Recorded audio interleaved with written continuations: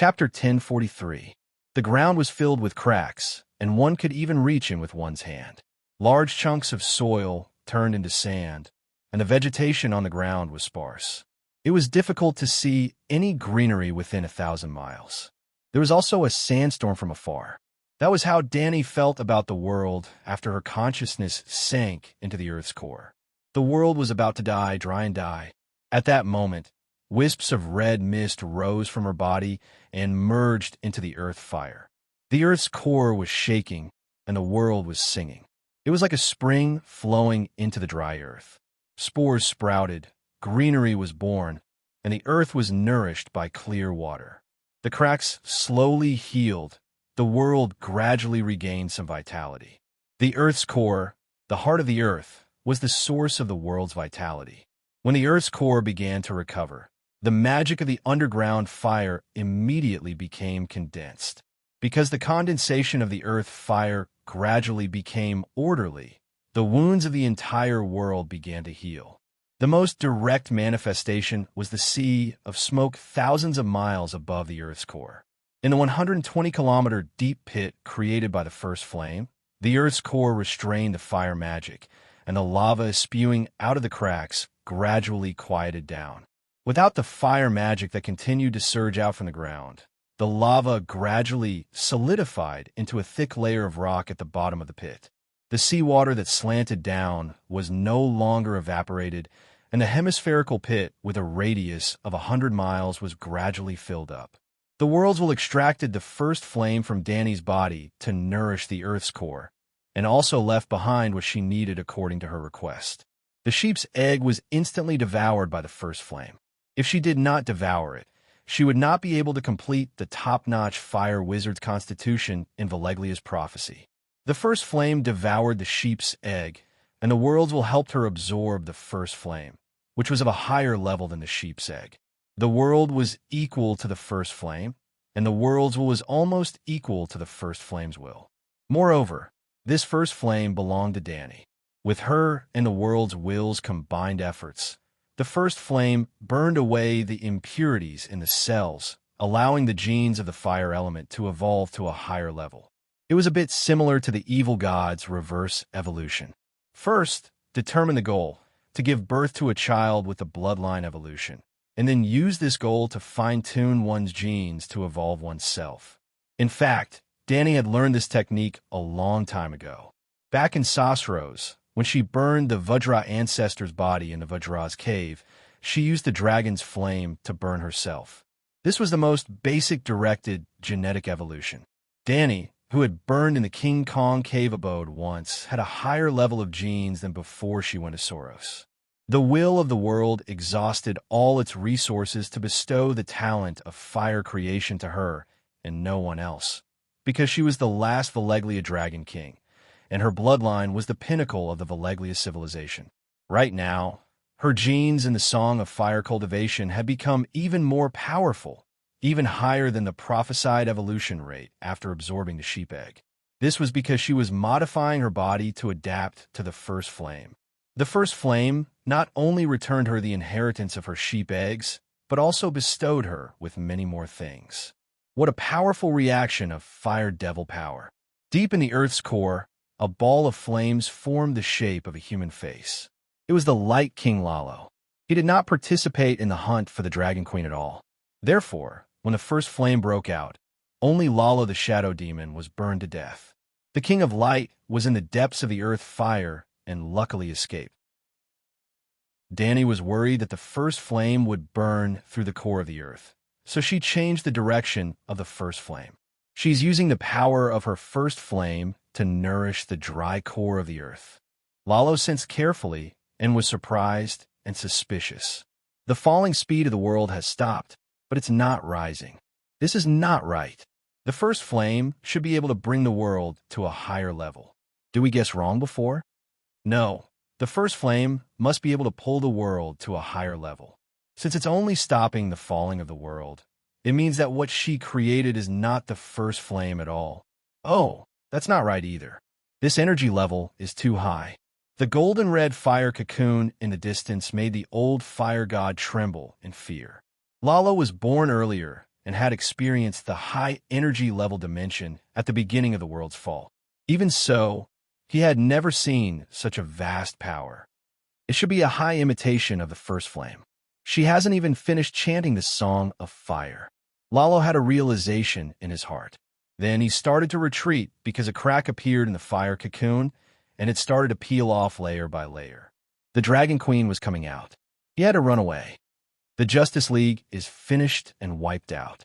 But in the deepest part of the Dark World, there's still a group of ancient demon gods guarding the edge of the world. Let's ask them what plans they have and the Frost God. Lalo was conflicted. As the Frost God's lifelong enemy, he thought, Lalo did not want to work with him. But the world was so difficult that he had to compromise with reality. The Frost God is still my mortal enemy. I'll only work with him to plot against Jon Snow and kill that bastard. I'll find a chance to stab the Frost God in the back. After finding a reason to comfort himself, Lalo gradually made a decision in his heart.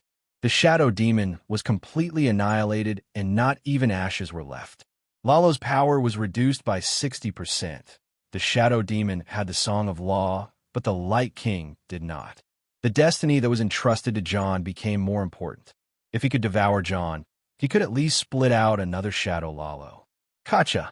The eggshell-like flame shattered, and a bright red flame floated out. Someone seemed to be spying on me. Could it be Lalo? The flame muttered. Boom! The flames exploded, and Danny's body slowly condensed from nothing. There was a red light flowing under her white skin, and her silver hair seemed to be covered in a layer of boiling flames. She looked elegant and mysterious, and there were two dreamy fire circles in her big purple eyes, as if she had double pupils. Compared to before, her height did not change. She was about 173 centimeters, but her body was more in line with the golden ratio. She was beautiful, but did not lack power. She did not leave immediately. Instead, she gathered the remnants of the fire cocoon and set up a powerful seal. Lalo was right. Her first flame was an imitation. If it was the real first flame, she could use it to devour the world and spit out the world again. More directly, if the first flame devoured Asha and the Iron Seed hero spirit, Danny could easily extract them from the fire. It was like recording and playing a tape. Danny could not do it now, because this first flame was a shadow of the first flame 2,000 years in the future. Keeping this imitation first flame residue, Danny could sing the complete song of fire and control the real first flame in the future. Then, she could save the Iron Seed hero spirit in the residue. This included Grey Sea King and Garen, whose soul and bloodline were absorbed by the Inami demon sword. Danny felt that she should give them an explanation. Or rather, give herself an explanation. She wanted to clear her mind. She wondered if Asha would feel uncomfortable when she returned to the new world a few hundred years later. After doing all this, half a month had passed. Jumping out of the magma layer naked, Danny found her armor, greatsword, and weirwood staff at the bottom of the sea before heading to the Hell's Gate. It was a black reef island at the entrance to the Smoke Sea from the Bay of Sorrows. Prime Minister Turtle led a group of Slavers Bay Navy to the island to catch fish that swam to the Smoke Sea. The Hell's Gate was less than 300 kilometers away from the center of the battle. After the battle, Danny opened the dimension door and sent a few time in over. Your Majesty, are you okay? As soon as Danny landed, the giant crab Erisetiga led a group of fishermen to surround her. Even Prime Minister Turtle's 3-story turtle head emerged from the bottom of the sea. Because Dunstan and the others had arrived early, the soldiers and civilians of Hell Castle had a rough idea of what happened in the Smoke Sea. This saved Danny a lot of trouble. I'm fine. The Cthulhu Alliance is finished this time. Danny briefly explained the result of the battle. She did not mention much about the first flame. Next, we will focus on dealing with the deviants. After some time, when I've adjusted my condition, we will gather all the soldiers in Slavers Bay and wipe out the deviants in Ursos. After comforting the civilians, Danny told Prime Minister Turtle about what happened in the Smoke Sea in detail. It's the first flame. No wonder. Prime Minister Turtle was shocked. He was also glad that he had not been stubborn back then and obeyed the Dragon Queen. He He was so lucky to become a vassal god who had comprehended the first flame. His future was bright. After his excitement, Prime Minister Turtle asked expectantly, "Did you leave a bit of the first flame to deal with Frost God?" If she could deal with Frost God as well, Dragon Queen would be invincible and become the Divine King without a doubt. "I want to, but my level is not high enough. I can't split the first flame," Danny said regretfully. She could create the first flame that was the size of a soybean, not because of her high level. In fact, it was difficult for her to even control it, let alone split it. Splitting the first flame was like splitting the world into two, but it could ensure that each half of the world was independent and complete. The difficulty was second only to creating a new first flame. Danny even suspected that the real first flame could not be created out of thin air. "I don't need the first flame. I'm confident that I can deal with Frost God." Danny looked up at the dark sky and sneered. "That guy lost his position as true god of ice, but I gained countless insights from the first flame. Even my bloodline has evolved by at least 3 levels. Give me 3 more years. In 3 years, I'll be able to sing the complete Song of Fire." 3 years. Prime Minister Turtle pondered for a moment and asked, "Is Anami's life mark still there?" "No, nothing is left," Danny said helplessly. After the death of the drowning god, another celestial phenomenon of a true god's death appeared between heaven and earth. "I'm very worried." Prime Minister Turtle's tone turned serious. "Your Majesty, I've thought about it carefully. Although Frost God is a true god, he's an ES god from the outer realm. His support for the Sea of Laws is almost zero." Danny closed her eyes and sank her consciousness into the Sea of Laws. Countless laws flowed before her eyes as her consciousness went deeper. Finally, in the deepest part of the Sea of Laws, she saw a stone tablet. The stone tablet's essence was a complete song of laws. It was like the foundation of a house, supporting the entire Sea of Laws. That was why it looked like a solid stone tablet. The earthen yellow stone tablet was singing a song that was full of vigor and contained all things. "Earth God, Mother Earth." Danny opened her eyes with a complicated expression. Of the 4 elemental gods, only Mother Earth is left. Mother Earth's condition is not good. Old Turtle's eyes were blurred as he recalled. 30,000 years ago, Mother Earth predicted that she would not be able to hold on for long. To ensure that the Song of Earth was passed down, she even sent King Crab, who had the talent of earth and water, to the Jade Sea to be Mother Earth's subordinate god for 10,000 years. However, King Crab was ignorant and incompetent. He spent all his time with the evil gods in the neighboring land. In the end, he could not even sing the chorus of the Song of Earth. "Sigh, I thought that she was an evil god." "No wonder." Danny smiled awkwardly and said, "I'll go back to Slave Bay first, then go to Thunder Island to see Mother Earth. Even if I can't heal her injuries, I have to ensure her safety. Yes, I've taken in another vassal god in Sosros and let be Mother Earth's bodyguard." Kaboom kacha! Suddenly, the sky was filled with a blood-red sea of lightning. The wind howled like a ghost cry. The crisp sound of biscuits breaking came from the depths of the earth. The Sea of Laws collapsed in an instant. The last true god had fallen. Who killed Mother Earth? Dragon Queen was furious. Chapter 1044. In the dark and empty stomach, the chewed food particles would move in a disorderly manner, but they would also move in an orderly manner along with the stomach's peristalsis. There were cakes, apples, and roasted meat in the stomach. The food particles would often collide with each other. Sometimes they would separate after a collision. Sometimes they would stick together after a collision. Sometimes they would merge together. Sometimes the apple particles would collide with the roasted meat particles. Sometimes the apple particles would collide with each other. Sometimes the food particles would meet the stomach acid. A part of it would melt and continue to be transported randomly. Then it would meet the stomach acid a second time, a third time, a fourth time, but finally the food particles would completely melt in the stomach. In the dark and empty void, The broken worlds that had fallen from the higher dimensions were moving in a disorderly manner. They would also move in an orderly manner in accordance with some unknown laws of the universe. There were worlds in the shape of galaxies, planes, and worlds that existed in various ways. Broken worlds would often collide with each other.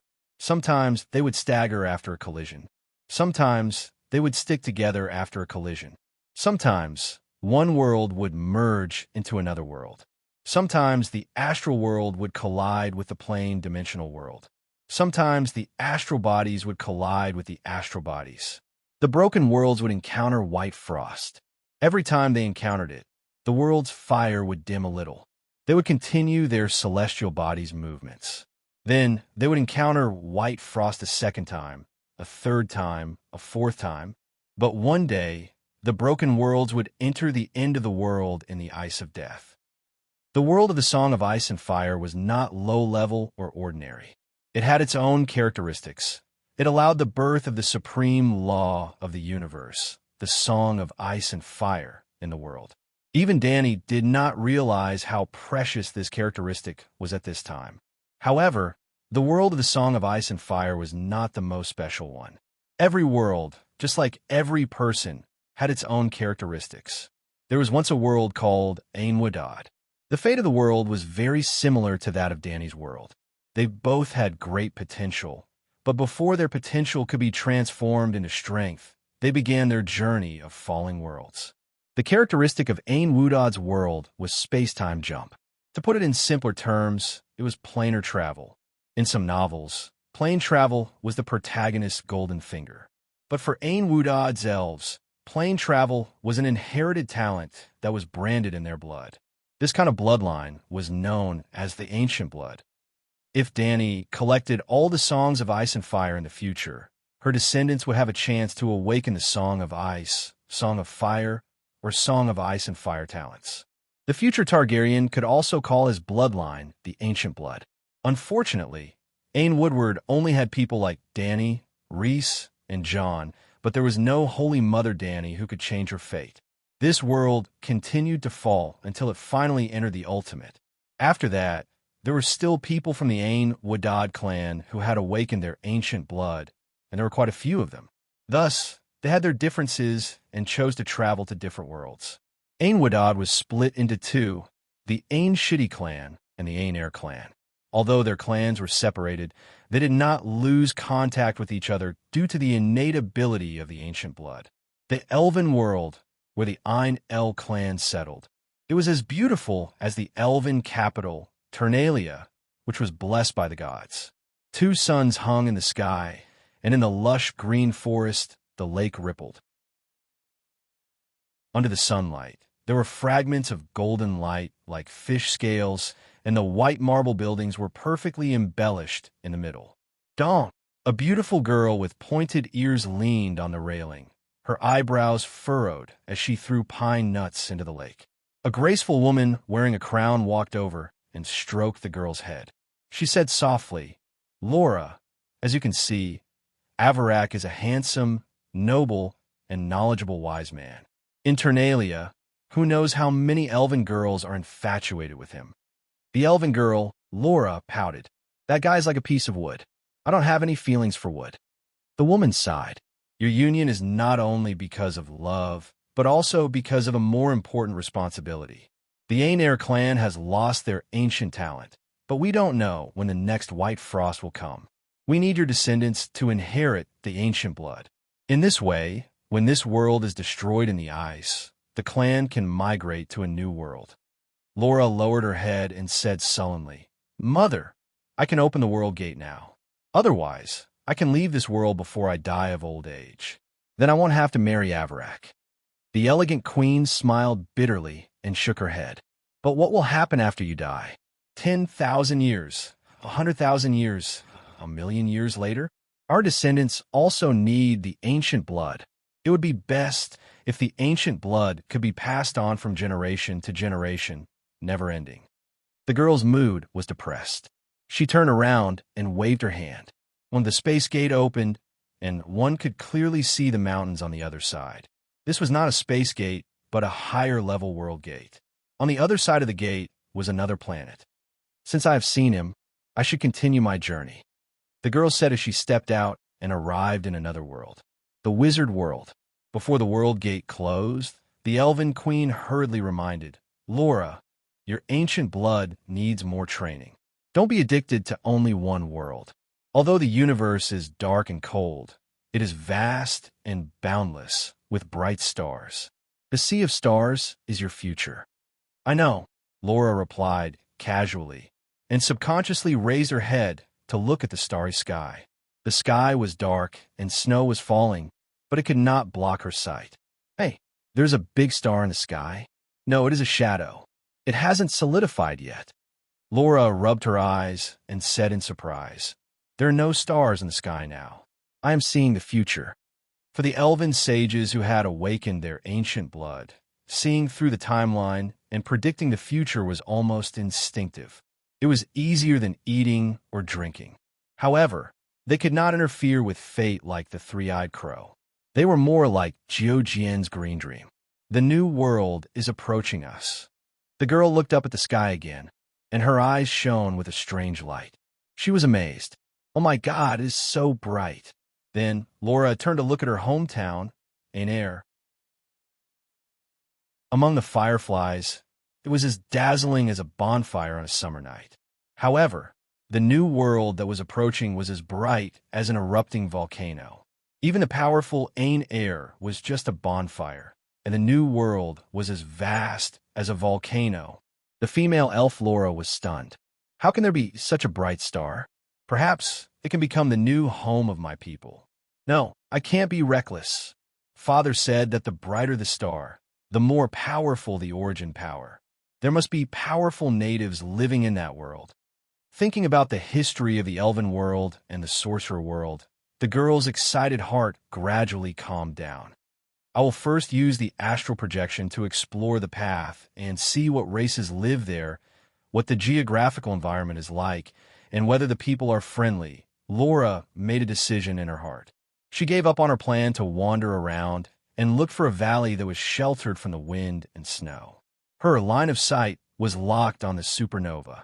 Her spirit left her body and crossed an endless distance to arrive at the dark void. Then she leaped towards a shining star. Who killed Mother Earth? Dragon Queen was furious.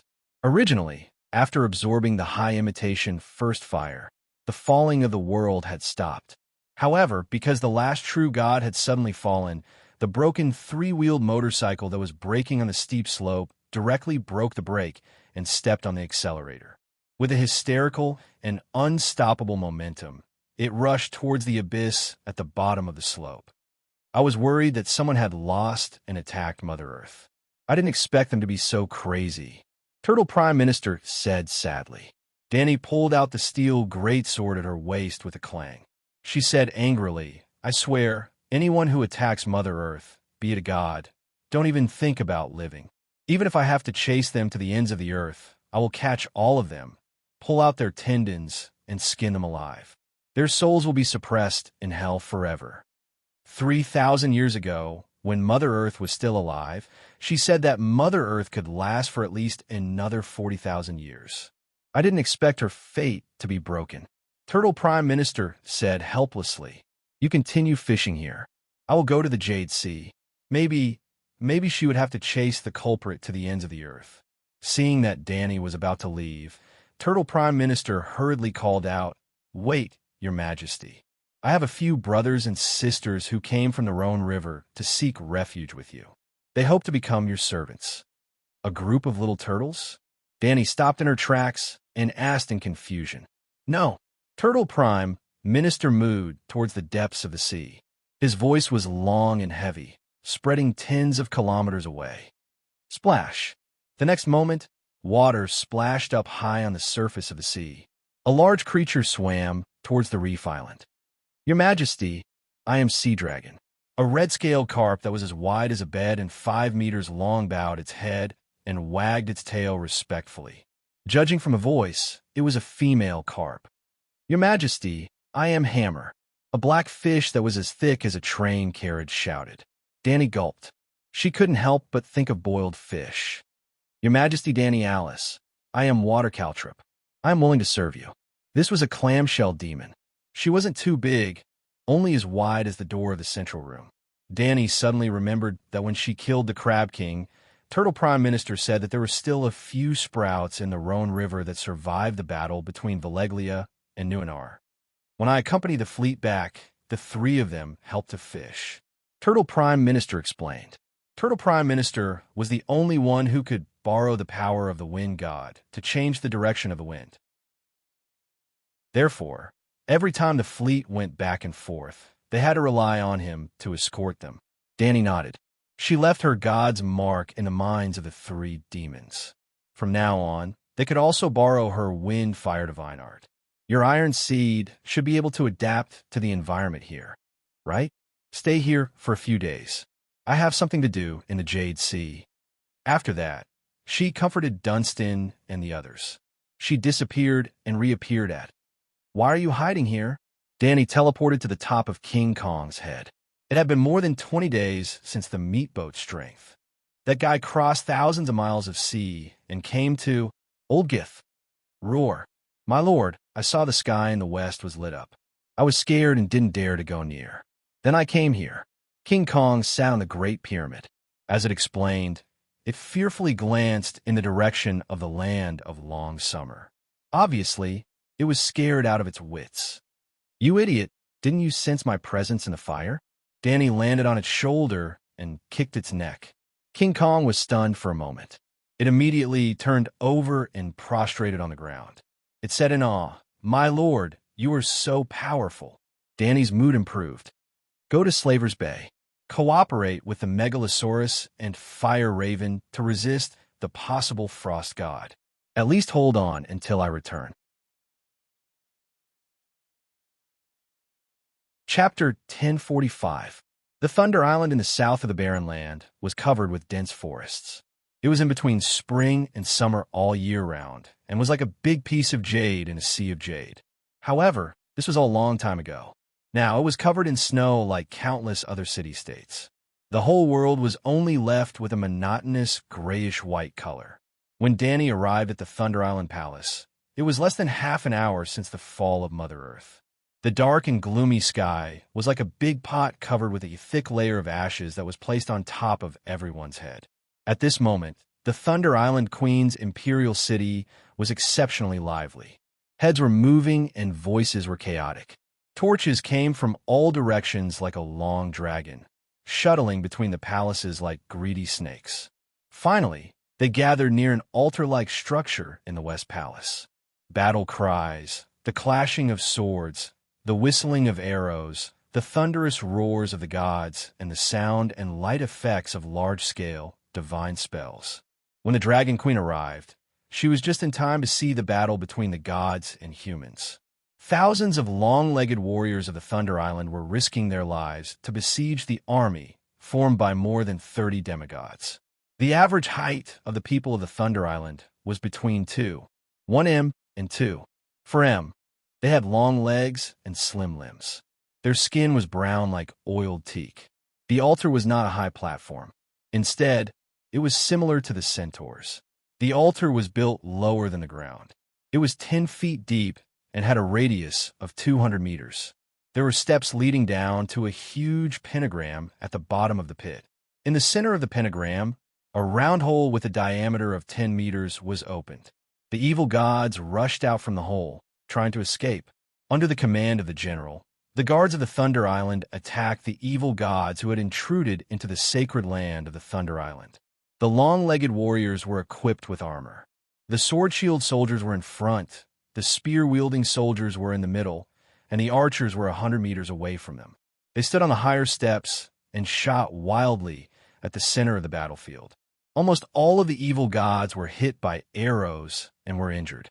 However, they were also releasing acid, poisonous fire, and black smoke in a large area. The soldiers' eyes were blinded by the smoke.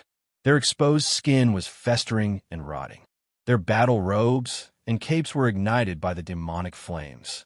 It was a horrible sight.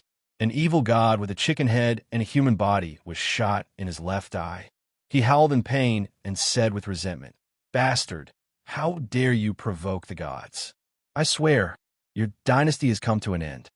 Another one-eyed black-scaled giant with one eye between his eyebrows smashed 3 or 4 armored warriors into meat paste with one swing of his stick. He shouted towards the outside of the altar, "Galoya, the ancient god is dead. The outcome has been decided. There is no point in stopping us. Let us go, and I'll let this go. Otherwise, or else what?"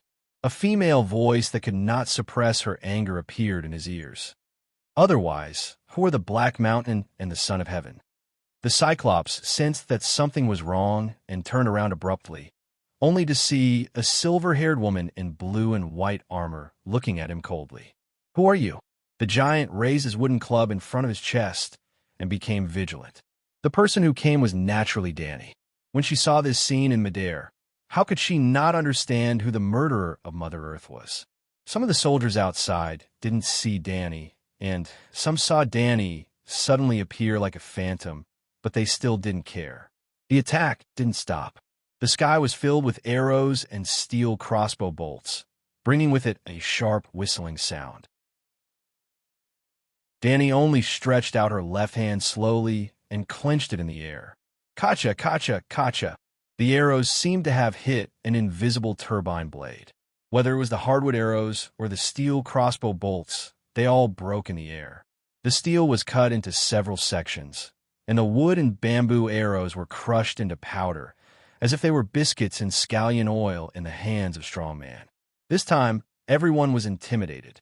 The battlefield seemed to have been paused by someone, and all eyes fell on the tall, silver-haired swordswoman. Who are you?" The giant swallowed his saliva and stepped back with a trembling voice, leaning against the sword and shield formation of the Thunder Island soldiers. "I don't like to be looked down upon." Dani looked at the giant's thick and long black legs and sighed. No one saw clearly what she did. It seemed like she didn't do anything. The giant's 3-meter-long thigh, which was as thick as a pillar, was cut off inch by inch from the ankle upwards, just like a whole steak. "Roar!" The giant wailed miserably, but it seemed to be bound by an invisible rope and nailed there, being cut into sections of steak. In the end, only a neck and a head were left on the spot. The giant was 5 meters in total, shorter than the Dragon Queen. There was a headless corpse beside it, a human figure that was reconstructed using pieces of steak like building blocks. The whole process seemed long, but in fact the steak was cut just as the Dragon Queen's voice fell. "Wind. It's a wind blade, an invisible wind blade, a wind blade with the ability to cut space." And this appearance, suddenly, Cthulhu widened his eyes and pointed at the Dragon Queen with a distorted expression. "She's Dani Lilith." His voice was hoarse from shouting. "Ah, the king of Cthulhu, Dani Lilith? The demon that slaughters the gods is here, run." The Thunder Island soldiers were in an uproar. The Cthulhu howled and rushed out desperately, completely ignoring the mountains of swords and spears. "Run? Where do you think you're going?" Dani sneered. The invisible wind blades were like Shao Li's flying daggers, accurately locking onto every Cthulhu. TSK, TSK, TSK, TSK. The remaining 29 Cthulhu were instantly sliced at the waist. Their upper bodies dragged their intestines as they crawled on the ice-cold altar, creating a long trail of blood. They kept wailing, "How tragic! Gods, this is the legendary Dragon Queen. She's so terrifying." At the edge of the altar, the Thunder Island Empress Galoya was shocked, as expected, of the existence that destroyed the righteous alliance. Bo Wangfu's face was filled with reverence. She's already beyond the scope of humans. No matter how many armies there are, it's useless against her, the long-legged, square-faced Wangfu said with a complicated expression. The sound of armor clashing rang out. The Thunder Island soldiers shrank back in fear. The way they looked at the Dragon Queen was far more frightening than when they faced the 30 demon gods. "I want to know who planned this murder, and who are the murderers." Dani's indifferent voice spread everywhere. "King of Cthulhu, you slaughtered my master god. I will not live under the same sky as you." And Cthulhu shouted, "TSK, tisk, TSK." Dani glanced at him. Hundreds of wind blades slashed over, slicing back and forth. Within a few seconds, there was a pile of dark red meat stuffing on the ground. Dragon Queen, I don't know TSK, TSK, TSK, TSK. Another pile of meat stuffing. Your Majesty, please spare my life. I really don't know TSK, TSK, TSK, TSK. The third pile of meat stuffing. Danny Leasy, fuck TSK, TSK, TSK. Fight it out with her, TSK, TSK, TSK, TSK. I can't beat you. Can't I kill myself? TSK, TSK, TSK. I won't talk nonsense. I'll kill myself immediately. Is this good enough? TSK, TSK, TSK, TSK. She didn't even let go of the corpse, and it was still a pile of meat stuffing. I'll talk tisk, tisk, TSK. Oh, sorry I failed. Danny smiled without sincerity. She glanced at the remaining Cthulhu. Resist or confess? I'll confess. I'll tell you everything. The Cthulhu cried with snot and tears all over his face. Empress Galoya was in a daze. The great being in front of her did not seem to be a god. Instead, she seemed to have become a cowardly child. She and the people around her started to have a breakdown in their worldview. I am His Majesty Knight, Lion's vassal god. He died in the smoke sea. The Son of Heaven brought me here to take revenge on you. However, I was only responsible for clearing the seal in the underground palace.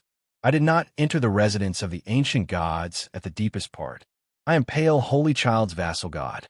Lord Black Mountain told me the cause of his death. I came here to guard the door for Lord Black Mountain and the others.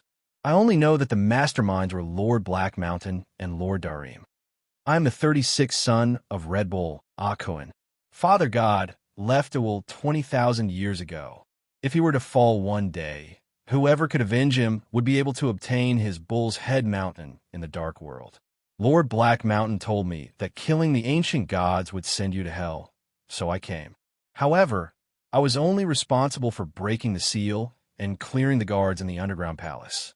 They were all vassal gods or relatives of the big shots in the Alliance of Justice and Order. However, they were also cannon fodder. They could not even get close to the depths of the underground palace.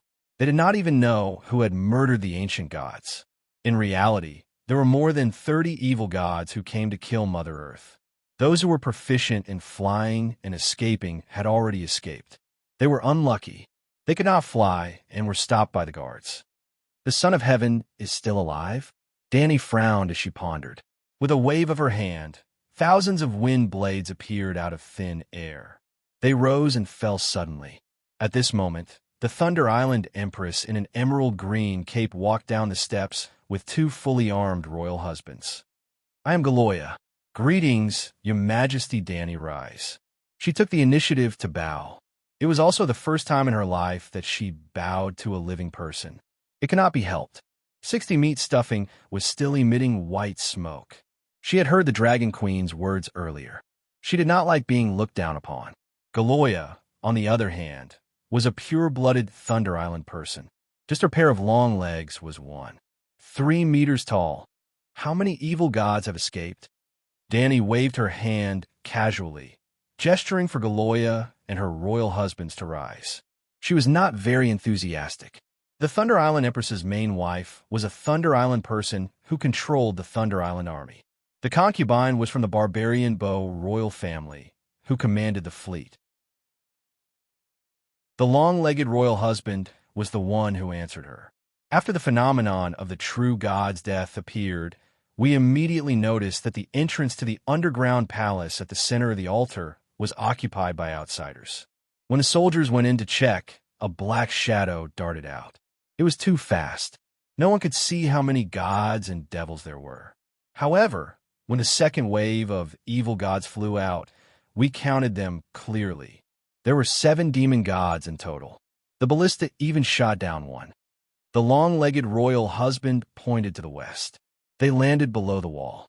Although they resisted fiercely and caused hundreds of deaths, they were still chopped into pieces by the soldiers after their divine power was exhausted. The third wave was the one you saw. Danny nodded and said, almost all the evil gods said the same name. Black Mountain. Do you know him? The long-legged royal husband and Gialuoya shook their heads. But Wangfu thought for a moment and said uncertainly, I once heard from President Bution that in the depths of the dark world, some gods and devils rarely enter the light world. It's very likely that Black Mountain is one of them. Dark world. Danny looked to the east with a cold gaze. Do you know the true identity of the ancient god of the underground palace? She asked again. Jiaoyuoya was puzzled. What true identity? Who do you think the ancient god of the underground palace is? Why did he build an altar at the entrance of the underground palace? Danny asked in a different way. This. The long-legged queen looked hesitant. My family is the descendant of the ancient god. Have you read Summary of the Jade Sea? Most of the content is ridiculous, but it also reveals part of the truth. The book says that your royal family will intercede with the ancient god of the underground palace. The ancient god even asked you to sacrifice the foreigners on the island. Danny frowned. Jiaoyuoya was a little embarrassed. It's not intercourse as humans understand. The ancient god gave the ancient empress a divine seed. The empress gave birth to the pure-blooded, powerful Thunder Islanders. Basically, we Thunder Islanders are the descendants of the ancient god.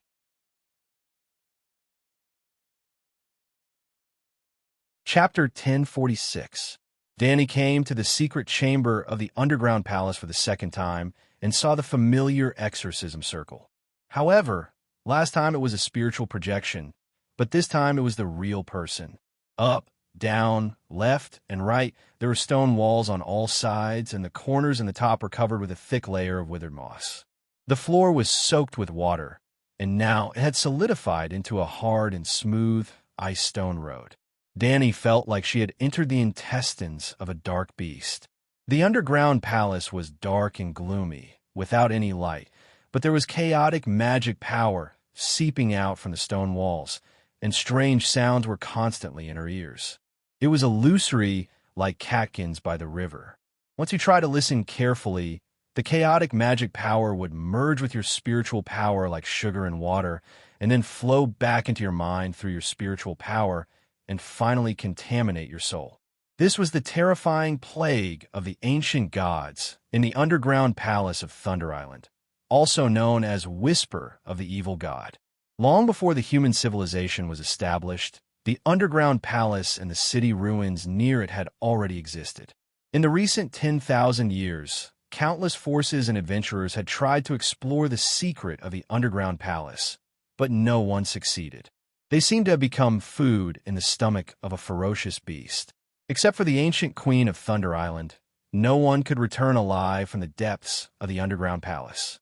But the queen of Thunder Island was also immersed in the whisper and lost her mind, and she often did horrible things like eating people alive. After they returned, they didn't know what they had done or who they had met.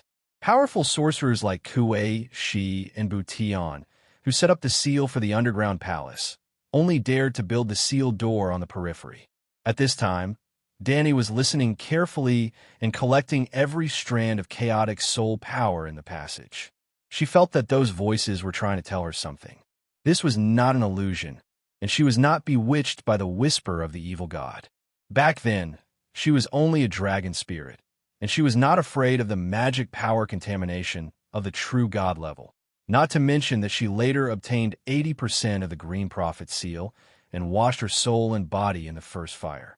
The stone door with the magic circle had been shattered by the evil god. Danny flew into the void, and like a fiery meteor, she quickly flew to the deepest part of the maze. About 5 minutes later, she was 40 kilometers underground and came to a huge cave full of gray stalagmites. In the center of the cave, there was a broken grave. The 10-meter-tall black mound looked like someone had stuffed a detonator on top of it and then detonated it. There was also a ring of radiating black soil around it. It looked more like a type of black flesh. Along the way, Danny condensed a grayish-yellow chaotic soul in the palm of her hand. After she entered the cave, the divine soul began to stir. She let go of her hand, and the chaotic energy flew into the grave. A deep voice sounded in the cave. "You're here, Danny Leasy." Danny knew that he was dead. His current state was similar to that of Dorgod. All that was left of them was a wisp of consciousness that lingered in their divine bodies. "Are you Mother Earth?" Dani asked despite knowing the answer. She wasn't asking the obvious. She really had a lot of questions about the ancient evil god. A long time ago, she had heard of the famous Thunder Island underground palace. In the beginning, it was through Kuei-shi that he first came into contact with the underground palace. After that, she flipped through books such as Overview of the Jade Sea and researched the history of Thunder Island and the underground palace. Later on, she came to the underground palace as a spiritual projection and personally experienced the mind-disturbing evil god's whispers. At that time, Dani even suggested to Kuei-shi with a smile, "Why don't I help you kill the evil god deep in the underground palace?" Thinking back, it was a little awkward. As you can see, I'm the Earth Demon who comprehended the Song of Earth. Because of the Song of Earth's special polarity, I'm also called Mother Earth, the consciousness said with difficulty. "I've never seen the Earth Demon," Dani said honestly. "That's not important. Hurry up and dig out my divine body. My Song of Earth has been taken away. With my divine body, you should be able to catch up to them," the Earth Demon said hurriedly. "You're not small. How do I get it?" Dani was puzzled. The Earth Demon thought for a while and said, "I originally had a soul core that contained a divine kingdom. Unfortunately, it was taken away by Black Mountain. So, use your method to devour the rest of my divine body. Then, through divine resonance, find the demon god who took away my divinity, divine power, soul core, and song of laws. All of my inheritance should belong to you. Thank you for your gift, but my method..." Dani had a strange expression. "After burning you into spiritual substance, you'll really be dead. 100,000 years ago, I should have rested. I've only been at death's door all these years." "I still have a lot of questions," Dani said. The Earth Demon said helplessly, "Time waits for no one. I heard that group of ancient gods say that after this, they will wander outside the realm. You need my crystal core to stabilize the sea of laws. You must not let them take it away from this world." Dani thought for a while and said, "Let me see if I can let you take a few more breaths." Then, a flame ignited in her purple eyes. The Earth Demon's mud body was like an oily sponge, instantly igniting into a raging fire. There is indeed a trace of the characteristics of the first flame. If only it had appeared tens of thousands of years ago. The Earth Demon sighed with joy and regret. His mental waves gradually returned to nothingness. When the grave mound was ignited, Dani realized that the stalagmites protruding from the ground around the grave mound were actually the Earth Demon's tentacles.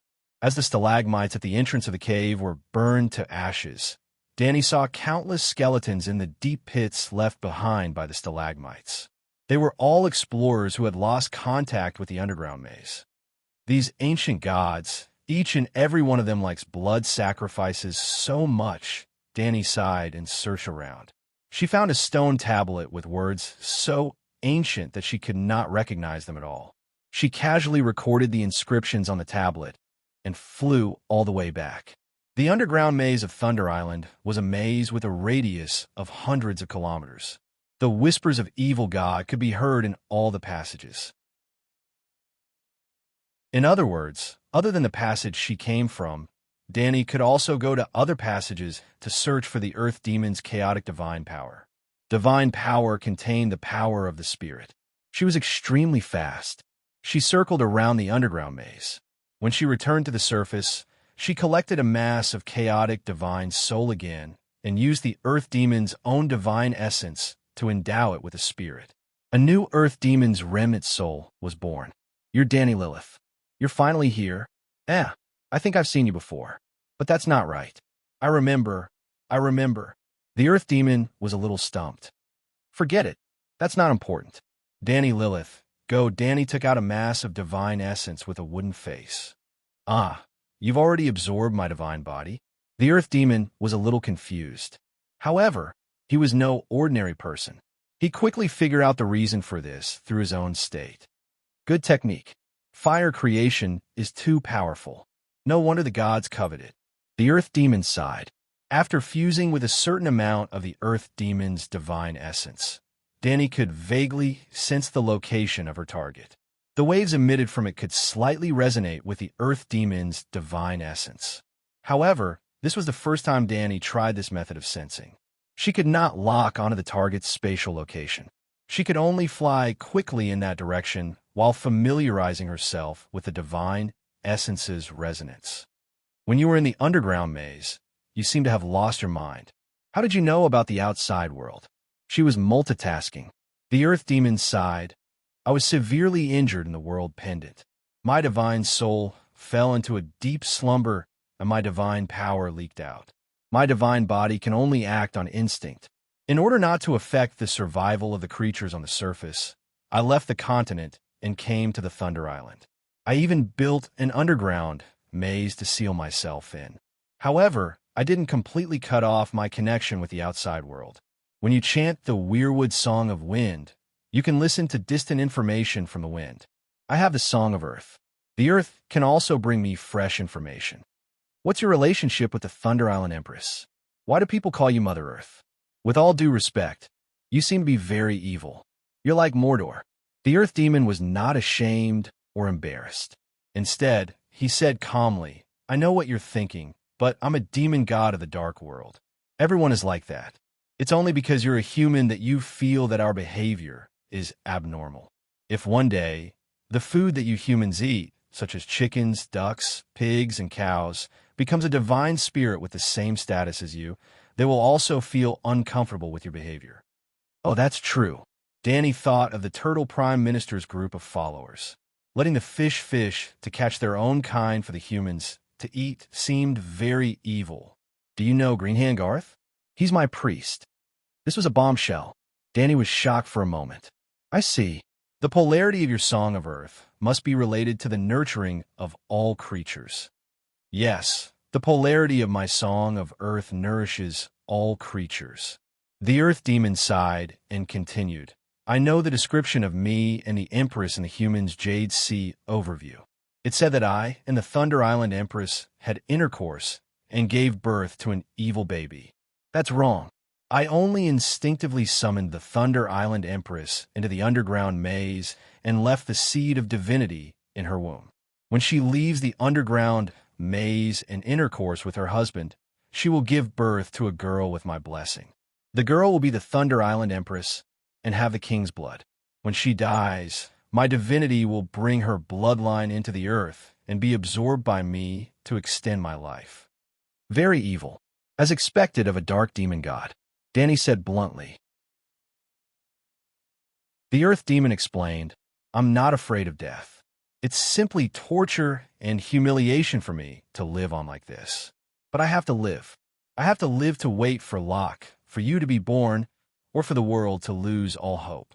In the end, a group of demon gods came to assassinate me. I thought it was an old friend who came to visit me. Don't you have a sense of danger? Danny asked curiously. The Earth Demon said helplessly, I don't even have consciousness. My mind is muddled. Also, I'm not proficient in prophecies.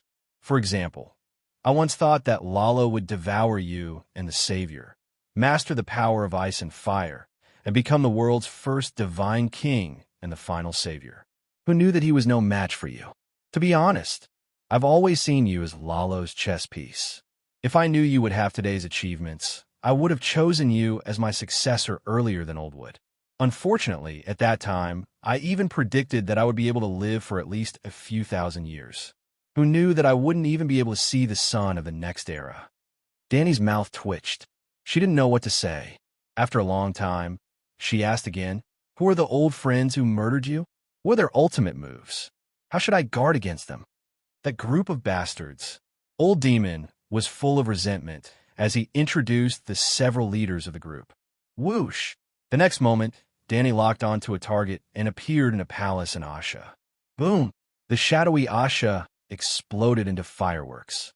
Then, she ignored the many extraordinaires who were attracted by the flames and explosion. Without stopping, she came to the Daybreak Mountains. After killing 7 evil gods who divided the Earth Demon's divinity of death, Danny stopped at the border of the Dark World.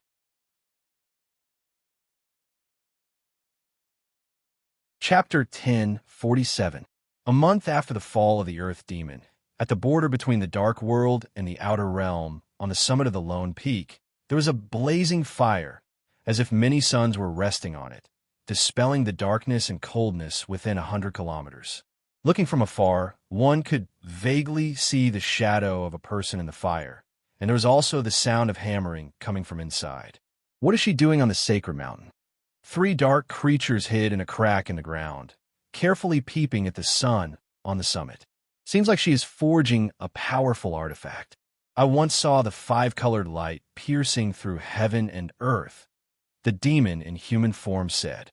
Asia was the ideal home of all the dark wizards in the world. In the shadow of Asia, they could unscrupulously and openly carry out the most unethical, bloody, and cruel sacrifices and experiments. And the Dark World was the final destination of countless dark wizards. Some dark wizards took the initiative to go to the Dark World to seek power, while some were followers of evil gods or had borrowed the power of evil gods when they were alive. After death, their souls returned to the kingdom of evil gods. There were also wizards who rushed to enter the Dark World before death to accept the transformation of evil gods and dark rules, turning themselves into dark monsters. Therefore, there were many human-like monsters in the Dark World. They used to be human wizards, and there were even descendants of God from the last era. For example, the purple-black toad-skinned monster peeping at the Lone Peak was a necromancer who came from the barren land 10,000 years ago. Its companions were the Cerberus and the Blade Demon, who looked like a hunched old man and had arms made of bone blades. The Cerberus had a complicated expression on its face, and there was deep fear in its hatred. She is too savage. This is the Dark World, but she lit up a big fireball. She purposely placed it on the Lone Peak. The Lone Peak is our sacred mountain. The Blade Demon said helplessly, not to mention the sacred mountain, even the council of ancient gods on the sacred mountain was wiped out by her. She is ruthless and merciless. But what can we do? My ancestor was guarding the gate at the foot of the mountain. I know some of the situation on the sacred mountain. The ancient gods have all gone to join the alliance of justice and order, so the Lone Peak is empty, the Cerberus said. No matter how empty it is, there is still your ancestor. He is a powerful demon who has comprehended the law. So what? Isn't he burned to ashes? The necromancer sneered. The Cerberus bared its fangs in anger, but it was unable to retort. The old ancestor's cries for mercy spread out for dozens of li, and everyone heard it.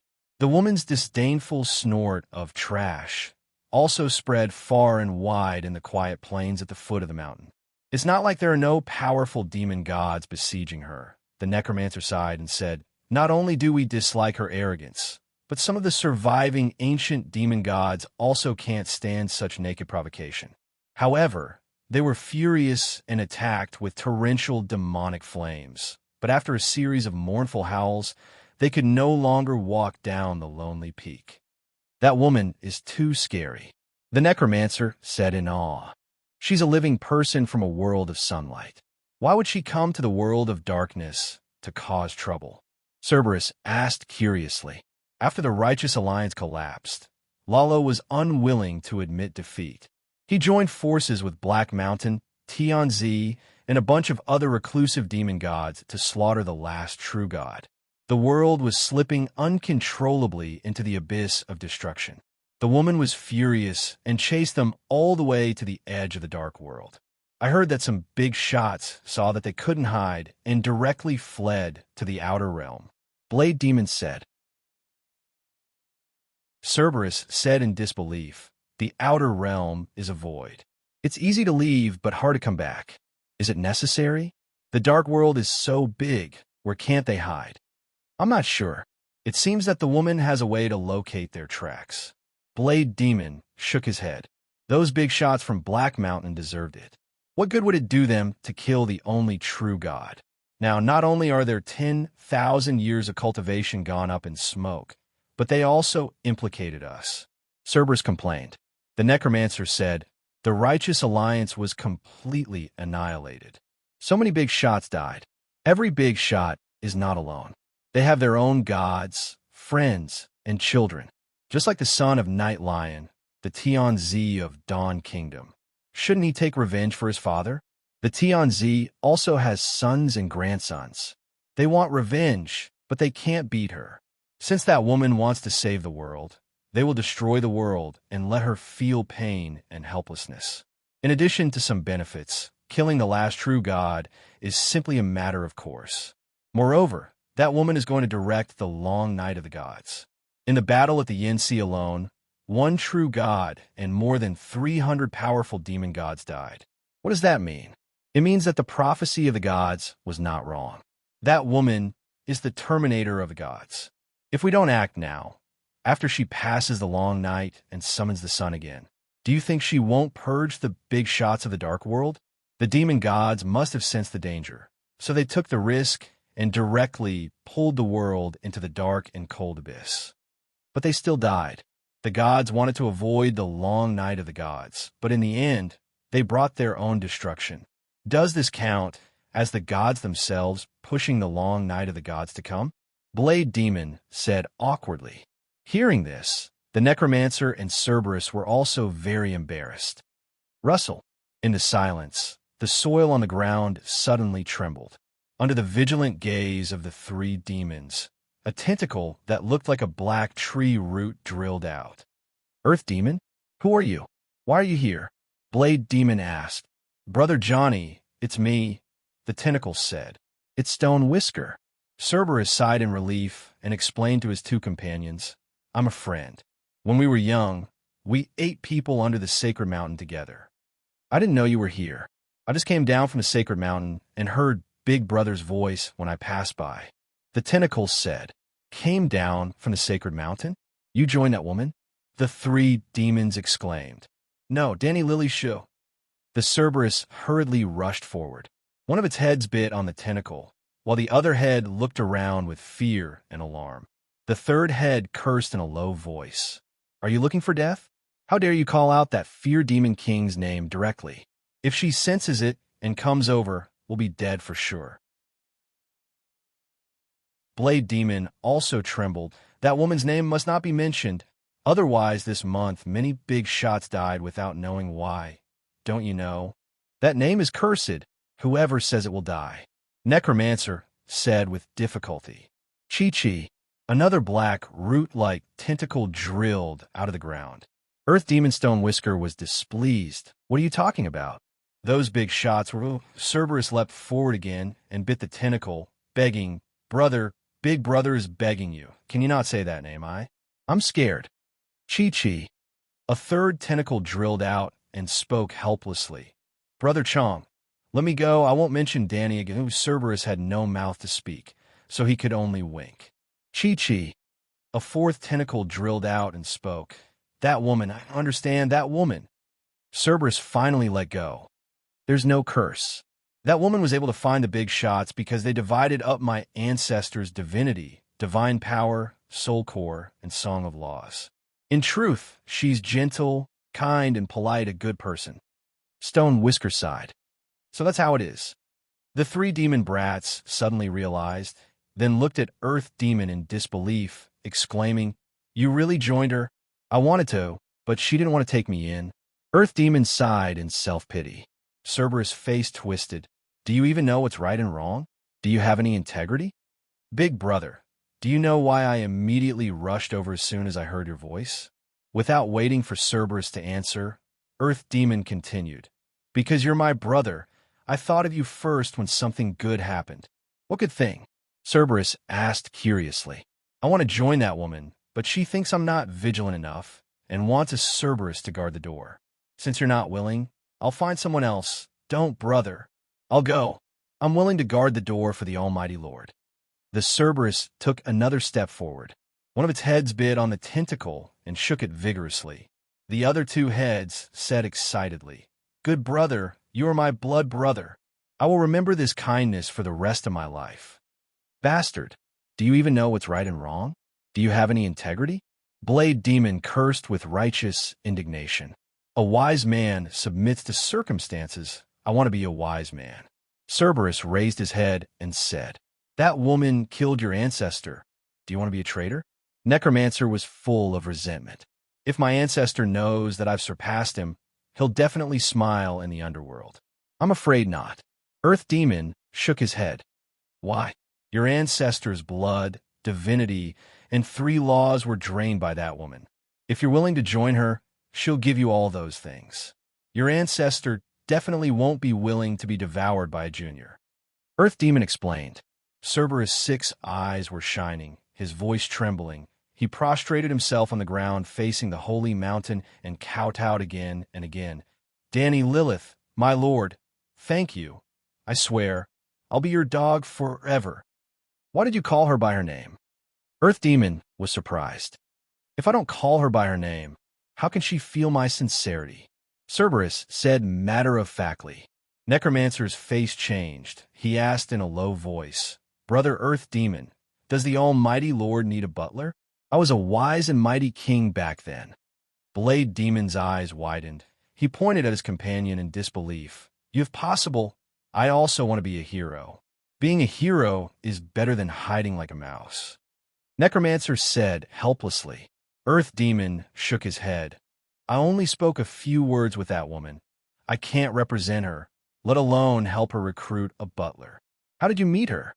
Cerberus asked curiously.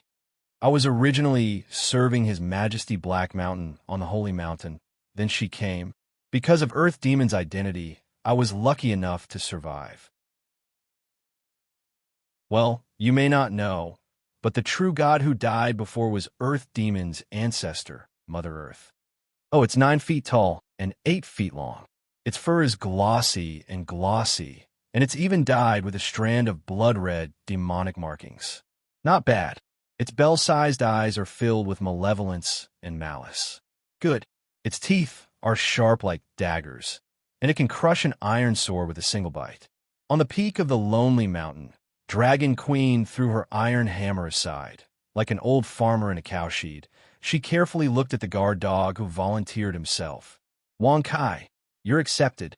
Cerberus was both happy and suspicious. Master, my name is Johnny. Now you're called Wong Kai. Is there a problem? Danny glanced at it. Cerberus immediately prostrated on the ground. Wong Kai is willing to serve you. I heard that the hell dog's sense of smell is the sharpest. It can even smell the fluctuations of divine sense. Danny said.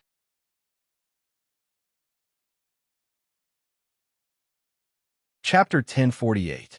Wong Kai said, Master, not all Cerberus have the same ability, just like how not all humans are as noble as you. I'm considered to be talented in the Cerberus race, but I can only smell and sense life, aura. I can find any mortal within a few hundred miles through body odor, and I can also smell whether the other party is alive or undead. But to sense the fluctuation of divine soul power, other than my ancestor Balos, the guard dog you burned to death under the holy mountain, no one can do it. Sigh, I made a mistake. I shouldn't have burned him. Danny said regretfully. At that time, I thought that there were no good people on the lone peak, so I teleported over and saw his ferocious appearance, baring his teeth and opening his bloody mouth to pounce at me. I subconsciously ignited him. It's also his fault that he was too weak. He died before he could even struggle and beg for mercy. Wang Sai's face contorted. My ancestor is an ancient god who has comprehended 3 laws. Danny had killed Balos the same way she had killed the 3-eyed raven in Outerwall. There was a reason why the Lone Peak was called the Holy Mountain by the Dark Monsters. This was the border between the Outer Realm and the Dark World. The Lone Peak blocked the door. The front mountain was the Outer Realm, and the back mountain was the Dark World of the Song of Ice and Fire. A long time ago, when the demon gods in the Dark World were still alive, they created the Dark Parliament. The main duty was to guard the Lone Peak and prevent life forms from the Outer Realm from entering. They also prevented life forms from leaving the world. Preventing outsiders from entering was easy to understand. If 7 or 8 ES gods like the Frost God entered, the world would have been destroyed long ago. Preventing people from leaving the world was to prevent assets from escaping.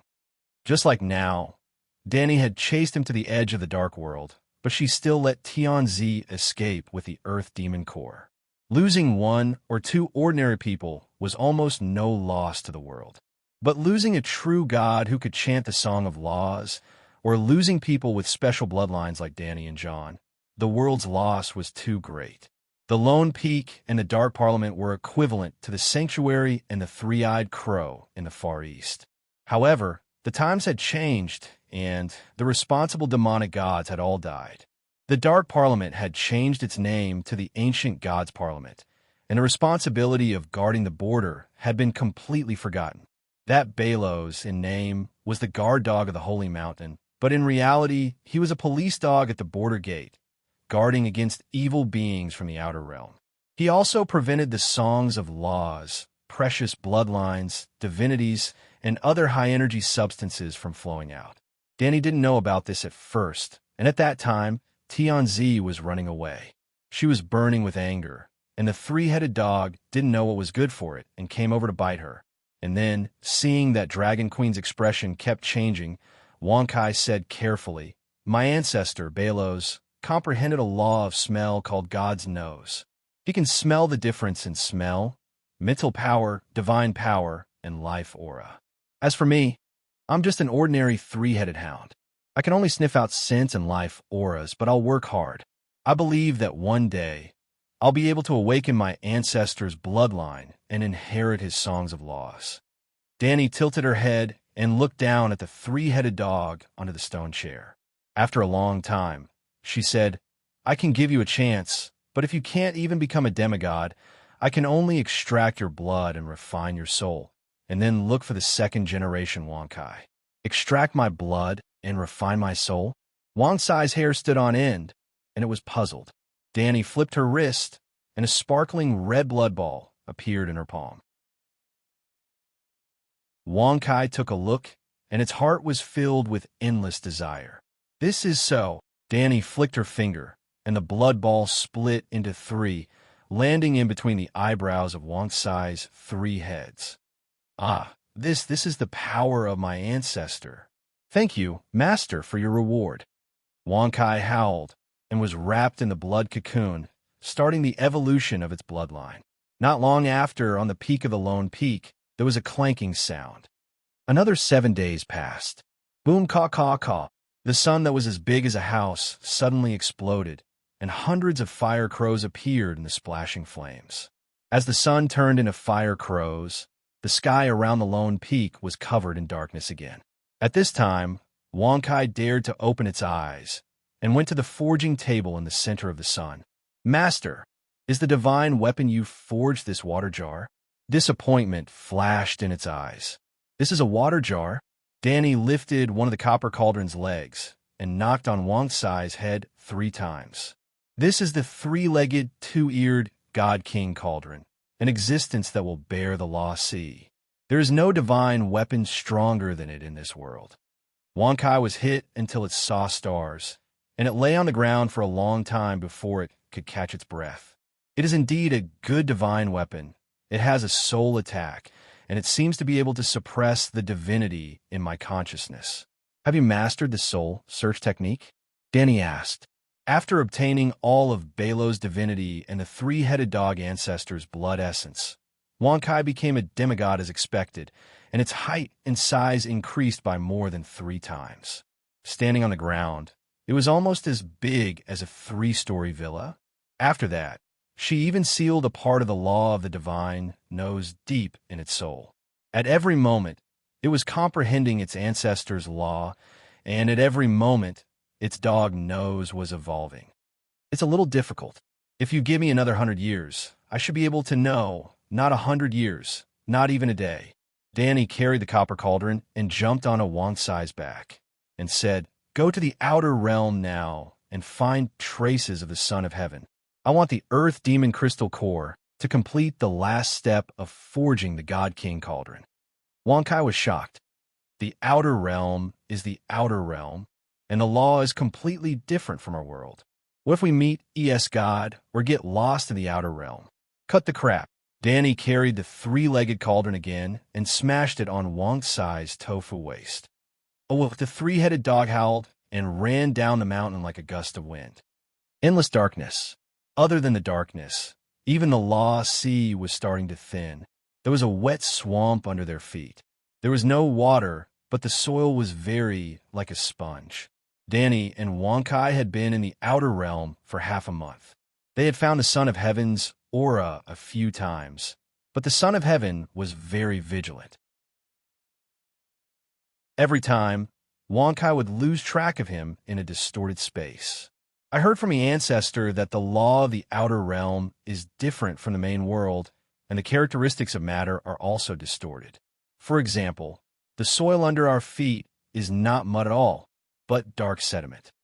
Wonkai was a dark creature, and it was not affected by its vision. It also got used to the land and air of the outer realm in the shortest time possible. Oh, there was no air, and the space was filled with chaotic, dark energy. I thought the outer realm was the universe outside the planet. I didn't expect this world to be so magical. This is also a universe formed by dark energy. Danny lay on Wonkai's furry back, and an ethereal flame gathered in her palm. She was enjoying this scenery of the outer realm. The scenery here was monotonous, and the natural scenery was zero. However, just the law of the outer realm was enough for her to feast her eyes. The east is the dark universe. What about the north, the universe of ice? And the west, the land of the far west, is full of oceans. The universe of water? I heard that the south of Sosros is the land of infinity. Danny fell into deep thought. If the four directions were connected to four different universes, then what universe was this world in? It was certain that the universe of the Song of Ice and Fire world was different from the four universes. There's the aura of a living person. Master, I smell a living person.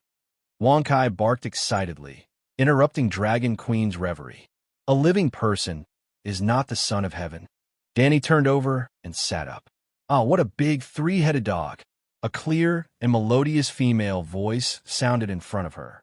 Danny could not understand her language, but she had added mental waves to her voice. Wonkai slammed on the brakes and shouted, "How can she be so fast? When I smelled her aura a moment ago, she was at least 200 kilometers away. How can she be here in the next moment?" You don't have a physical body. You can talk. You haven't lost your mind yet. You can communicate. That's great. It was a beautiful girl with pointy ears.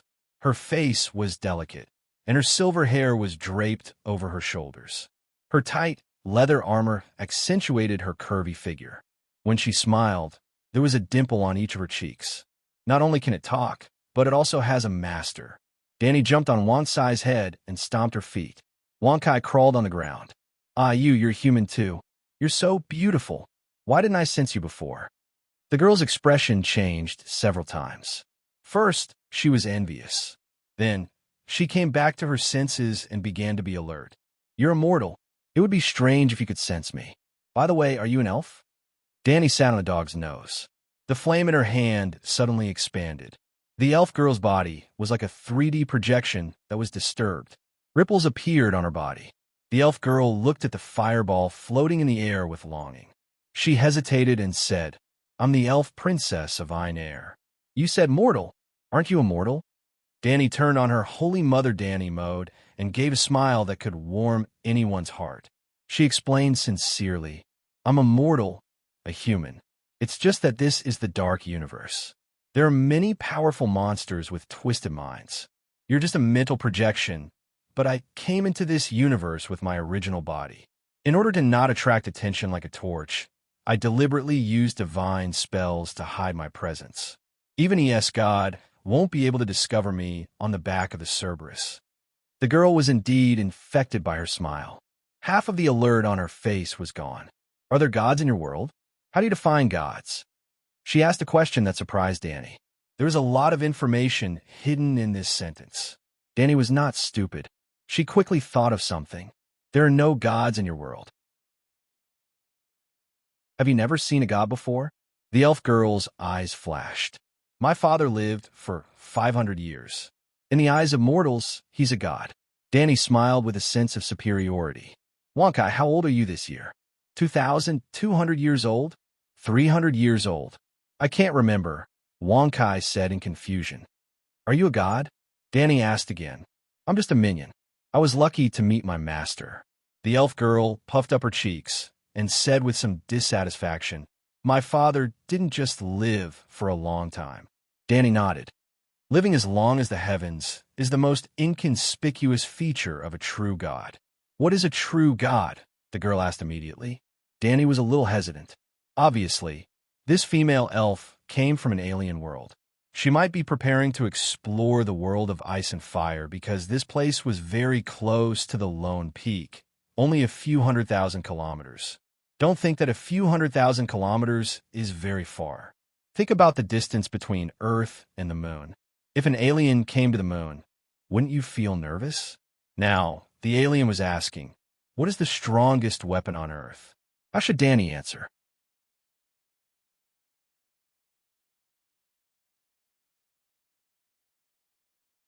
Amazing, Danny praised with a smile. Danny, your strength is also shocking. Laura pointed at the flame above her head and exclaimed, I was attracted by this flame. In the entire dark universe, only this place has fire and light. If I'm not wrong, only the law of fire can suppress the origin of darkness here to ignite the flame. Even your flame can interfere with my extra-dimensional projection. You can control such a powerful flame so easily. This shows that your understanding of flame has reached a terrifying level. Also, there's a special aura in the flame that makes me yearn for it, but also fear it. The two girls looked at each other and seemed to see something in each other's eyes. They both laughed. Wonka was baffled. It had two heads, one looking at its master and the other at the pointy-eared girl. Laura, come and sit with me. Danny warmly invited the elf girl. Wonkai was very tactful and lowered its middle head even more. Laura excitedly jumped onto Wongsai's nose and then climbed onto the back of the blanket with Dragon Queen. They sat opposite each other. The two chatted as Wonkai continued to move forward. My world is in danger. Dragon Queen's face was full of worry. She told her about the cold god's invasion. She didn't hide her own experience in the past few years. Laura's face turned pale.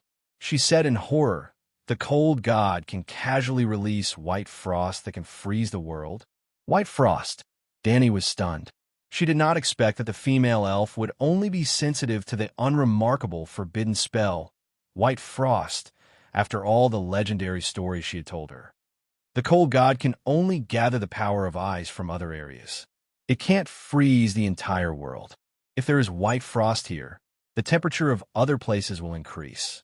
Overall, it can only move the power of ice. What if the cold god can move the infinite power of ice from the universe? Laura asked. It can't, Danny said with certainty. Laura's expression was dignified. It couldn't before, but it doesn't mean it can in the future. In our universe, there's an infinite gap between the worlds. In this empty void, there are infinitely small particles that absorb warmth like a sponge absorbing water. Countless particles gather together to form a storm, which is the white frost. It has already destroyed countless worlds. In fact, in the lower universe, the destruction of all worlds originated from the white frost. As long as the white frost approaches a star system or plane, in just a few decades, the entire planet or plane will turn into a lifeless ice lump. The world's fire has been taken away by the white frost. Laura pointed at the fireball in front of her and emphasized with a complicated expression. Danny was shocked. She muttered, every time a world falls, the cold air from beyond the Great Wall is the white frost? In your world, how often does the cold wave that freezes the world appear? Laura asked. The last time it appeared was 8,000 years ago. The last time was at least 50,000 years ago. Laura smiled bitterly. Take a guess. How long has the history of the wizard world that I'm currently in? The recorded history is only a little more than 1,000 years. It is said that civilization began 3,000 years ago, but it is only a legend. No one can be sure. Danny's heart moved. Because of the white frost and the sky sphere converge. The white frost can destroy civilization, and so can the sky sphere. It is like two carriages meeting at a crossroads and then colliding. Wood shavings fly, and the carriages are damaged. In the upper universe where you were before, the white frost should be rare. But as the world falls, the lower the level of the universe, the higher the density of the white frost. When we reach the lower universe, the void is full of white frost, and the sky sphere converges often appear. Catastrophes are too frequent. What can be done in 1,000 years? Danny said with a dignified expression. What do you want to do? Lead the world to ascend and break away from the lower universe. The so-called lower universe is likely to be the graveyard of the world, the stomach of the universe, Danny said in a deep voice. Graveyard of the world. It is really appropriate. Just 1,000 years ago, the wizard world had a sky sphere converge. About 100 years later, it will appear again, and the white frost may descend. I don't know if the world has successfully ascended, but we elves will open the door of the world before the white frost arrives and migrate to a new world, Laura said faintly. You are here to find a new world? You have your eyes on our world? Lauren lowered her eyes and said in a low voice, Your world is very advanced. It is the brightest star in the night sky. Everyone can see it. The humans in this world are very cruel. Many powerful races were destroyed by the humans. Even the gods were ended by the humans, Danny said strangely. Wonkai resisted the urge to bark and ran with its head down. Laura smiled awkwardly. No matter how cruel they are, they can't compare to the white frost. We elves, the Einair clan, is also very cruel. They slaughtered most of the native humans, and the rest became slaves of the elven kingdom. However, I am different from my ancestors. I firmly believe that the day will come when elves and humans live in peace will come. Speaking of this, the elven girl became excited and said in an impassioned voice, Danny, let me tell you, I have traveled to many cities and found that there is no essential difference between humans and elves. There is nobility and lowliness, and there is also courage and cowardice. If a bond of love and trust can be established between humans and elves, peace is not a delusion. Danny's mouth twitched a few times. She asked, Laura, how old are you this year? 17 years old, almost 18, Laura said doubtfully. I'm 20 years old this year. I am older than you, so I will call you sister. Dragon Queen patted Laura's shoulder and said with emotion, Listen to your elder sister's advice. Never believe in love and trust. Those luxuries do not exist between races. But you You call me sister while saying that there is no love and trust between races. What is this hinting at? Danny waved her hand. I and humans are two different concepts. Between humans and elves, there can be love and trust. However, a race represents countless people. Everyone cannot have the same hobby, but they can have the same goal, which is survival. Survival information is limited. There are many elves and few humans. Therefore, there will inevitably be competition between races. Unless one day, you are like me, suppressing the world, and your personal will and ability surpass the entire race. Only then will you be qualified to resolve the grievances between races with great love. It doesn't matter if you fail, because you can suppress the world and no one can hurt you. Although I don't understand, I believe that elder sister Danny is doing it for my own good. I will keep it in mind. Lauren smiled perfunctorily. Danny saw the disapproval in her eyes. She sighed secretly and changed the topic. Why did you choose to enter our world from the dark universe? The dark dimension is the gate to your world. You can only take this path. Laura said, When you go to other worlds, do you use the gate? Danny asked. No. At present, I only see the gate in your world. Danny said thoughtfully. Actually, our world should have 4 gates. Laura frowned and thought for a moment.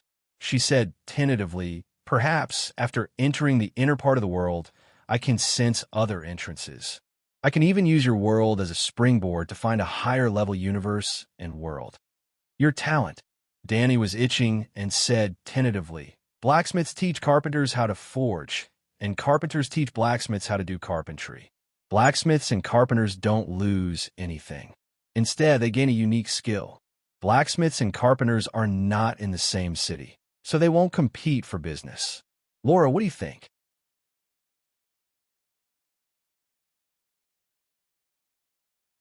Chapter 1050. Sister Danny, do you want to learn my space-time travel technique? Hearing Dragon Queen's explicit words, Lauren didn't play dumb and directly asked. Danny first fiddled with the fireball that was suspended between the two of them, making it brighter and warmer.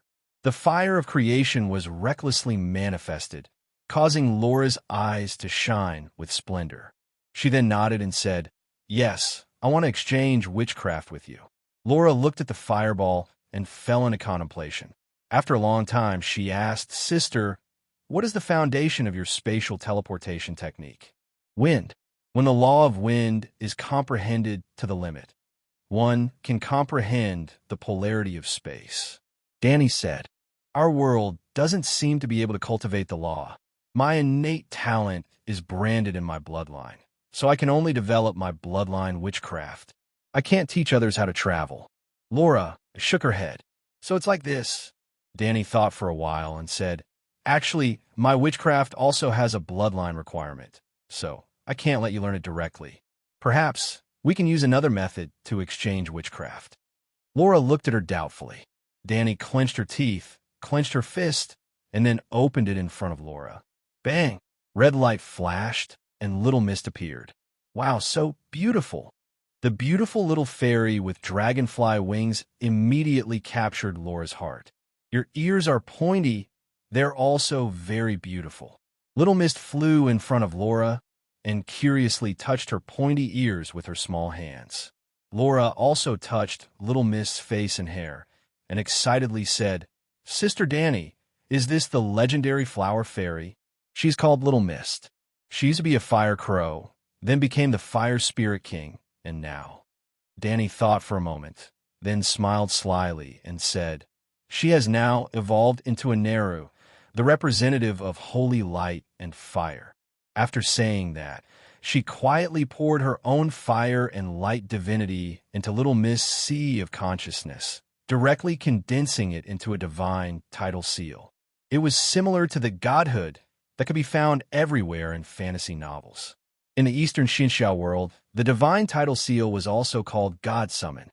With a god's gift or a god summon condensed by heaven and earth, a mortal could ascend to godhood in one step. Little Mist was a fake demigod. "Little Mist, show Laura your strength." Buzz, in the next moment, Xiao Wu's entire body ignited like a ball of red and scorching lava. The red light gradually faded and the temperature dropped. In the dark universe, the light seemed to have solidified into a solid substance, quickly pushing the nearby darkness in all directions. In the end, the area within a radius of a few kilometers was transformed into a world of golden holy light. "Dana-mita, this. Laura was shocked.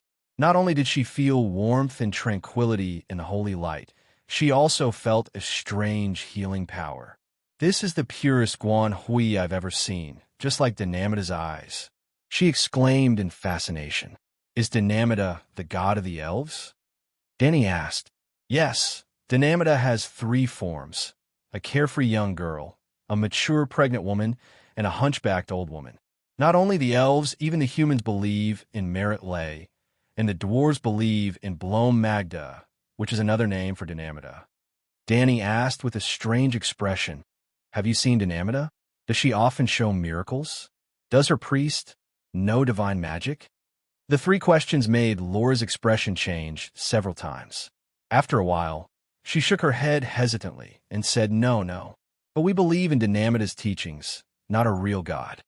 Even Meritlee's priest made it clear that Meritlee symbolizes the mother of all people. She represents birth, love, labor, and the stove. In Meritlee's temple, the nuns learn about herbs, medicine, and biology. They will become herbalists, doctors, and midwives in the future. Laura explained Dynamita's teachings, the church, and the range of its spread. Generally speaking, Dynamita was a feminist version of the 7 gods. In the teachings, the 3 men, the father, the warrior, and the blacksmith, were deleted, keeping the female faith. But in function, Dynamita's priestesses were a combination of medical scholars and monks. So to say, our world also has a Dynamita. Danny also explained the teachings of the 7 gods. What a coincidence. Well, it's not a coincidence. Every world has women and children. Every woman will also experience the 3 stages of life: a young girl, a mother, and an old woman. Laura said thoughtfully, the 7 gods don't just have faith.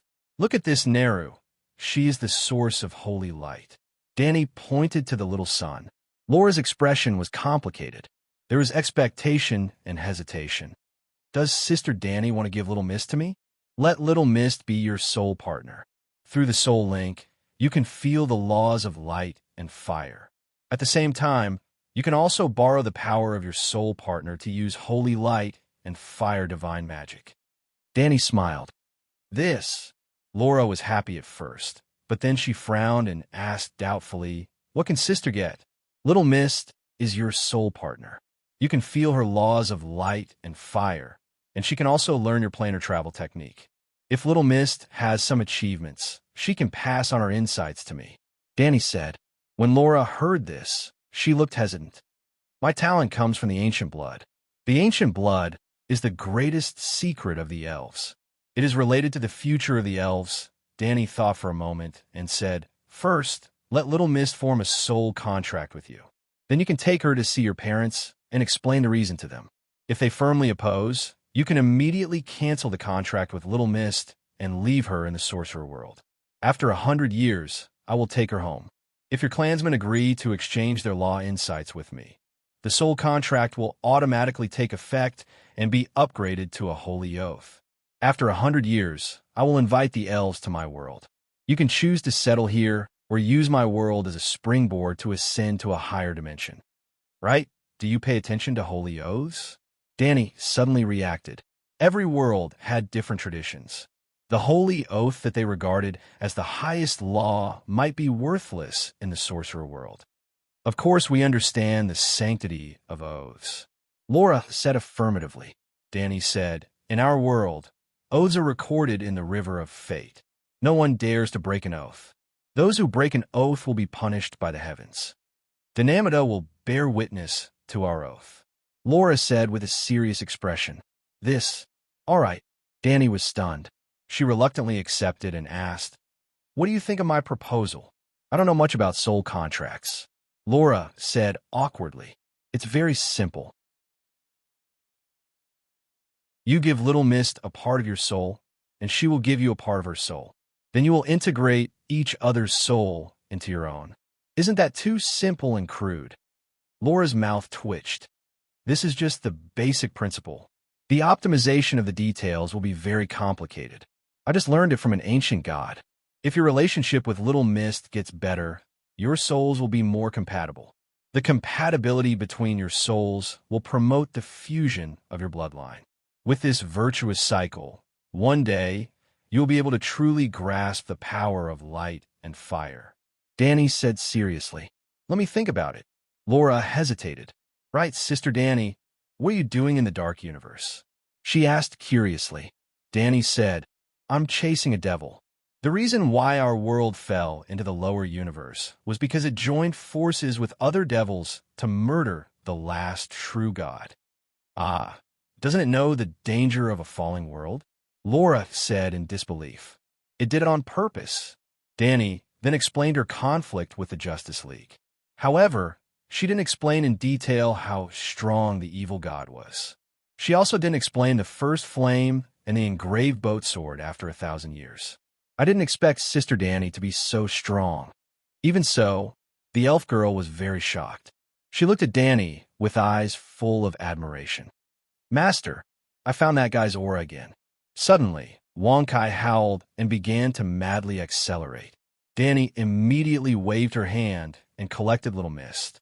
The fireball floating in the air was also extinguished. Cerberus's sense of smell is far beyond the area affected by the flames. But once you get close, it will alert him. Seeing Laura's puzzled expression, she casually explained, Bastard, get lost. After running for another 200 kilometers, Danny heard the man's angry shout.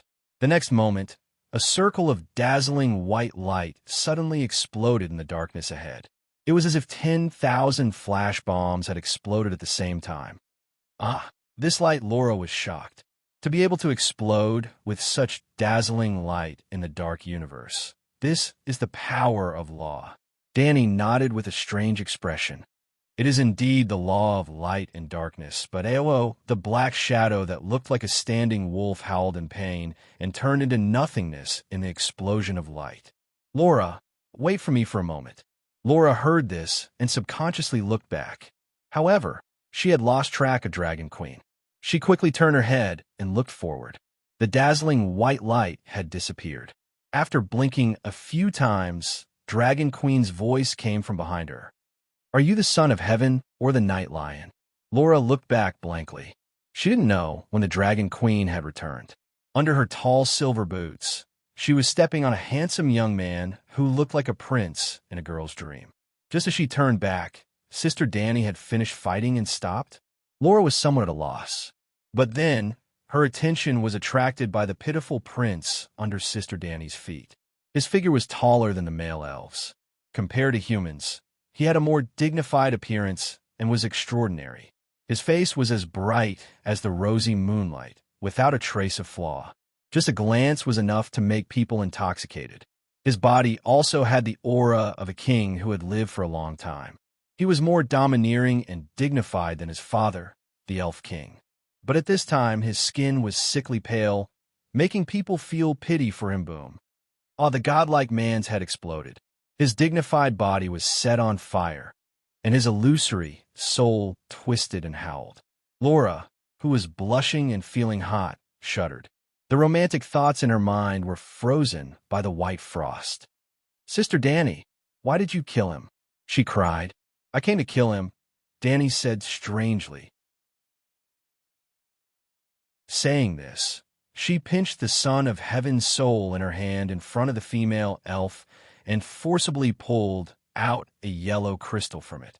During this time, the son of heaven's handsome face twisted into an evil spirit's appearance. His mouth let out the most hysterical howls. He looks like an elegant prince. Is there some misunderstanding? Laura couldn't bear it. This body is indeed the king, but his soul has long been refined by his father. Laura didn't understand, but Cerberus exclaimed, so the legend is true. The son of heaven is actually a clone of the night lion.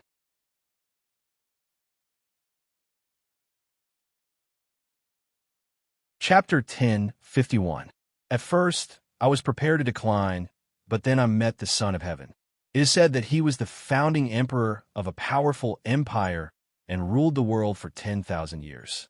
The key is that the Son of Heaven can also light a fire in the dark universe. Father, sages, you should understand what this means, right? Under an old oak tree covered in wisteria, Laura stroked little Mist in her arms as she spoke to the king and the sages behind the pine table. The sun shone through the dense branches and leaves, casting spots of light on the elven girl's bright and charming cheeks, quiet and beautiful. Law cultivation is normal in that world, and more than one creature can control the power of law. It is a terrible world, and we should avoid it. Elven King Oberon said, with a dignified expression. Laura frowned. Father, you are right, but you still haven't grasped the main point. Princess Laura, you want to say that the human called Danny Rise didn't lie, and that even without the Targaryen bloodline, the power of fire and light can be controlled by others? A young sage with slick-back hair whispered. Yes. Laura looked at her fiancé with a complicated expression and said in a deep voice, we all know that even if the elven witchcraft is completely open to humans, they can't master the technology of plane travel, because the ability to open the world gate comes from the ancient blood. At first, I was hesitant about Danny Rise's suggestion of an exchange, because I suspected that she was lying. I thought that her power of fire also came from the ancient bloodline. But that Son of Heaven certainly doesn't have any blood relationship with her, but the two of them have mastered similar powers of fire and light. Laura's perception was too sharp. The similarity she spoke of wasn't the powerful law of fire that Dragon Queen and Son of Heaven had mastered, which could suppress dark energy, but the aura of the supreme law of the Song of Ice and Fire. There must be similarities between the counterfeit and the original. What moved her was not ordinary fire. In the sorcerer world, there were warlocks who played with fire, but it was the first time Laura had encountered a high-level fire involving the Song of Ice and Fire. She had encountered it twice in a day. After Laura explained her feelings about fire, she concluded, "Since Son of Heaven can do it, why can't we?" The elven sages gently nodded, satisfied with her rational analysis. "You let this Nera, right?" The elven king pointed to Little Mist. Laura nodded. "Let this Nalu display the strange flame you speak of," the king of elves said. Little Mist glanced at Laura, and, after getting the hint, it immediately jumped high into the sky and exploded into a fireball. It was Dragon Queen's first flame divinity. Buzz, the thin void began to distort. "Ah, a third sun has appeared in the sky. Oh my God, the sun is so close to us. It's so hot. The leaves are burning." The elves of Tiernalia clamored in fear. Clang! The elven sage's teacup fell on the table, but he didn't notice it. He looked at the small sun in shock and excitedly said, "Princess Laura was right. This isn't an ordinary fire. It's the legendary eternal fire." The Elf King's eyes were filled with fervor. According to the ancient records, the eternal fire will never be extinguished. It can dispel the cold and darkness and lead the world to hope and new life. Nera's fire is not the eternal fire. We have never seen the eternal fire, but it does have a trace of aura that surpasses all the flames in the world. Avarak also lost his usual calmness and said with a trembling voice, "There is no flame more noble and powerful than this." After the excitement, an old sage hesitated and said, "Neru is very good, but do we really want to reveal the secret of the ancient blood to outsiders?" "What do you mean?" Laura frowned. The Elf King slowly said, "Laura, you have been to the wizard world. You know how our cousins, the elves of Einshitty, live. In the beginning, they were like us, ruling the entire world. When the humans began to grasp the magic knowledge of the elves, and when the human warlocks rose, the elven empire was immediately destroyed and the elves were wantonly massacred. Now, only a small number of elves are left. They are like lowly beggars, struggling at death's door in the most desolate corners of the world." Oberon's tone was heavy. "Father, this is a fair trade. We also have the opportunity to control the eternal fire." Laura looked at the sages around her and said, "If you don't agree, I can cancel the soul contract with Little Mist." "That's not necessary." Whoosh! Little Mist turned into a small spirit and flew back. The elven sages looked at each other and gradually reached a consensus in secret. In the end, the Elf King said, "We need the law of fire. It is very possible that Danny Liz's flame is related to the first flame of the ancient legends." "You also know about the first flame?" Little Mist asked curiously. The Elf King looked at Little Mist with surprise. "I didn't expect your world to call it the first flame." "What do you call it?" "The humans call it the eternal fire." The Elf King explained, "Many civilizations that have lost their inheritance only know some general descriptions of the first flame, but they have forgotten its original name.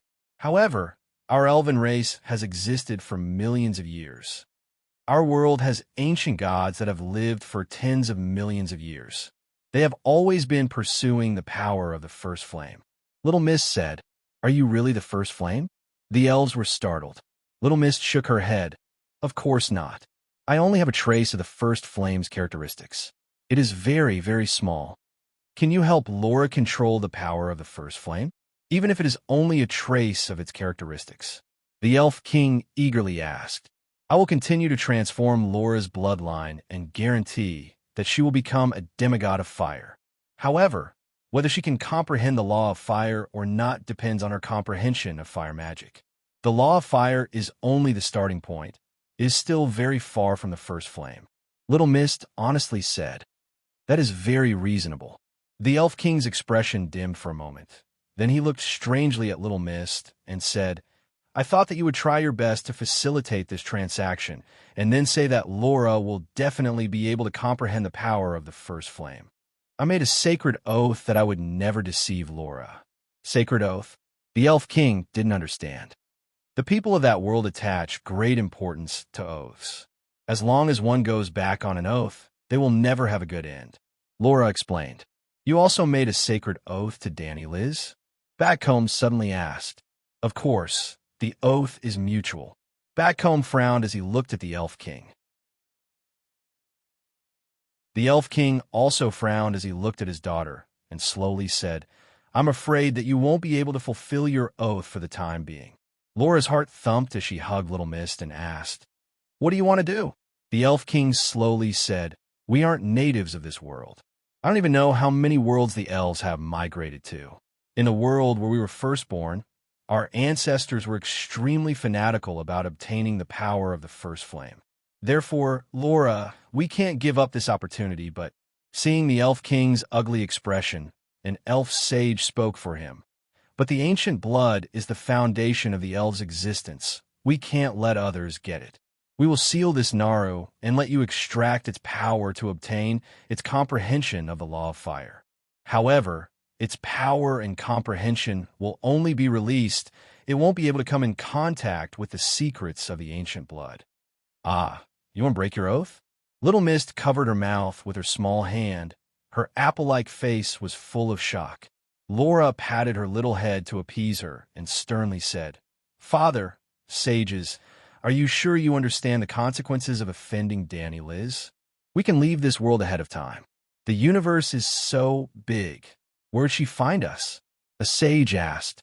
Auburn raised his hand to stop his daughter's angry words and said, We won't completely break our oath. What? A sage was shocked. Didn't we need the first flame, but this Gnarl also said that Laura might not be able to comprehend the law of fire. We might have to deal with Danny Liz in the future, so we can't go too far. Auburn helplessly said, If the Naru itself was a first flame, they would certainly snatch it and run. The Elf King stood up and said to the Fire Elf, Little Mist, I will seal you for 10 or 20 years until Laura becomes a demigod. Don't blame me. Laura is just a mortal. The difference between your realms is too big. It's like an elephant and a mouse. Each person gets a bite, a big piece of cake. It's obviously unfair to the mouse. I believe that even if Danny Liz knows about this, she would understand the difficulties of the elves. Little Mist has been sealed. What a powerful sealing technique, completely isolating me from her. In the dark world, on the summit of a lonely mountain, Danny suddenly stopped what she was doing and closed her eyes to meditate. After a long time, she opened her eyes. Laura, that little bitch, dares to break her oath. Wankai bared its teeth, its eyes revealing an ominous glint. Master, wait for the sky sphere to converge. Then I will go to that world and help you kill all the pointy ears. Danny glanced at it indifferently. A dog trying to catch a mouse, meddling in other people's business. Remember, your task is to guard hell forever. Wankai looked at the doghouse left behind by its ancestor with some reluctance, a short but wide cave. Master, I'm willing to go to the 7th layer of hell to guard the gate, but this sacred mountain, don't you care about it? As a small boss of hell's first level, it's too difficult for the dog to bear the burden of guarding the world. Dragon Queen sighed. What do you mean? Wankai was puzzled. Previously in the Dark Universe, we encountered 7 or 8 waves of dark, evil creatures, but you were beaten to a pulp every time. Even fighting one-on-one was difficult. Isn't letting you guard the gate the same as giving a hot dog to the evil creatures? Danny, he said helplessly. If you recruit a group of warriors in the dark world in your name, I should be able to guard the sacred mountain. Wankai said, Can you fly? Danny asked. Wankai shook its head. I can run fast. Hiss, a loud and clear dragon's cry suddenly spread throughout the lonely mountain. Megalosaurus? Wankai was surprised to see an emerald-green dragon flying from the west. Is Danny, I'm here. Little Green landed on the summit and took the initiative to stretch its head to let Mother Dragon stroke it. It spoke Chinese. You've recuperated well. Sensing Little Green's vigorous breath and vigorous vitality, Danny couldn't help but be very happy. That time in the Smoke Sea, she used 5 overclocking, and the 5 Megalosaurus souls were injured, and their blood essence was greatly damaged. But at that time, she was busy dealing with the first flame and didn't have time to personally endow them with spirituality and recuperate.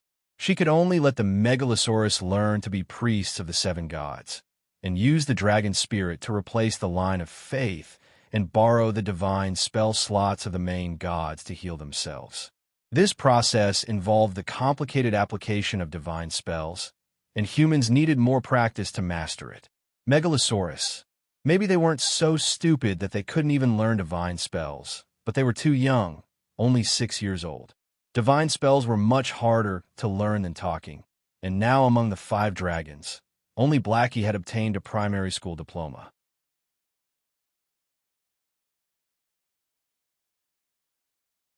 Chapter 1052. Edu. South City, Wizard Legion's encampment.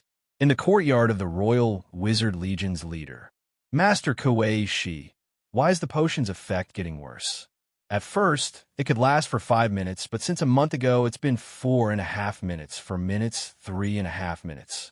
Last night, at Green Fragrance Pavilion, it only took 30 seconds, The dwarf's face flushed red. He waved his hands around unconsciously, and his expression was extremely embarrassed.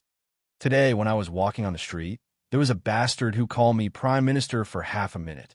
I slapped him a few times, and this matter spread throughout Edu. Everyone started calling me that behind my back. Kueishi focused on the work of configuring the wildfire in his hands, and said lightly, "Since you can't use it anymore, then don't use it anymore.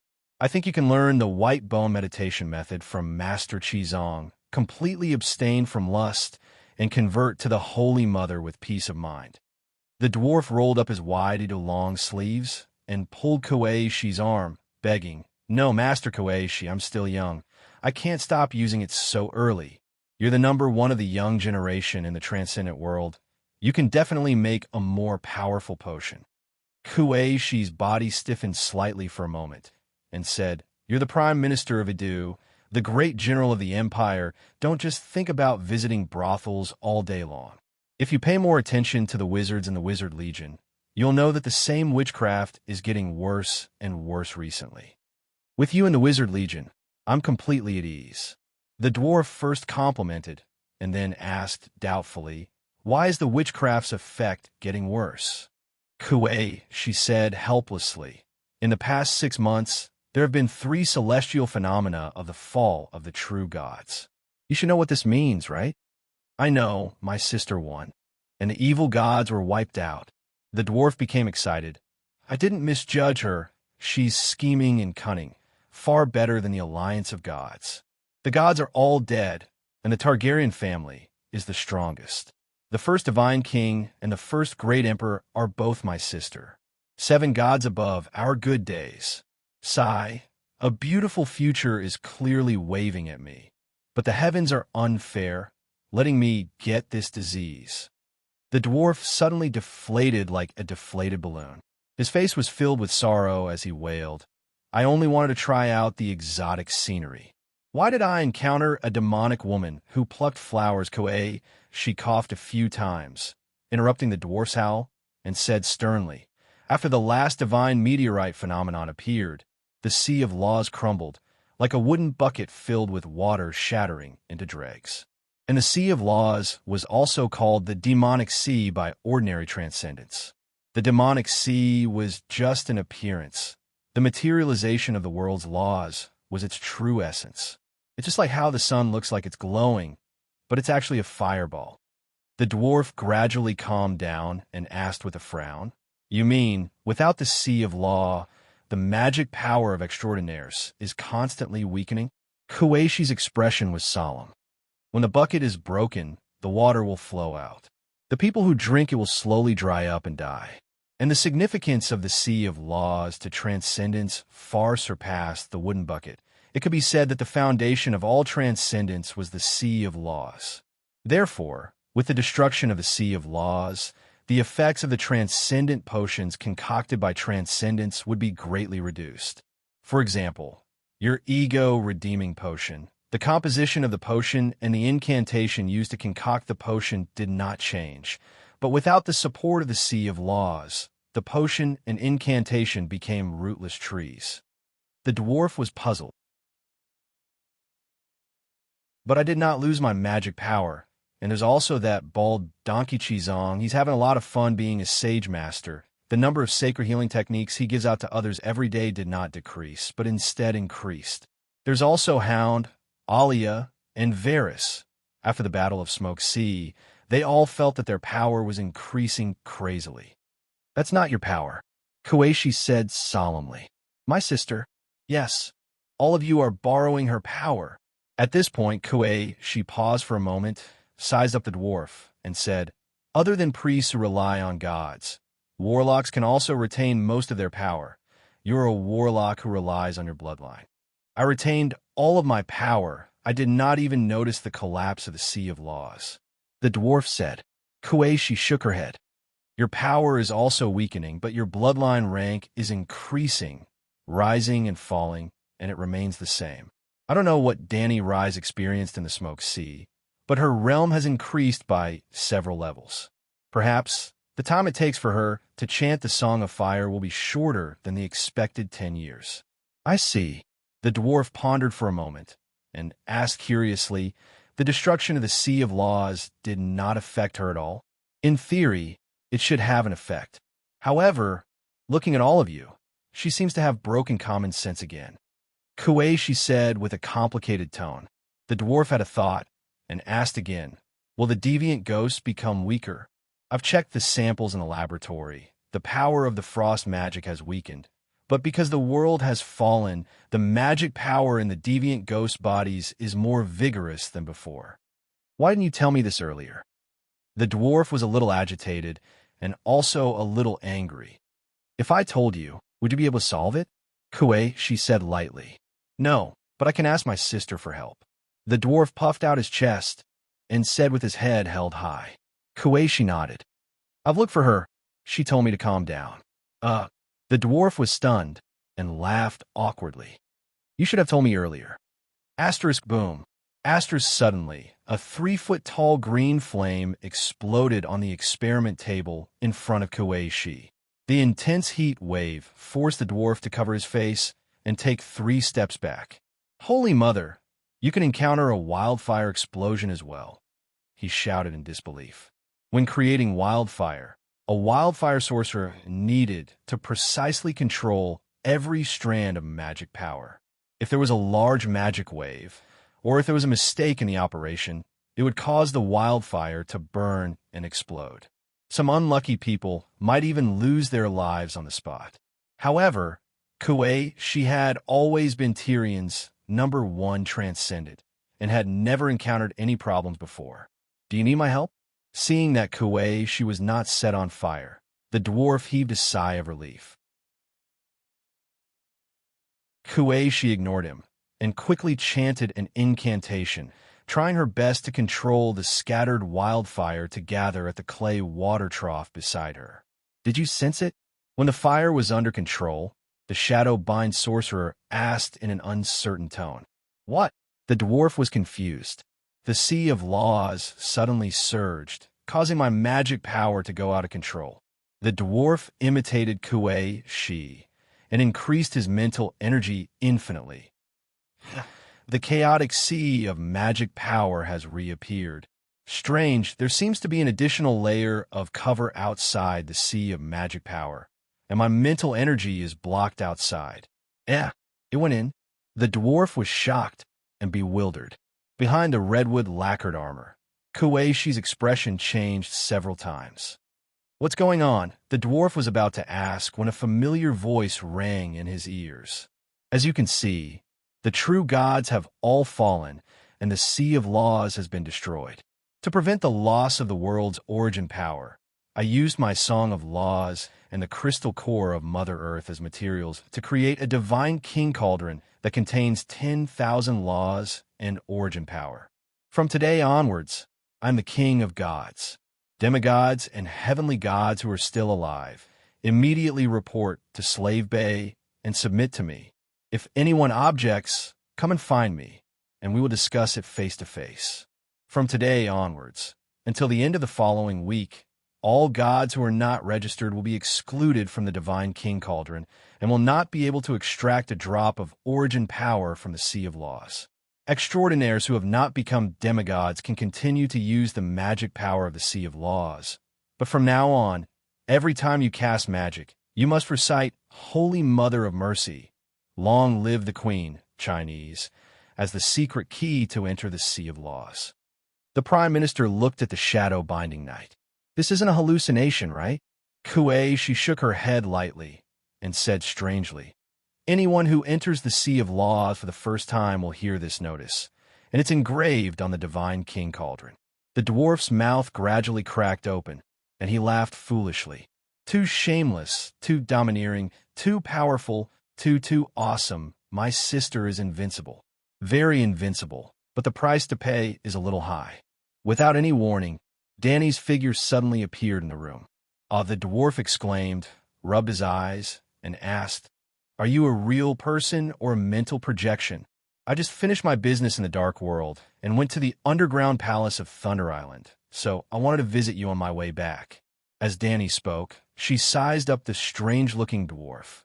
He wore a golden crown, a purple python robe, and a belt with a piccio head inlaid with gold and jade around his waist. He actually gave off a sense of suaveness. All right, Tyrion had to thank her for changing his plump face and even adjusting his deformed leg bones. You're doing well. The dwarf also lowered his head to look at his court attire and sighed in satisfaction. Today, I finally know how noble the Prime Minister is. Prince Beau is far more obedient than Joffrey, and the court officials all respect and trust me. Without Littlefinger and old Rose plotting outside, and without someone like Cersei holding me back, it's too comfortable. Is there really a true god sealed in the underground palace of Thunder Island? Kuei asked. The Mother Earth who sings the Song of Earth. I thought it was an evil god, Danny nodded. It is an evil god. His main consciousness is asleep, and he only acts on instinct. He can't control the high-energy, chaotic Earth god power, so he's no different from an evil god. What's with the cauldron of the King of Gods? Danny waved her right hand lightly, and a three-legged cauldron with two ears appeared out of thin air and smashed it on the ground. That's it. You're using this thing to store the Sea of Laws. Tyrion was dumbfounded. The cauldron was made of red copper, and its entire body was red with a tinge of yellow. It was thicker than an ordinary water bucket and looked round and chubby. Including the ears, it was about the same height as a dwarf, about 3 meters. There were simple lines carved on the surface of the cauldron. That's it. It was a very ordinary bronze artifact. Kuei, she circled the bronze cauldron and said with a complicated tone, you're really arrogant. There were a total of 8 paintings on the surface of the bronze cauldron, and they recorded 8 glorious moments of the Dragon Queen. Purgatory Wasteland hatching a dragon in the fire, Apasta's uprising, Poplar Slopes sweeping through the enemy camp, Slaver's Bay, Meereen's drowning of the 7 armies, Winterfell's resistance against the White Frost, and Sea of Smoke burning the gods.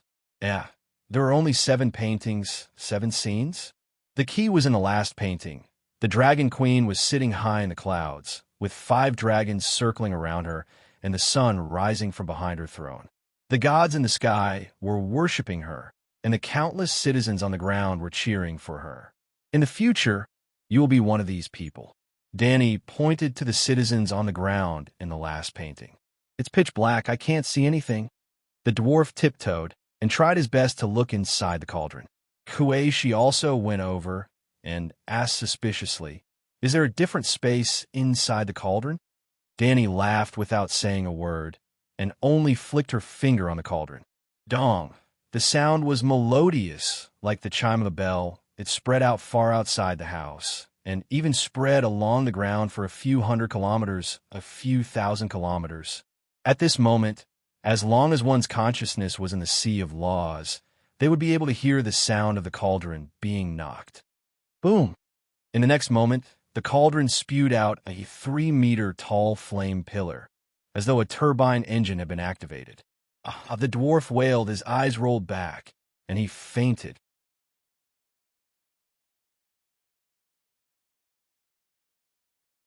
Chapter 1053. Tyrion howled. His body twitched a few times as if he had been electrocuted. He fell to the ground with blood flowing out of his 7 orifices and stopped breathing. What happened to him? Kueishi was shocked. Although the dwarf was close to the godly king's cauldron, he had already retracted his head. He wasn't affected by the fire. He shouldn't have touched the godly king's cauldron. The cauldron contains the sea of laws.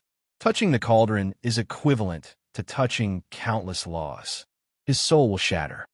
Danny narrowed her eyes. She activated soul-subduing strike and sent her thoughts into the dwarf's mind. She spent some effort to repair his soul core that was on the verge of collapse. It's not a big deal. He'll wake up in half an hour. He'll be fine after resting for half a month. Dong! Danny knocked on the cauldron again. The flames retracted into the cauldron, but the cauldron projected a myriad of colors on the roof.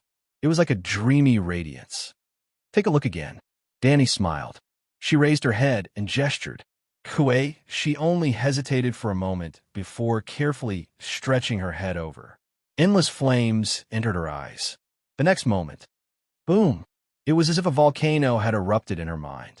Countless fire-type insights surged into her mind. Kuei, she felt dizzy. Her body swayed as if she was drunk. Ugh! She had a splitting headache.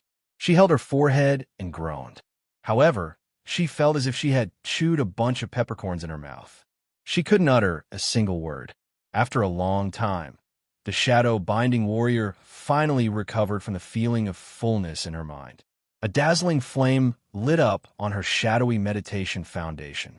She was probably at the same level as John a few months ago, before he started cultivating the Song of Ice. She realized the shadow-binding warrior's dream of cultivating both fire and shadow at the same time. She was no longer afraid of light. Her deathly pale face became normal.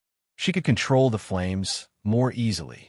Kuei, she looked at the smiling dragon queen with a complicated expression. She said softly, "Thank you." Danny shrugged. She said casually, "Your level is too low. If you cultivate normally, you won't have any hope of becoming a demigod. I don't want to lose a friend like you in a mere 100 years. That's not what you said back then." Kuei was touched and upset.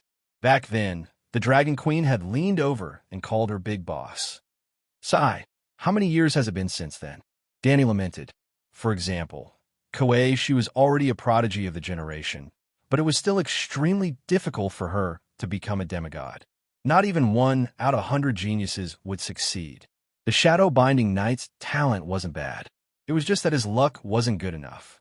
Danny herself didn't need to be mentioned.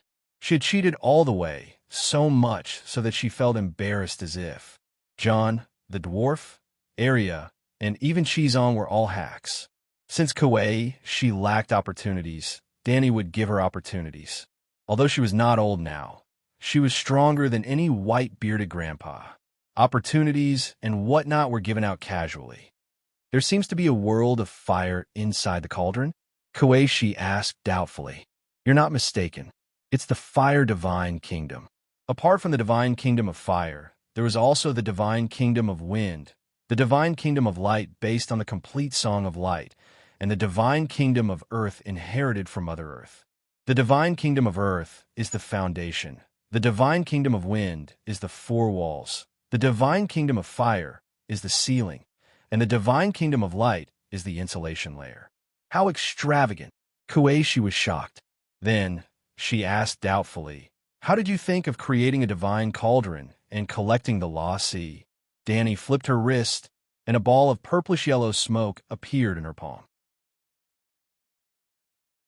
This is... Kuei, she sensed it for a moment and said in surprise, the evil god's aura in the underground palace. Good knowledge. Danny praised sincerely and explained, this is a strand of divine soul that escaped from Mother Earth.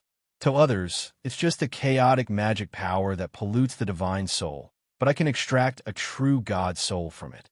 When the Lost Sea collapsed, I had the thought of rebuilding it, but I didn't know how to do it. Coincidentally, this senior also had plans to pass down all of her inheritance to me and teach me how to rebuild the Lost Sea. Kuei, she had mixed feelings. Why did the ancient gods give their inheritance to you? Mother Earth has never seen you before. I stayed in the underground palace for a few years, but I didn't know the true identity of the evil god. I did so much hard work, but I didn't get any benefits at all. Why is there such a huge difference between people's encounters? Because they and I are like-minded fellow travelers. The reason was simple and hard to refute. Kueishi was silent for a while and asked doubtfully, "Why did you use bronze to create the cauldron? Isn't steel stronger?" "A steel cauldron is not as good as a bronze cauldron." "Also, do you know about the magic metal dragon steel from the last era? Dragon steel is a bronze that is infused with magic power." Danny patted the three-legged cauldron and said proudly, "This bronze cauldron of mine is made from the bronze peak at the edge of the world, fused with the bodies of Mother Earth and dozens of dark demon gods, and forged with the remains of the first flame for 49 days. It is 5 levels higher than the level 4 Earth Fire Energy level tile steel.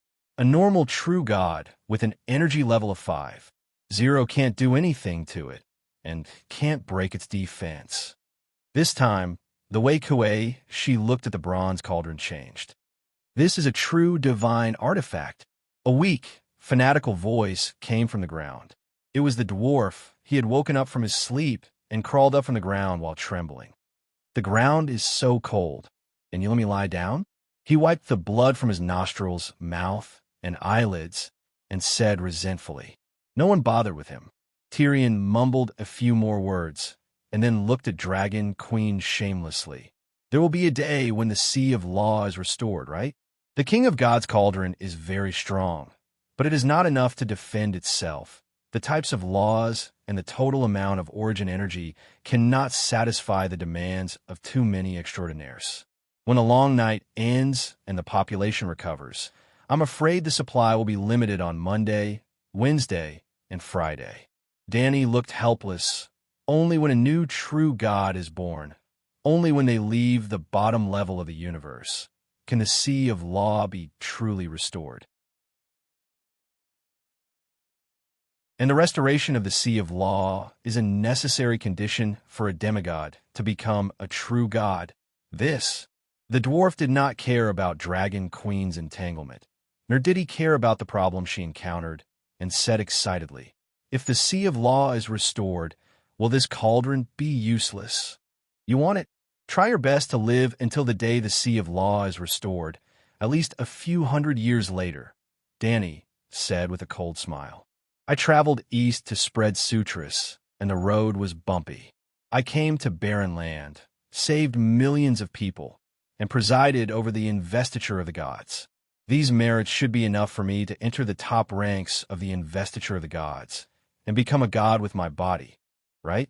The dwarf shouted, "You can only enter the list after becoming a god, not after entering the list, and also, if you meet people on the investiture of the gods, they will kill too much, and their luck will be shallow. They can enjoy a lifetime of riches, but their immortal path will be cut off. This is the fate of an investiture of the gods. Oh no, the investiture of the gods is Mazia, and the dwarf can barely be considered as Heishui River Erlang." Throwing away the random thoughts in her mind, Danny cut open the space again, threw the cauldron into the depths of the void, and said, "I came to barren land mainly to repair the Holy Light Shelter. Crabclaw Peninsula's Danny Lilithgirdle," Tyrion said in surprise. "The alliance of evil gods has been broken. I will keep an eye on the Frost God, and no one will be able to destroy the girdle." "How many shelters do you plan to build?" Kueishi asked. "One in the Jade Sea, one in Slaver's Bay, one in the Land of Strife where the Queen's Horn is, and 4 in the Westeros. Slaver's Bay has 3 cities, and there are 4 in the Westeros." The dwarf looked doubtful. 10 cherries and a ripe watermelon. Which one will you choose?" 20 wind giants formed a circle of plains with a diameter of more than 10 kilometers on Crabclaw Peninsula. There were 50 divine wind crows, which were 100 times stronger than the wind giants. They circled a piece of land with a diameter of 40 kilometers, which was more than 1,000 square kilometers on the edge of barren land. 20 fire crows remained in the sky, and 10 fire spirits held hands and spun at high speed to form a sun that illuminated a radius of 50 kilometers. The sunlight gradually shrank, and only the land within the girdle was covered. Yes, 20 fire crows took turns. Ah, the snow is melting. I see black soil again. The barren land farmers who were lucky enough to witness the miracle kneeled on the ground and dug out a lump of wet soil with their hands, moved to tears. I thought I would never see the sun again in my life. The fat, white-haired son of heaven looked at the sun in the sky with fascination. Even if the sunlight made him cry, he was still unwilling to lower his head. This is a miracle. The Dragon Queen is really going to become the divine king. Great God Lion Strength, who had lost his god, had an extremely complicated expression. Supreme Seven Gods, Holy Mother of Mercy, long live the Queen. Under the lead of Saint Master Qizong, the new believers of the Seven Gods kneeled on the ground and shouted, "Long live the Queen! Supreme Seven Gods, Holy Mother of Mercy, long live the Queen!" All the barren people who entered the Dani Lilith girdle, whether of their own accord, of their own accord, of their own accord, of their own accord, of their own accord, of their own accord, of their own accord, of their own accord, of their own accord, no matter who they were, no matter what they thought in their hearts at this moment, in the face of this scene, all of them kneeled on the ground and offered their knees and praises to the Dragon Queen who was holding up the sun in the sky. The believers of the Seven Gods will be given the best land and will live in the first ring in the center. Ordinary people will live in the second ring. The other believers will move to the edge of the girdle and live in the third ring and guard the fourth ring. No one is allowed to build a mansion that occupies a large area, including Prince Bo and yourself. If you want to pay attention to grandeur, you can go to the royal palace outside the girdle and dig an underground tunnel between the royal palace and the girdle. Are there any cloudy days, thunderstorms, storms, and other weather? Tyrion asked. This small world is a nearly complete ecosystem. The sun works for 16 hours, and the night lasts for 8 hours. There are dusk and dawn, as well as rain and thunder. Why do we have to guard the fourth ring? Can other ghosts enter? Kueishi asked. A small number of other ghosts and ghouls will be sliced into pieces by the high-energy wind blades in the wind wall. However, the number of wind spirits within the wind wall is limited. In order to ensure that the heat does not dissipate, the defensive power it can provide is very limited. Hence, it is best to build another ring of fortresses outside the wind ring. All right, Dani waved at Qizong. Some elemental spirits have already developed divinity and can absorb the power of faith to grow. I will revise the Seven Stars Bible and stipulate that all elemental spirits are the dependents of the Holy Light Maiden, which means they are subordinate to the gods. From now on, all statues of the Holy Light Maiden will have a green and red ribbon. At the same time, a statue of the Wind Fire Spirit will be set up in the side hall. The main hall will consecrate the seven gods, while the side hall will consecrate the subordinate gods of the seven gods. This can be considered as a rule. Oh, other than the Wind Fire Spirit, we have to add a turtle. Dragon Queen finally thought of the turtle prime minister. What does the turtle represent? Qizong asked in confusion. The old man in the river. He has long been a subordinate of the seven gods. It is time for him to enjoy the incense of the mortal world. After giving Qizong some instructions, Dani prepared to leave. Hey, wait. The dwarf had a thought and hurriedly called out to her. What is it? This. Tyrion glanced at the crowd beside him bashfully. He approached the Dragon Queen and said softly, I was seduced by a few evil cult witches, causing me to. Master Kuei, she said that I have lost my source and spent a lot of effort to concoct a medicine for me. However, I'm getting worse by the day. You are powerful. Can you save me? If news of this spreads in the barbarian capital, it will be bad for the reputation of Targaryen and the Church of the Seven Gods. You are Lonlister, but everyone knows who my father is. Dani looked at Kuei and found that she was looking at her as well. She even had a wandering gaze. She asked curiously, Tyrion seems to be full of energy. His bloodline power is abundant. Which source did he lose? With the cauldron of the King of Gods, the potion has regained its effects. If you hand him over to me, I promise to cure him. Kuei said vaguely. All right, I'll leave him to you. I have confidence in your potion skills. Danny nodded. Her figure disappeared from the spot. Hey, the dwarf reached out his hand, but all he got was air. Don't you trust me? Kueishi said coldly. I trust you. Of course I trust you. Let's go concoct the medicine now.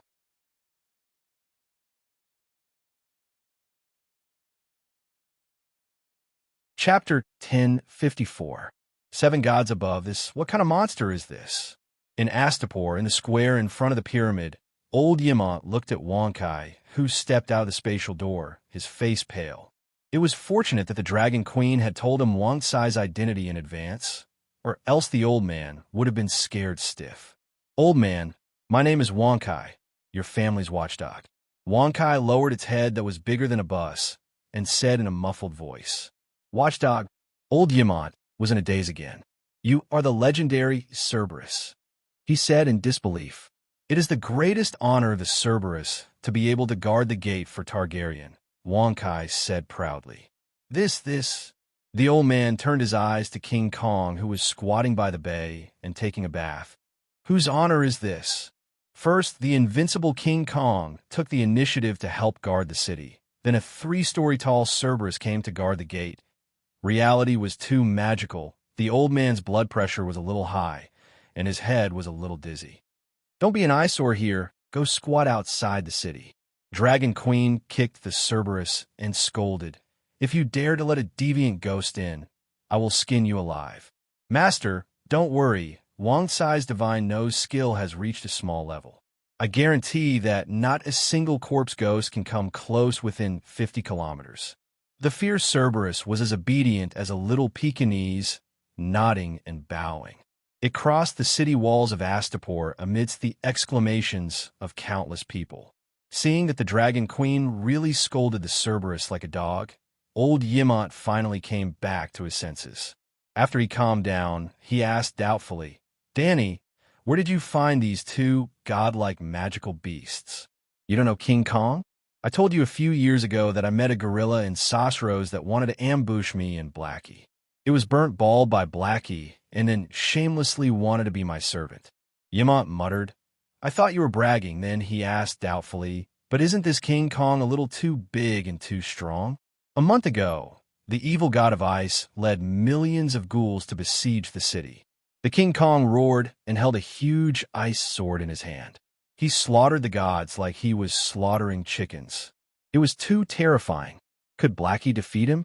Yamant was still shocked when he recalled the scene that day.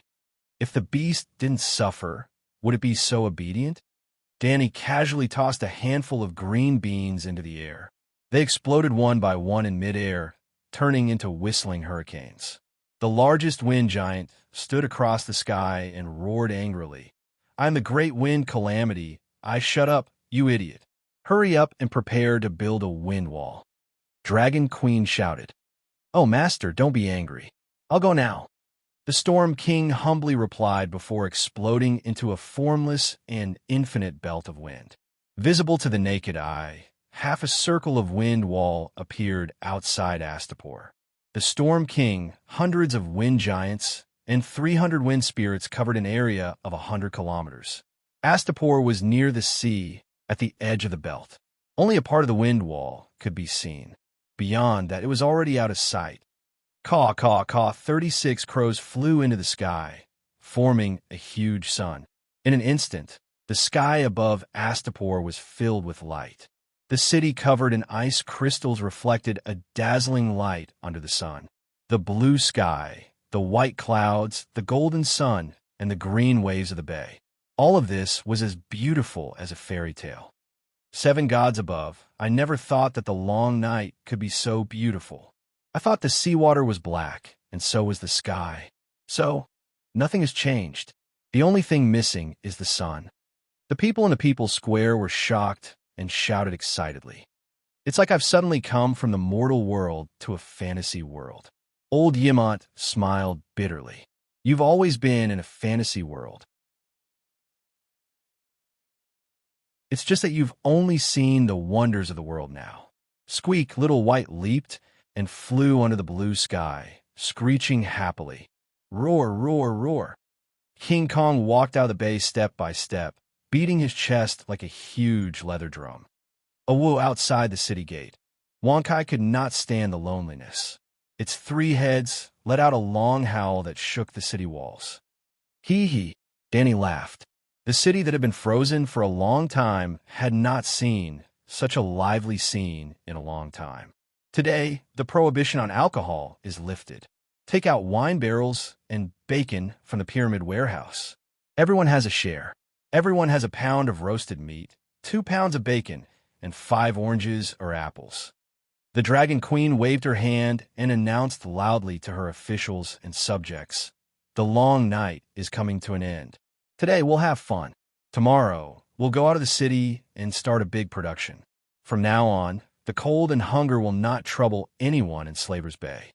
Long live the Queen! Before the Battle of Serene, a large number of ordinary people in Slaver's Bay had flowed into Astapor. When the long night fell, especially after the faceless demons broke out, Serene and Yuankai lost almost all of their civilians. Only tens of thousands of Mother of Dragons guards and militia were left guarding the pyramids. Until now, there was still a large number of living dead in the streets and alleys of Serene and Yuankai. So, before the celebration, Danny had to clean up Slaver's Bay. That night, there was no night. It was right to bring Wonkai to Slaver's Bay. That guy's nose is too sharp. Without its help, it would take 1 or 2 years to clean up the living dead in the deep mountains and forests. The People's Square was crowded with people. The people were singing and dancing. The Dragon Queen was sitting on the 2nd floor of the pyramid. She was drinking wine and chatting with the officials beside her. Hearing that the Hellhounds were the natives of the Dark World, Mesai, who was sitting below the Queen, asked curiously, "Legend has it that Star Amazine once saw 2 Hellhounds fighting in the Long Night Fortress. Where did those 2 Hellhounds come from? The Dark World is tens of thousands of years away from the Great Wall." Danny glanced at Simba, who was pouring wine for her, and said casually, "Maybe it's a space crack. The laws of the Dark World are not complete. In terms of space stability, it is far inferior to our material world." Simba grew 3 years older. He was now 9 years old. He was 1.6 meters tall. Other than his childish face, his temperament, eyes, and body shape were all like a young man's. His once chubby face had started to elongate. One could vaguely see her shadow. In fact, if he did not have a pair of almond-shaped eyes that were unique to centaurs, he would look more like her. Besides Simba, there was a silver-haired maid who looked a little silly. She was his sister in name. She was short and chubby. She was wrapped in a thick sheepskin jacket and looked like a fur ball. Her face was as thin as 2 pieces of pancakes.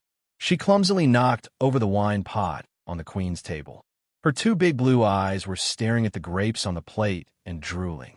The Dragon Queen placed the porcelain plate in front of her. She was stunned.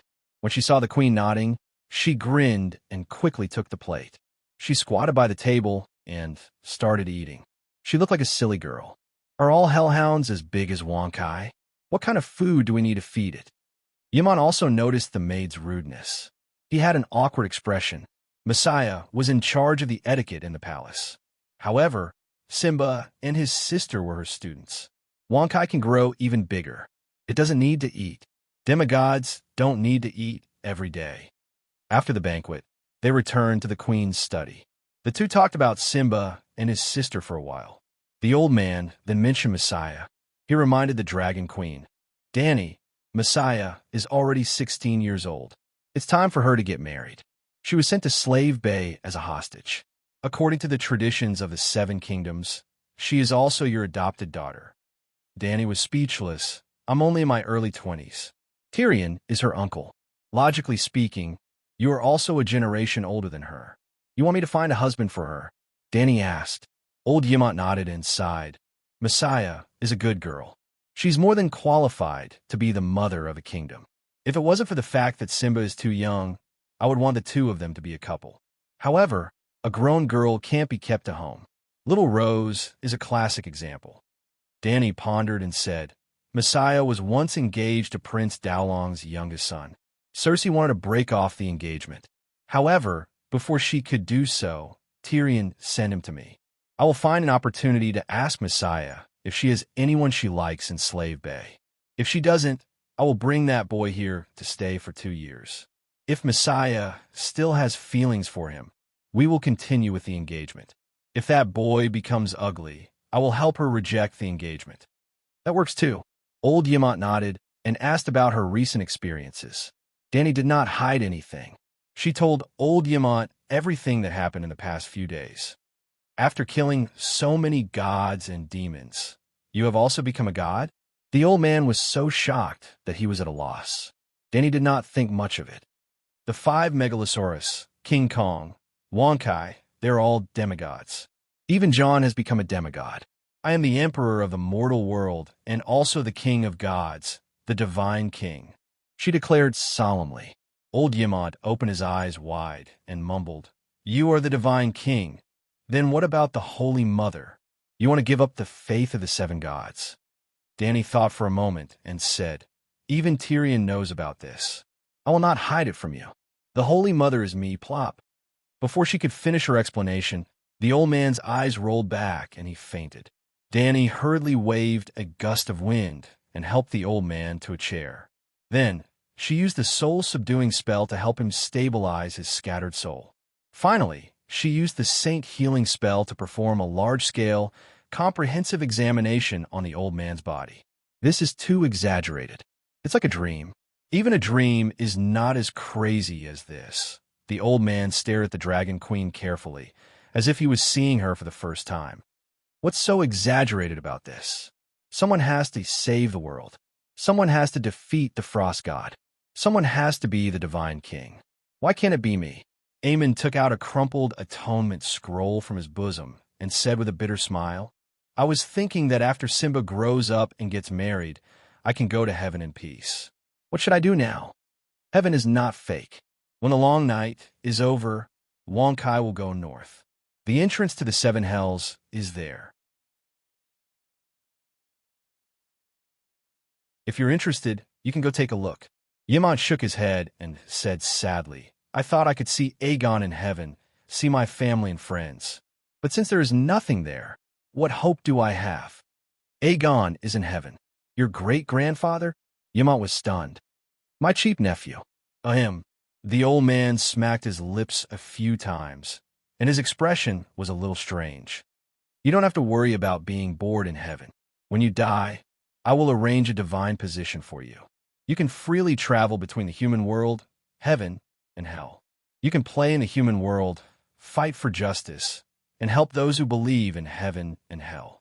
I guarantee that your future life will be colorful and you will never be lonely."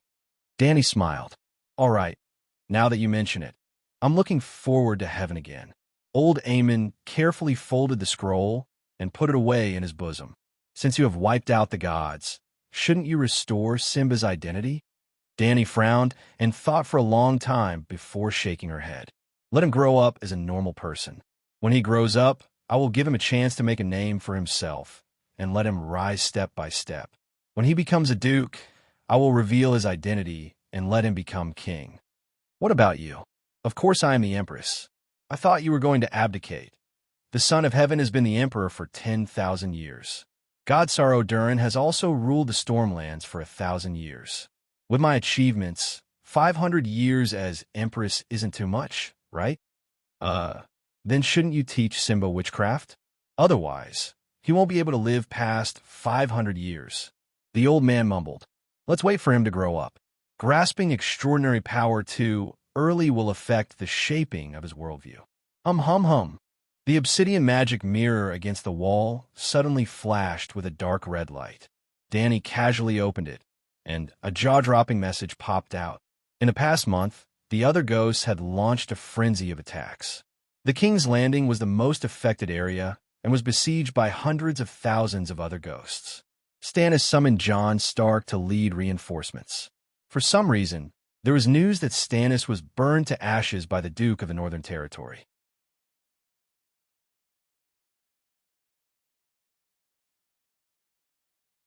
Chapter 1055. Are you kidding me? Why would Jon kill Stannis and burn him to ashes? How cruel! Old Yamant said in disbelief. The message came from Dragonstone Island, but it was not specifically reported to the Dragon Queen. Black Girl and Marwyn, who controlled the Mage Tower on Dragonstone Island, did not know that the Dragon Queen had returned from the east. The message on the magic mirror explained the cause and effect of the incident in detail, but did not make too much of a subjective comment on John's actions. Maybe he had no other choice. Dany pondered. Then, she contacted Dragonstone Island and the Cathedral of Baylor in front of Old Yemont and ordered them to take action immediately. They had to ensure John's safety at all costs. She also told them that he was the illegitimate son of Rhaegar and Lyanna. I'll return to Dragonstone Island now. Before returning to Dragonstone Island, she also went to Hell's Gate Island and asked the Turtle Chancellor to lead all the fishermen back to Astapor. She then opened a portal and teleported to Dragonstone Island with Dunstan and the others. After 3 to 4 hours, Dany finally returned to Westeros, which she had been away from for many days. The situation in King's Landing was very tense. The Red Lalo believers and the Grey believers of the Seven Gods were confronting each other on Aegon Hill. A conflict could break out at any moment. Jon is Dragon Queen's nephew. Whoever dares to touch him will suffer the wrath of the Megalosaurus. As soon as Dany teleported over, she heard the red-haired girl yelling at the top of her lungs. "Release the King of the North. Release the King of the North immediately." The gray man from the north squeezed forward with a twisted face. "Ingrate Stark murdered the king. He deserves death. Even if the Megalosaurus burns me to ashes, I will take revenge for King Stannis." The Red Heart Knight's eyes were red as he roared hysterically. "Don't hurt Duke Stark for now. Wait for Dragon Queen to return. Then we will conduct a fair and just trial. I believe that she will definitely give justice to the innocent." Rando Tali said in a deep voice. Beside him, there were 30 to 40 warriors' sons with rainbow-striped capes, but most of them were gray-robed beggars. "Jon Stark has betrayed his vows and plotted to murder the Emperor.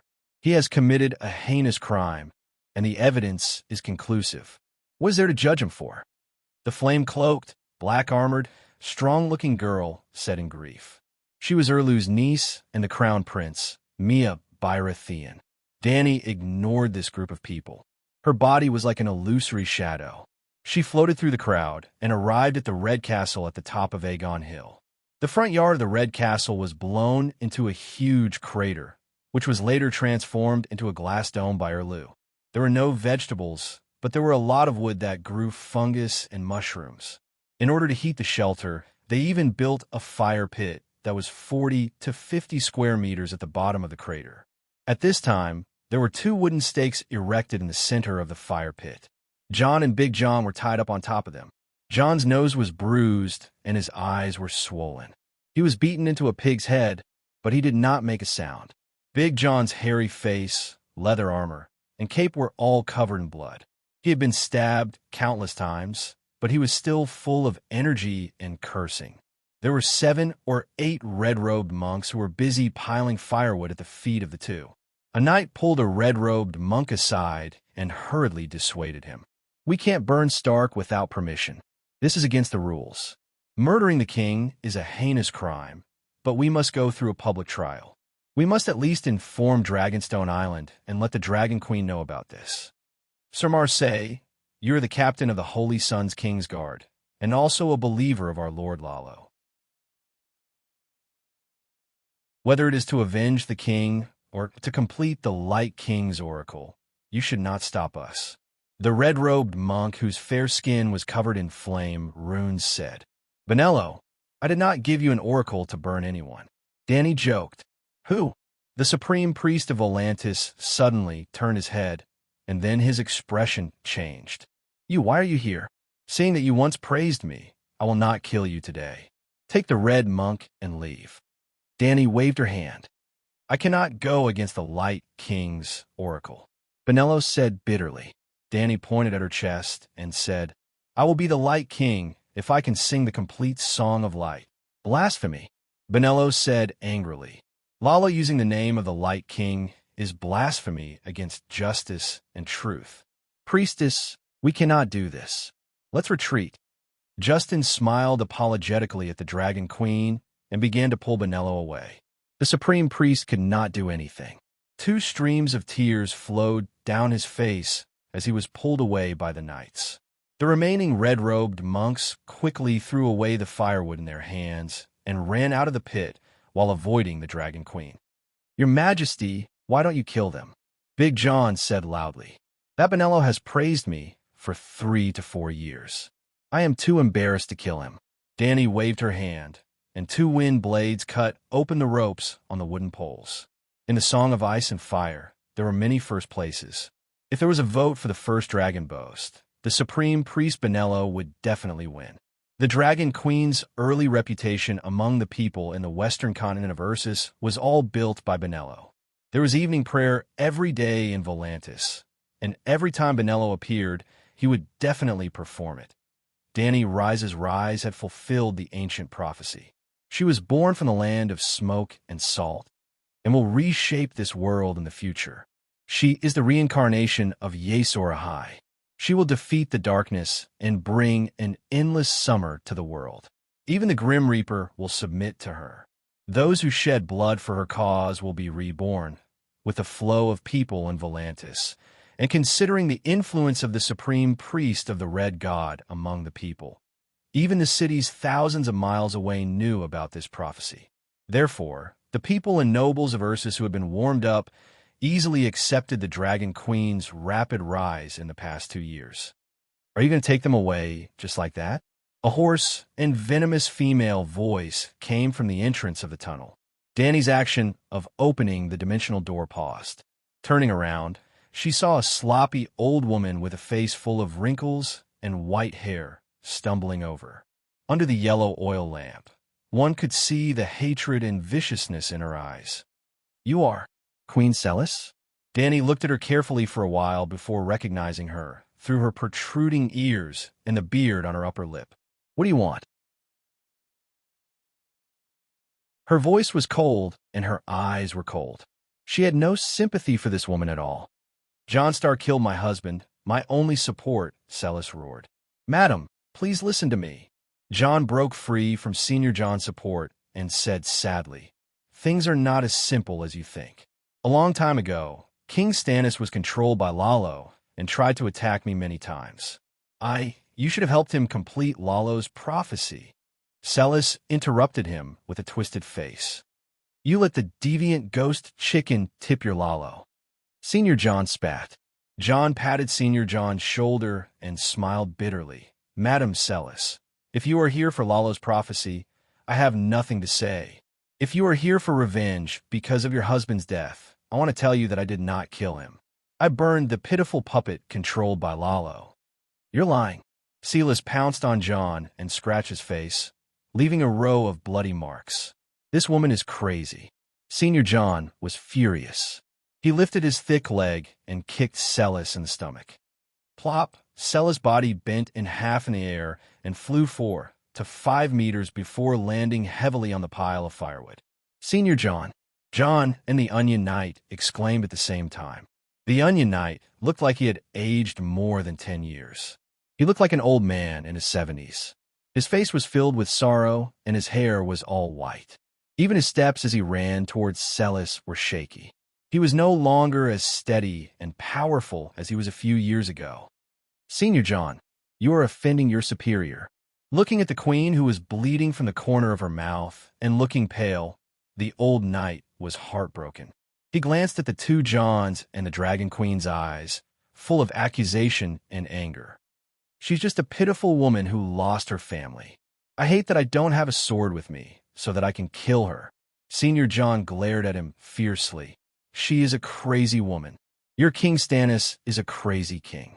The Red Robe Monk and the Red Heart Knight are all crazy people who are brainwashed by Lalo." "Shut up!" John shouted and staggered towards Celis. Seeing that she was still glaring at him, he heaved a sigh of relief and sighed. "Madam, your husband's soul and body were controlled by Lalo. At that time, the person I was facing was not Stannis, but Lalo. If you don't believe me, you can ask Sir Richard and Sir Sanche. They were also in the study at the White Sword Tower. If not for their help, I would not have been able to kill Stannis, who was sent by Lalo. Sir Sanche and Sir Richard killed themselves. the Onion Knight said. How is that possible? John was shocked. Danny sank her consciousness into the faith space. As expected, she found the Saint Seiya, who was chatting with a few knights in heaven. Of course they killed themselves. If the red-robed monks knew that we helped Stark to murder King Stannis, wouldn't we be burned and sacrificed to Lalo? On the beach, a banquet was being held. Demon Hunter Richard was wearing a loose silk shirt and pants. He was lying comfortably on the soft couch and drinking wine. Sigh, another king has fallen. Is the Iron Throne really cursed? Xena Lonlister said with a complicated expression. King Stannis did not sit on the Iron Throne. After that thing was moved back from the cesspool, it was locked in a warehouse and rusted. If anyone really sat on it and cut their buttocks, they would definitely get tetanus. Sir Sanj laughed. Sir Quincy said regretfully, I have always envied you. Becoming a glorious Saint Seiya, wearing the golden sacred robe, making contributions in the long night, and making a name for yourself. Wouldn't that be great? If it were me, I would not kill myself. Since when did the King's Landing allow the Red God believers to be so arrogant? Richard shook his head and sighed. Although it is glorious to be the demon hunter personally appointed by the Dragon Queen, the long night is really hard to endure. Especially when we can't join the great cathedral. Instead, we have to face a bunch of weird red-robe monks every day. Don't doubt it. It seems like all the red-robe monks in the world have come to the King's Landing. Yes. Sir Songun nodded with deep emotions. If I could serve under the Dragon Queen, I would rather die than commit suicide, but sigh, we were loyal to King Stannis until the last moment of his life. Buzz. Suddenly, two beams of golden light descended from the sky and landed on the two Saint Seiya who had killed themselves. Oh no, I'm going to be resurrected again. Richard wailed as if he had broken down. Under the envious and jealous gazes of lords, the two figures faded along with the golden light and finally disappeared. The Holy Mother really thinks highly of them, Sir Quincy said sourly.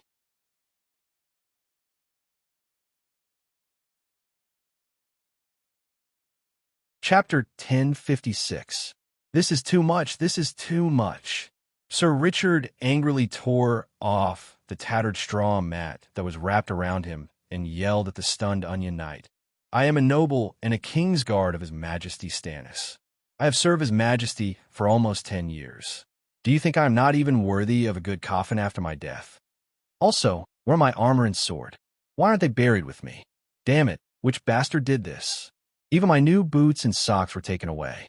Sir Songu was barefoot and his face was pale. You guys revived again? The Onion Knight was in a daze. Just now, no one knew what the Dragon Queen did. She reached out and grabbed two corpses wrapped in straw mats, revealing two pairs of large feet that were blue and purple from the cold. She threw them on the ground, and hoarse groans came from under the straw mats. While he was still in a daze, the corpses seemed to understand their condition and did not scream in panic after being revived. They only mumbled a few words and crawled out of the straw mats. When they saw what happened to them, the two knights were furious. You killed yourselves for fear of punishment, and you still want a good coffin? The Onion Knight had seen too many revivals in the past few years. He quickly came back to his senses and scolded the two knights for failing in their duties. You still have the face to call yourselves King's Guards. You colluded with criminals to kill your sworn brother and the king. You are the shame of the King's Guard forever. His Majesty begged us to help him end his pathetic life. I could not refuse, Richard shouted. Nonsense. The king's hand was furious and pointed at John and Richard. You should have told each other before lying. Stark said that His Majesty's body and soul were controlled by Lalo. You said that His Majesty asked you to free him. Isn't this contradictory? John frowned and said, Lalo did descend on His Majesty Stannis' body, but he did not say anything about freeing him. Sir Richard, you have only to tell the truth of the matter. I am not lying. Richard said seriously, I don't know much about God's descent, but I have been by His Majesty's side for more than 10 years. I can easily see through his eyes. When the conflict broke out, His Majesty suddenly attacked Duke Stark and let out a terrifying laugh. I didn't know what to do. I just subconsciously shouted, "Mighty heavenly dragon," and activated the golden cloth. I jumped forward and hugged His Majesty tightly. His Majesty called me a traitor and called the guards to chop my head. Luckily, Sir Song immediately used "Mighty heavenly dragon" and guarded the study room door. I did not dare to use my sword at His Majesty's head. At this point, Sir Richard paused with a sad look on his face. His Majesty has always been as tough as steel in my heart. I never thought that he would show such a weak and pleading look. Just one glance was like 1,000 words, and I instantly understood what he meant. He asked me to kill him, to use the holy light to end his tragic fate. My heart skipped a beat, and tears began to flow from my eyes. I did not have the heart to kill him.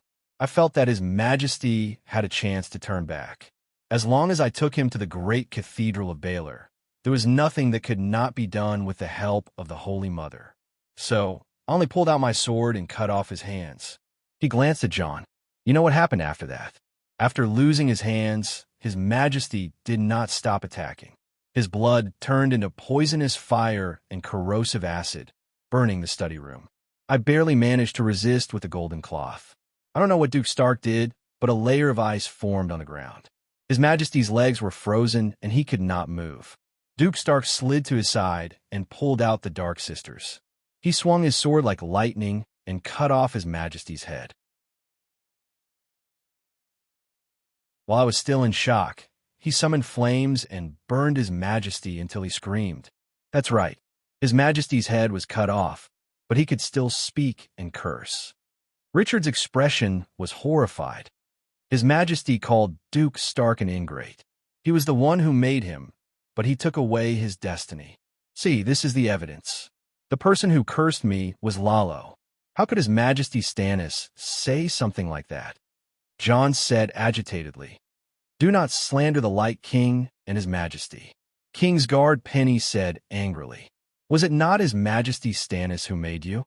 Was it not you who was rumored to be the reincarnation of Yasur and Ahai?" By now, the guard in the Red Keep knew that the Dragon Queen had come to the execution ground. The Crown Princess and Erlu's ministers were all here.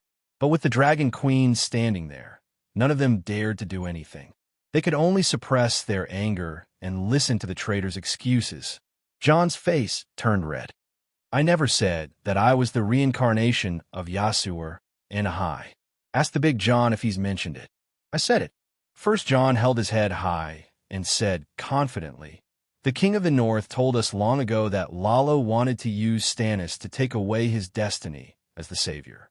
Now that it has come true, it means that Jon Stark is the reincarnation of Yasur and Ahai."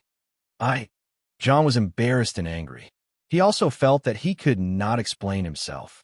He had indeed said something similar to the vassals of the North and the Valley.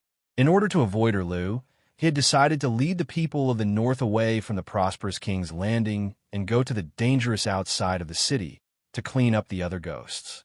He had to be honest to unify everyone's opinions.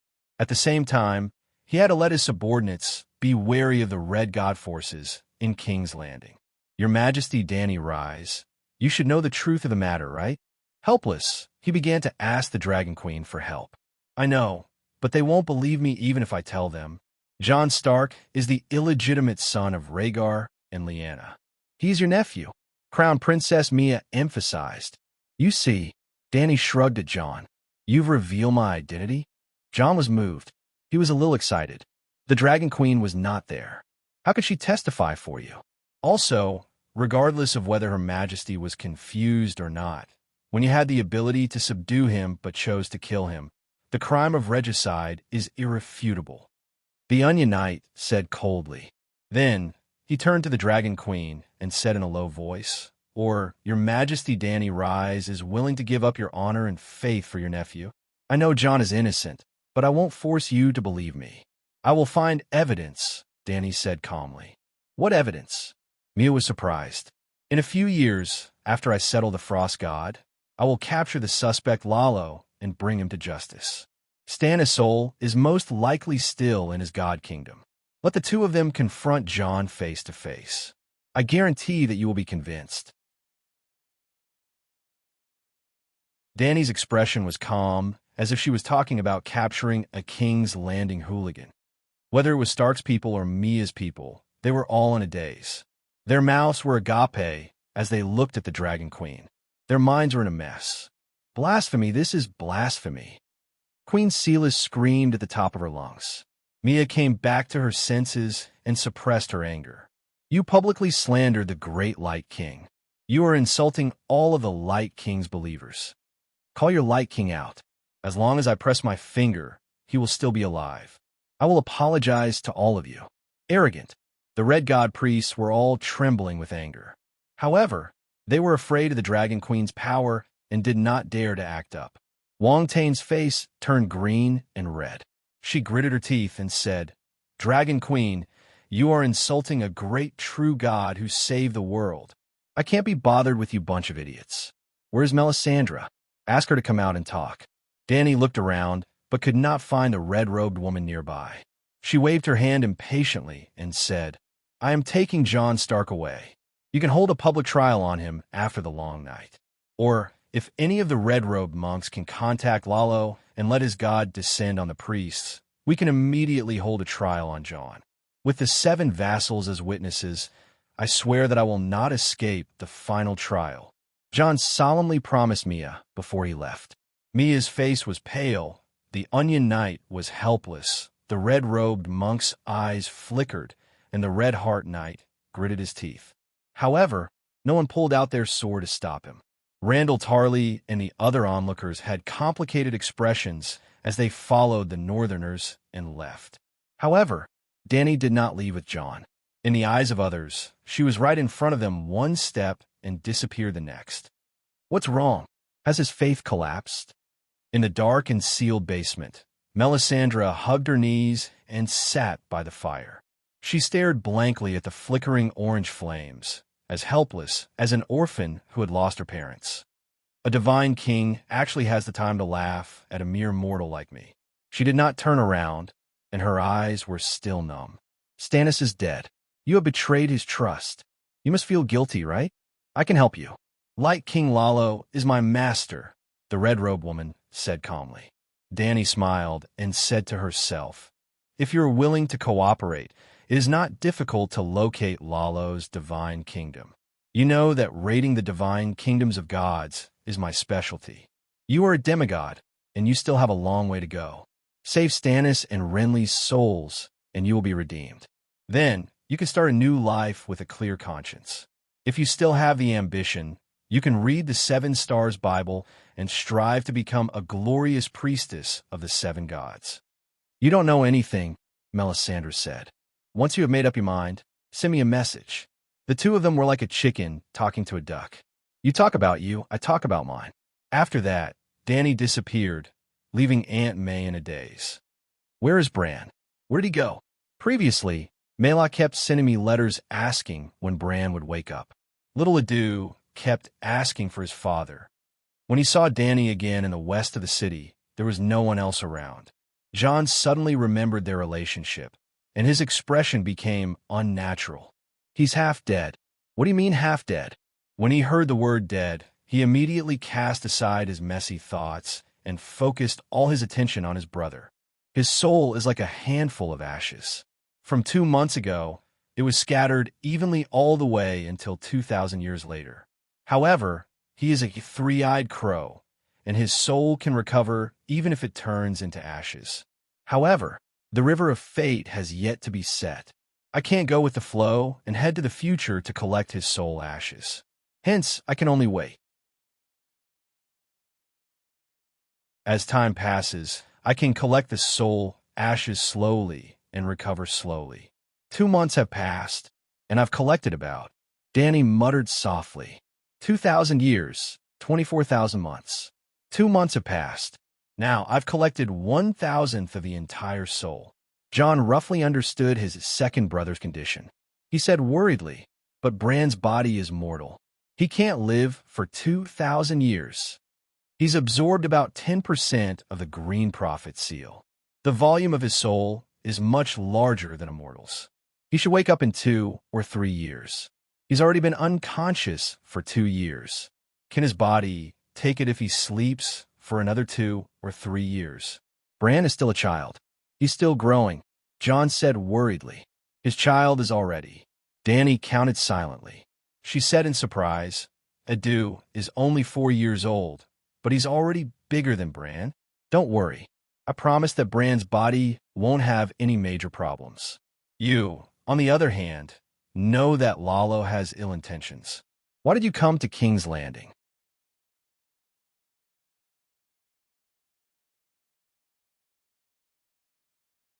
Chapter 10:57. I've been avoiding meeting Stannis face to face. I even left King's Landing on purpose. But in the 2 months you were away, especially in the last half a month, the other Ghost Army attacked like crazy. After the 100 Legion War, the Volunteer Army didn't let up on eliminating the other ghosts. The number of ghouls in Westeros wasn't enough to make all the castles red. But here's the weird part.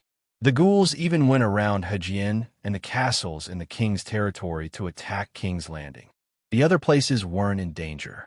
But there was an army of 1,000,000 ghouls outside King's Landing. What could I do?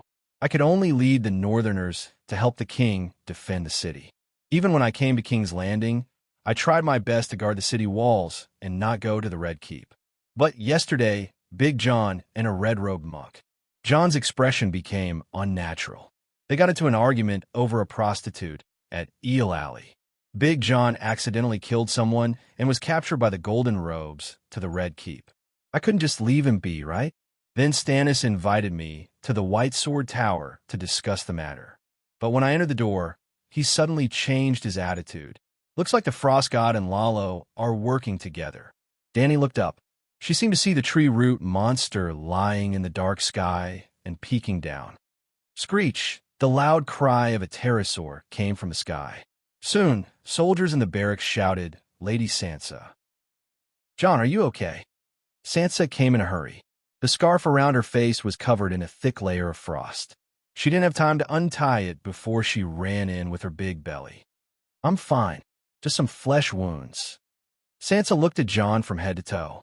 Seeing that he was fine, she untied the Shadow Lynx's fur coat and pulled out a silver-haired little girl from her chest. Dany thought that her niece-in-law was pregnant again. This is Uncle, and this is Grandaunt. Little Dany, greet them. Sansa patted the child's head and smiled gently. He was 2 or 3 years old and was wearing a fluffy fox fur coat. His skin was fair and clear, and his round face had 2 red cheeks. His big blue eyes were looking around. He was very clever and also very festive.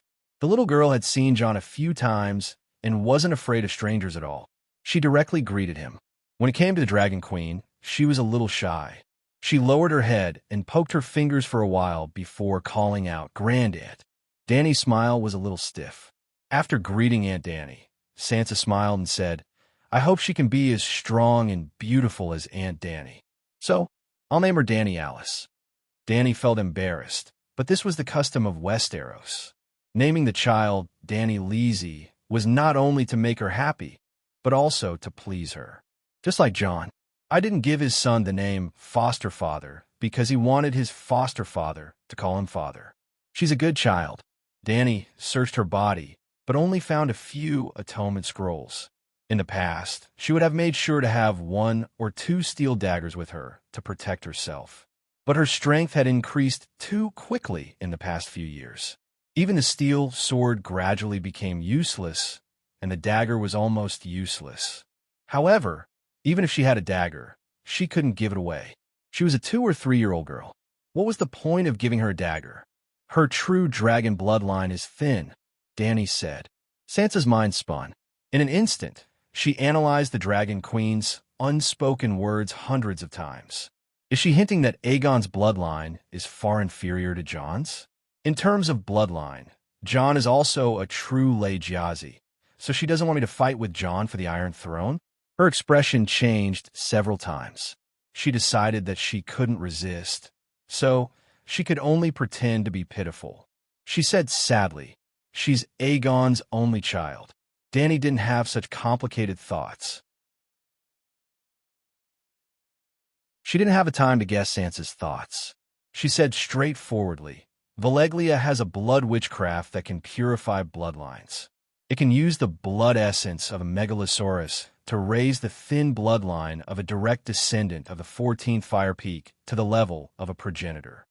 Sansa immediately guessed Dragon Queen's thoughts. Her voice began to tremble. Is it the witchcraft that can turn Tyrion into a dragon worm? You want to help little Dany cleanse her bloodline? The witchcraft has been improved, and it uses Blackie's blood. Are you willing? Thank you, Aunt Dany. Sansa nodded. She was so excited that she cried. Dany waved her hand and pulled out a three-legged, two-eared cauldron from thin air. The King of God cauldron! Jon and Sansa exclaimed at the same time. They were shocked. They sensed something the moment they saw the cauldron. They then thought of the voice in the Sea of Laws. Dany walked out of the door. Blackie just happened to stretch its head over. She tapped the cauldron with her finger and took a scoop of hot dragon blood from Blackie's jaw. She used the King of God's cauldron to receive it. After a moment of hesitation, she even pricked her thumb and dripped 7 or 8 drops of blood into the cauldron. She then went back into the house and picked up little Dany, who was crawling around on the bed. She didn't even need to take off her clothes. She just stuffed her into the cauldron. It was like a clay ox entering the sea. She lost track of the little girl in an instant. "Ah!" Sansa shouted in panic. "Aunt Dany, why did you throw Dany into the King of God's cauldron? That's the Sea of Laws. The Sea of Laws contains thousands of laws. Naturally, it also contains the laws of bloodline fusion. That is why there is no better place to perform this blood witchcraft than the King of God's cauldron." With that, Dany slapped the cauldron. Boom! Flames soared into the sky, causing the entire hall of the garrison to be dyed red. Whoa, it's so hot. Mommy, I'm so hot. Little Dany wailed in the cauldron. Hearing her daughter's wails, Sansa stopped wailing. If she didn't die from the fire, it meant that Aunt Dany wasn't lying. "Be good, don't cry. You'll be fine in a while." She comforted her loudly. "I won't be fine in a while." Dany laughed. It had been burning for 3 to 4 hours. If it was beef tendons, they would have been cooked to mush by now. The child had stopped crying long ago. She was burping from crying, but when she was tired, she fell asleep. "Let's go." Dany lightly slapped the cauldron. With a bang, smoke and fire flew everywhere. A fat baby that looked like a snowball exploded out. Jon's uncle immediately went forward and scooped his niece into his arms. "She's asleep. She's even snoring," he said weirdly. "You're not really burning her?" Dany rolled her eyes. Sansa happily took her daughter and asked tentatively, "Aunt Dany, can little Dany learn the great wizard meditation technique?" "We'll test her when she's an adult. Do you want to help her take a bath?" Theon brought in a pot of hot water. "Theon, your sister." Dany glanced at his crotch and was stunned. It wasn't that she had X-ray vision and saw something that would make a lady cross her eyes. She was just about to ask Theon if he had any close relatives other than Victarion. But when she thought of Greyjoy's direct bloodline, she instinctively activated the three-eyed crow's omniscient eye. Then, she saw one of Theon's sons, P.S. "Theon, you have an illegitimate son. Did you know that?" she asked weirdly. "You must be joking." Theon looked bitterly at his lower body. "I can't make a woman pregnant." Back then, Robb led his army south and won a great battle in Babel Forest. Then, you left and said that you wanted to persuade your father to form an alliance with the Northerners. At that time, I really wanted to help Robb. I thought that I was someone important in the Iron Islands. After all, I was my father's only son. Theon looked sadly at Jon and Sansa and said pitifully, "But I was nothing in Tyamin's eyes. They treated me like Stark. I wanted to prove that I wasn't, and then, I'm sorry." Jon patted his shoulder and said in a low voice, "Theon, you were Ed Stark's son." "Thank you." Theon lowered his head and quietly wiped away the tears in his eyes. "The past is the past. Let's focus on the present," Sansa said as she bathed her daughter in the wooden tub. "Who did I have an illegitimate son with?" Theon's eyes were filled with cautious anticipation. "How did you get to the Iron Islands?" The past quickly flashed through Theon's mind like a painting. Suddenly, a look of surprise appeared on his face. He said excitedly, "I took the merchant ship Mirahan to the Iron Islands. The captain had a daughter. She and I During that half a month at sea, I was with her every day. Before she met me, she was still a virgin. If she was pregnant during that time, it could have been my child. Danny nodded. Jenny gave birth to a son for you. Jenny? Theon was stunned. She served you for half a month, and you don't even remember her name? Danny looked at him with disdain. Theon's expression was awkward. Danny sighed. She cut open the void and stuffed the God King's cauldron into it. Then, she extended her consciousness to the old town. A light blue spatial door appeared out of thin air and enveloped the mother and son who were eating tree roots and dough balls on the stove. Plop! A blue opening appeared above the Duke of the Northern Territories stove. A tattered quilt wrapped around 2 sticks of reeds fell down. "Ah, Father, don't hit me!" The woman under the quilt shouted with a hoarse voice. Jenny. Theon trembled as he tried to pull the quilt away. The next moment, tears streamed down his face.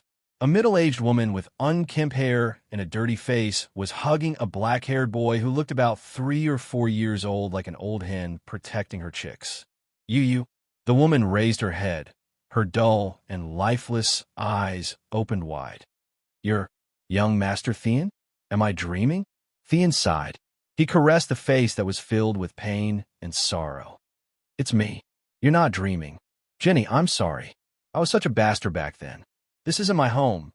Jenny said blankly. "That's not important." "Tell me, this boy is my son," Theon said agitatedly. "His name is Cuttlefish Ball. He's 7 years old this year. He's your son." Jenny's eyes were wet. 7 years old, looking at the sallow and emaciated boy who was even smaller than little Danny. Theon felt as if a knife was being twisted in his heart. He felt terrible. Slap, slap, slap. He slapped himself more than 10 times. His face was swollen. He only stopped when John pulled him back. "I should have made you my salt concubine back then," he said sadly to Jenny with blood dripping from the corner of his mouth. "Theon, your sister, Asha." At this moment, Danny explained what happened to Asha. Theon hugged the illegitimate child. He paused for a moment and said sadly, "It's been a few hundred years. I won't be able to see her again.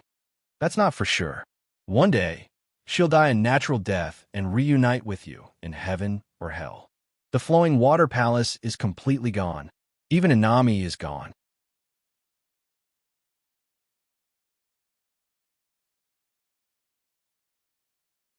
Chapter 1058.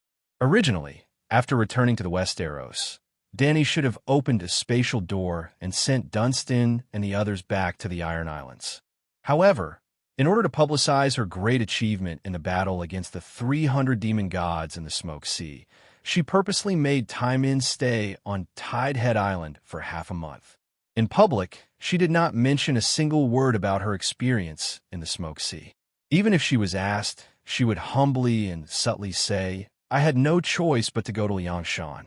Then, she would praise Dunstan and the Grey Sea King for their bravery and wisdom, indirectly hinting to the crowd to ask Dunstan and the others.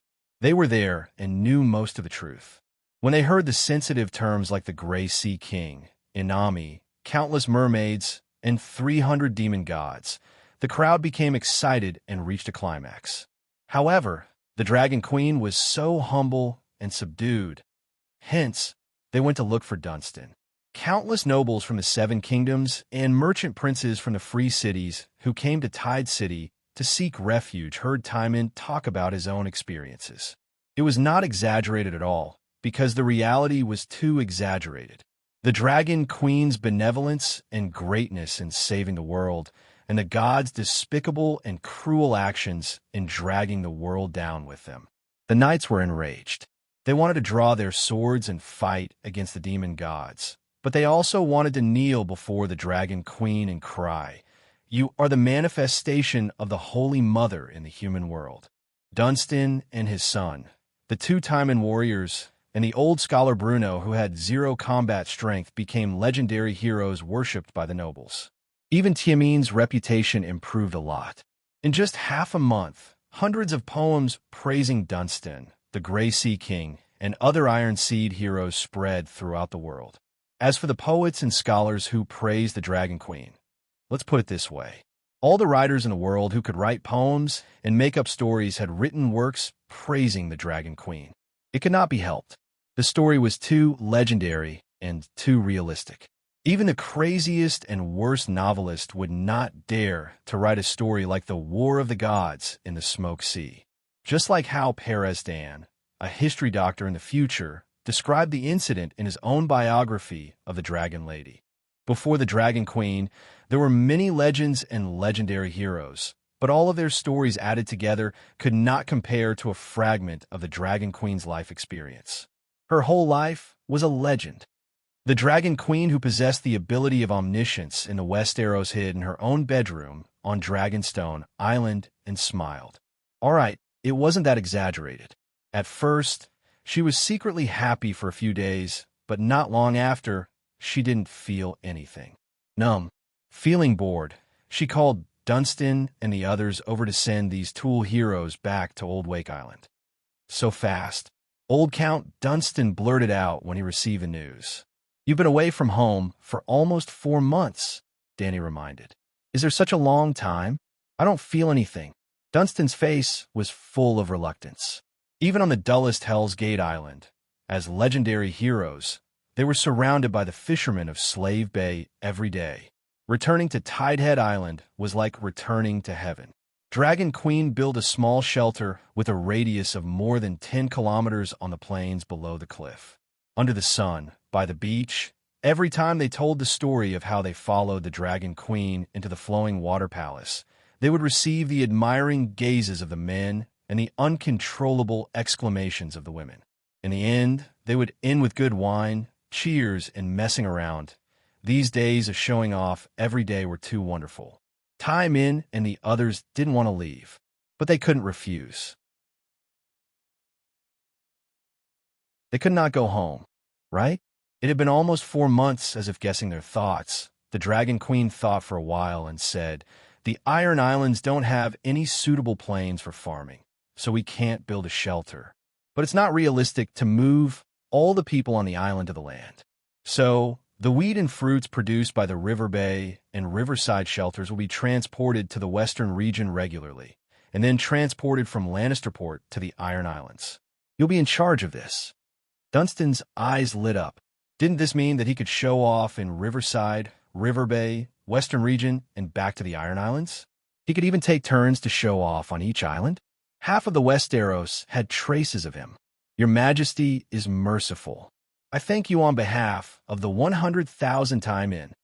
The old count prostrated himself on the ground and kowtowed sincerely. No one knew if he was thanking the Dragon Queen for using food to relieve the time in, or if he was just excited that he could show off everywhere. Walking out of the dimensional door, the biting cold wind made the 5 time in shiver. Being stimulated by the cold wind and seeing his family members excitedly welcoming him, Dunstan suddenly remembered something. "Wait, Your Majesty, don't close the door yet." He hurriedly shouted to the other side of the bright and beautiful spring. "What's the matter?" The Dragon Queen poked her head out. "Where's Priest Thale? He shouldn't be dead yet." Dany was stunned for a moment before she remembered the 3 drownings that she had sealed into a soul ball. When the overclocking of the 5 dragon souls ended, she seemed to have handed the soul ball to Blackie. Dany hurriedly sank her consciousness into the faith space and sensed around.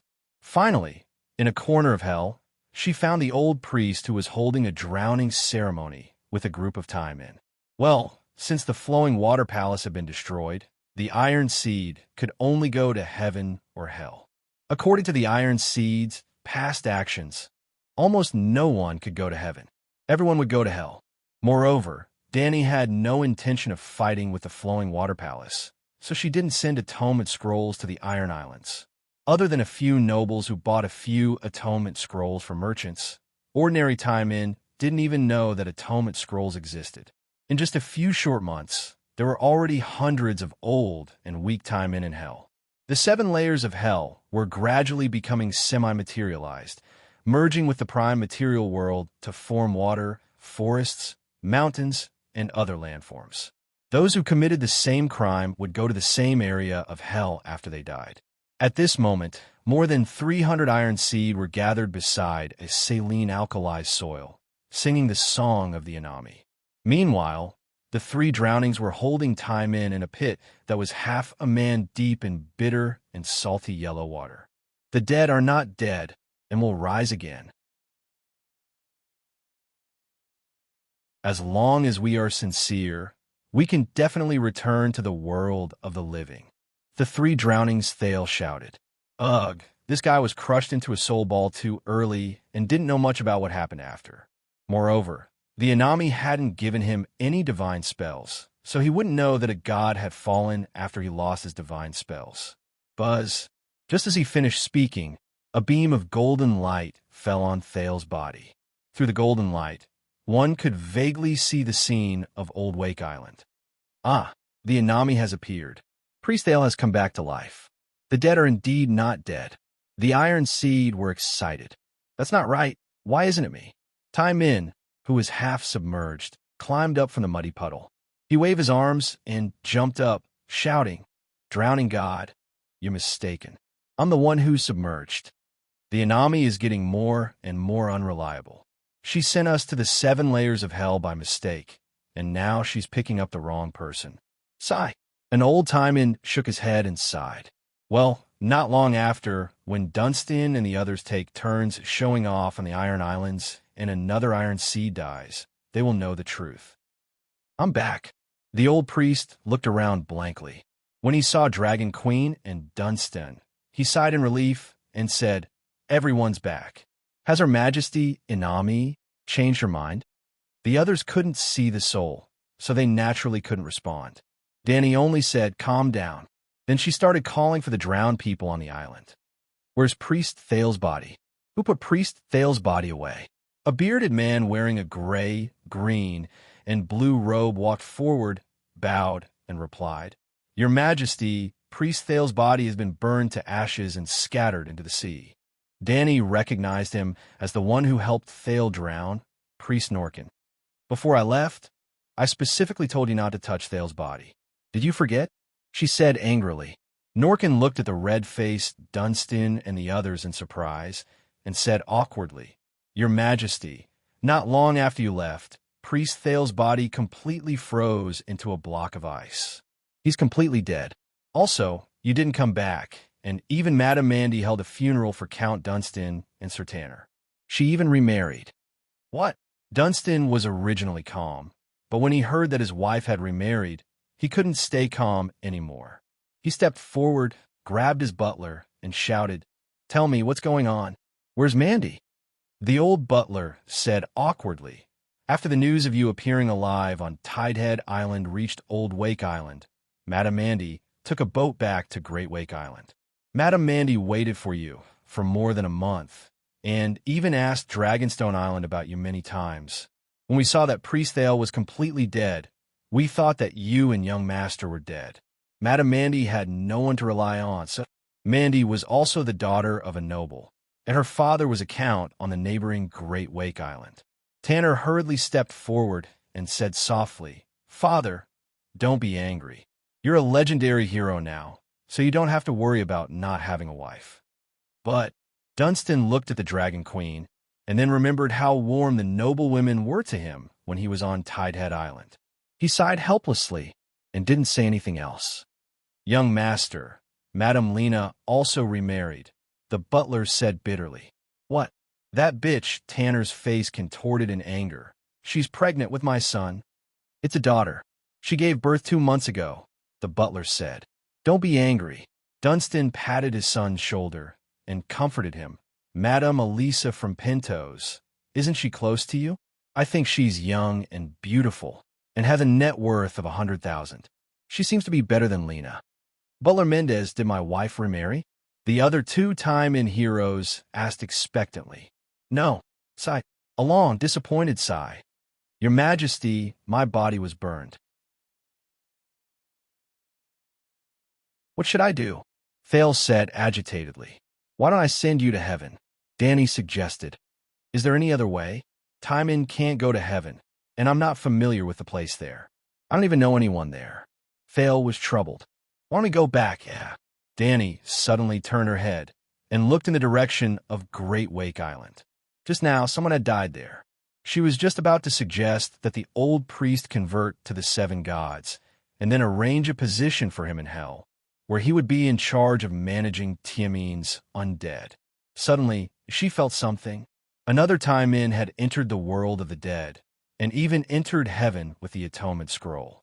Instinctively, she used omniscience, and found that the deceased was Dunstan's wife. The woman was afraid that she would meet her husband in the flowing water palace in the future, so she begged her father to get her an atonement scroll. She didn't do any good in her life, but she didn't do any great evil either. She went to heaven with an atonement scroll. Even more coincidentally, although Madame Mandy was a muggle, she had a powerful supernatural talent.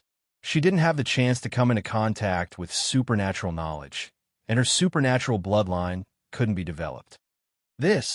Danny's expression changed several times. After a long time, she looked at Senyama with a strange expression and said slowly, "Priest Thale, I met an otherworlder outside the Dark Domain, and she told me a story. Legend has it that in a world called Huaxia, there was a wizard named Li Hongshui. Just like you, his soul left his body to wander around, but his body was burned by his disciple.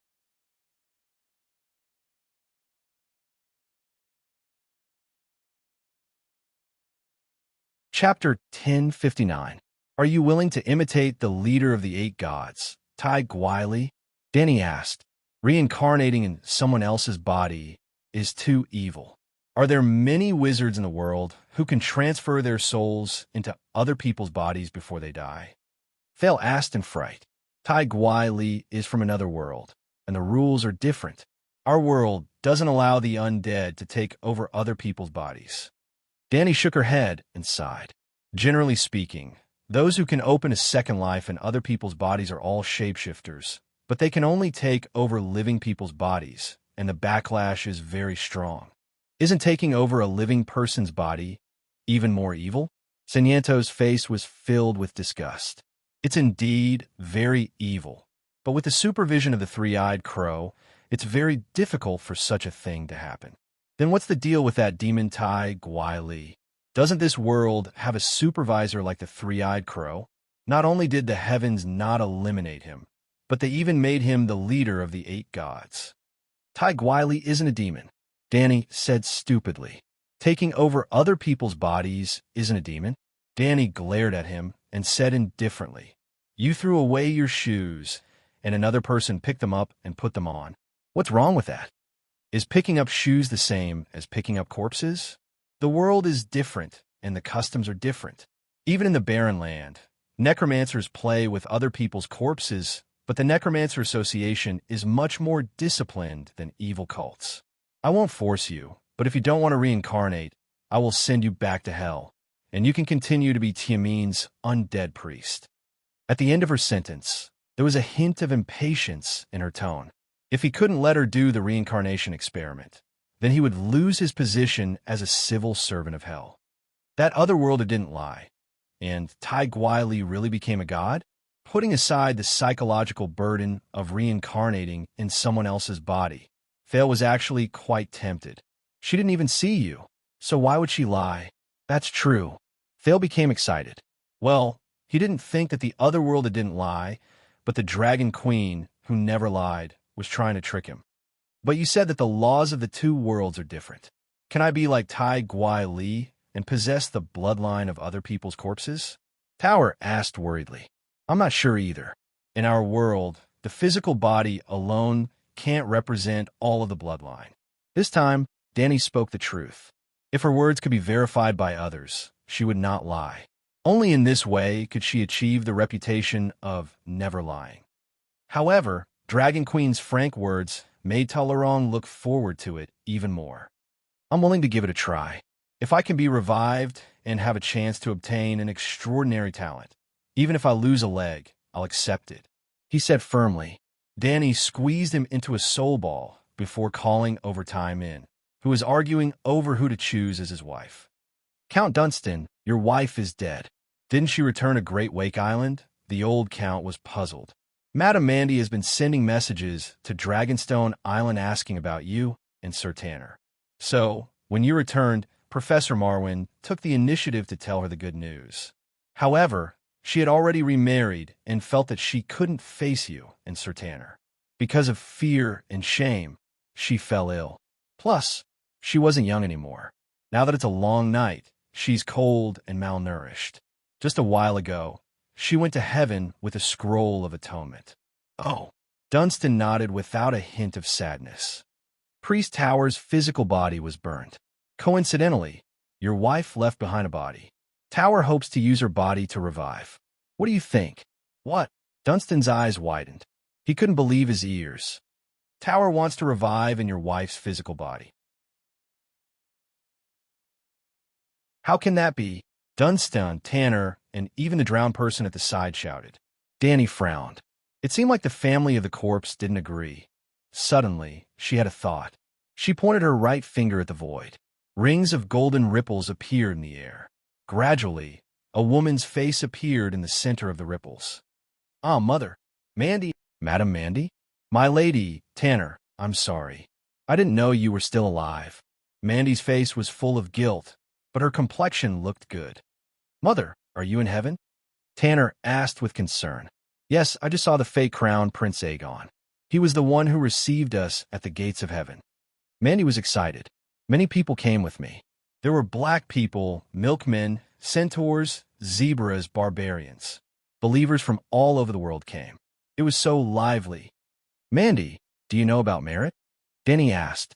Yes, Aegon told us from the beginning.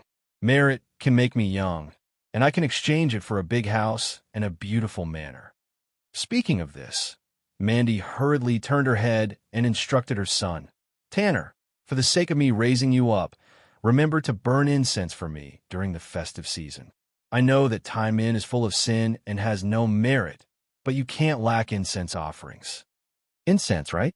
I'll remember, Tanner agreed with a strange expression. Mandy, it's like this. Danny told her about Thale needing her body. If this is done, you too will have karma. He used your body and needs to repay you, such as merit points. Mandy was a little unhappy at first, but when she heard about merit, she quickly asked, how much merit can I get? Immeasurable merit. How much is immeasurable? Mandy asked. No matter how much merit he earns in the future, he will give you 30% until 10,000 years later. If he can live for 10,000 years. Danny didn't plan to let the soul live in heaven until the end of time. Ordinary souls could live for 10,000 years at most, and after 10,000 years, they would be forcibly sent to reincarnation. She was confident that after 10,000 years, she would be able to master the real reincarnation technique. Isn't 30% too little? Mandy hesitated. The physical store was destroyed by greedy landlords like you. Danny complained in her heart and shook her head. You should know how hard it is to get merit. You're just sitting back and enjoying the fruits of others' labor, but he's the one who's working hard. Mandy thought, it's because I know merit is hard to get that I want more. Seeing her reluctant expression, Danny was a little disheartened. If you don't want to, then burn the body. Hey, wait. Mandy stopped the Dragon Queen and probed. You said that my physical body has a powerful, extraordinary talent and is very valuable. Then, is there anyone else who wants it? You think Thale is a man? Mandy said seriously. I think he's poor. The Holy Sparrow's 30% merit is definitely different from Thale's 30% merit. Damn, that makes sense. Even the Holy Mother couldn't refute it. Danny was stupefied. Also, I know what kind of person Time Inn is. He's full of sin, so how can he have any merit? Let alone 10,000 years. I probably won't get any merit from Thale even in 100,000 years, Mandy said. Stupid woman, what did you say? Dunstan angrily rebuked. Do you know how brave we Iron Seed were during the Battle of Smoke Sea? Drownman Norkin was also dissatisfied. Priest Thale is the leader of the drowned. If you humiliate him, then you're humiliating all the drowned. Mother, I'm also a Time Inn. You, Grandpa, and Uncle are all drowned, Dunstan said in a low voice. But I'm telling the truth. Mandy said, I'm the only Time Inn in heaven. The rest are all in hell. Ignorant fool. Do you know how many Ironseed spirits are in Flowing Water Palace? Hundreds of thousands, millions. Dunstan said with disdain. You're the ignorant one. You need merit to go to heaven, but you only need sin to go to Flowing Water Palace. Who gave you the courage to talk back to me?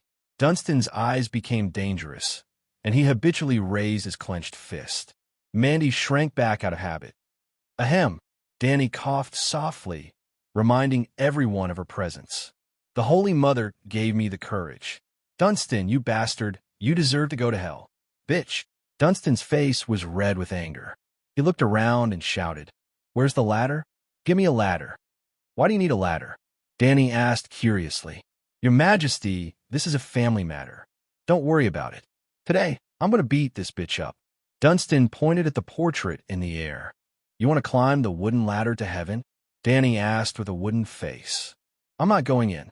I'm going to lie on the window and give her a few slaps. Danny didn't want to play with this family of idiots anymore. She said to Mandy, Inami is dead.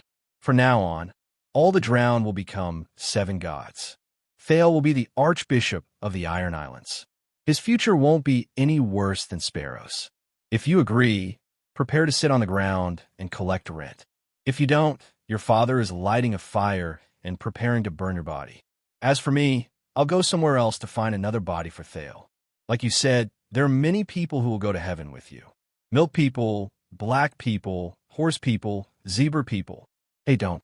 I agree. Mandy panicked. Did you all hear that? Danny glanced at the people around her. She waved her hand and a blue halo flashed. A wooden coffin fell on the beach. Vaguely, everyone seemed to hear an old man's panicked wail. It wasn't easy to resurrect in someone else's body. Danny first used Type B active spirit with fire magic to warm up Mandy's body. After it recovered to normal, she began to collect the remaining soul power in her mind.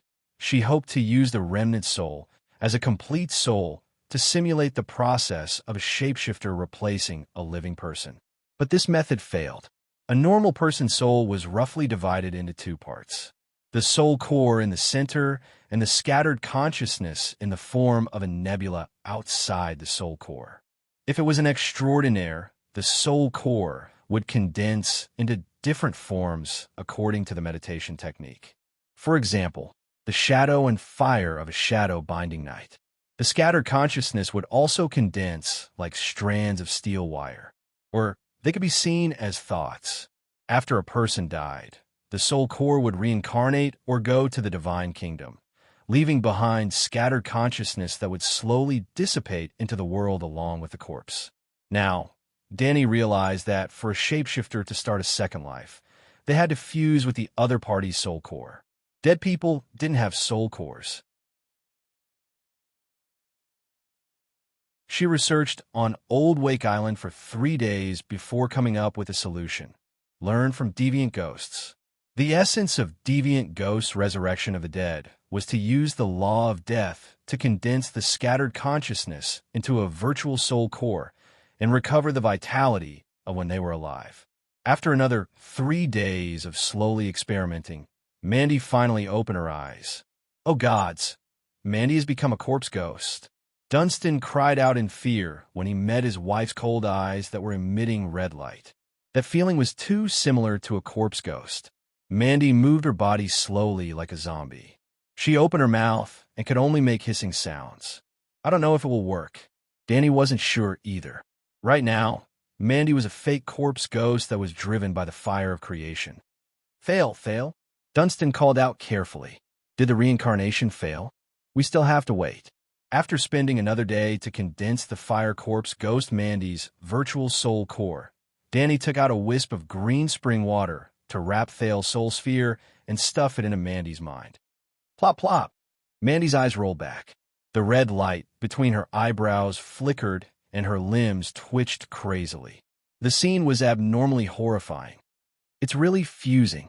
Danny was pleasantly surprised. I have flesh and blood. Am I really resurrected? 2 hours later, Mandy's eyes had a trace of confusion. Is this a miracle or an evil spell? Dunstan swallowed his saliva. My voice. Thale touched his face, then his chest, and then his lower body with trembling hands. Oh no, Sigh. We're all old people. What's the difference between a man and a woman? Since you've resurrected, my mission is complete. I'll take my leave first. After comforting him, the Dragon Queen's figure flashed and disappeared from Old Wake Island. Sob sob, your majesty, we agree before. Iron Crutchley is missing a leg. Thale covered his face and cried. The queen didn't lie. You're indeed only missing a leg. Looking at his new wife, Dunstan was a little restless.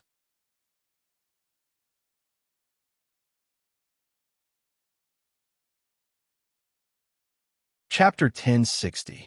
North Ice King, North Ice King, North Ice King. Starting from the Gate of All Gods, the cheers of the crowd were like ink splashed into a clear pool, spreading from west to east at the speed of sound, spreading across half of the King's Landing. There were countless people, including normal citizens, the beggar army in gray robes, the sons of warriors with colorful capes, the nobles and merchants.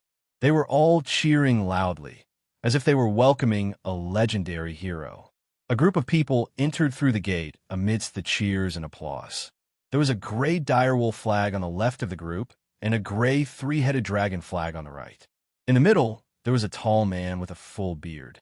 The man wasn't riding a normal war horse, but a gray unicorn with blood-red fur. There was also a direwolf with red eyes and white fur by his side. The unicorn was 2 meters tall and 5 meters long. It looked like a long-horned yak, but compared to the cumbersome yak, the unicorn was more agile and powerful.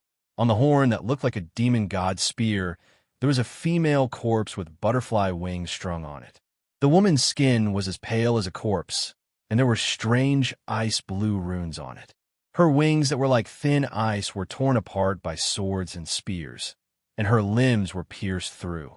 A tall knight walked out from the group and pointed at the corpse of the butterfly on the horn, and roared at the King's Landing citizens.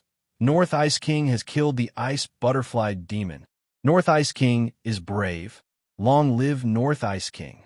The crowd became more and more excited, and their faces turned red as they screamed at the top of their lungs. Incredible. 7 days ago, the ice butterfly demon led 100,000 ghouls to massacre the Deerhorn Castle, and today, the corpse is hanging on the King's Landing. North Ice King, you live up to your name. A black man wearing a red and green feather cape exclaimed. You're not dead yet. A mocking voice suddenly came from the side. The black man turned around and saw a handsome short man wearing a black wool cape looking at him with a smile. You are.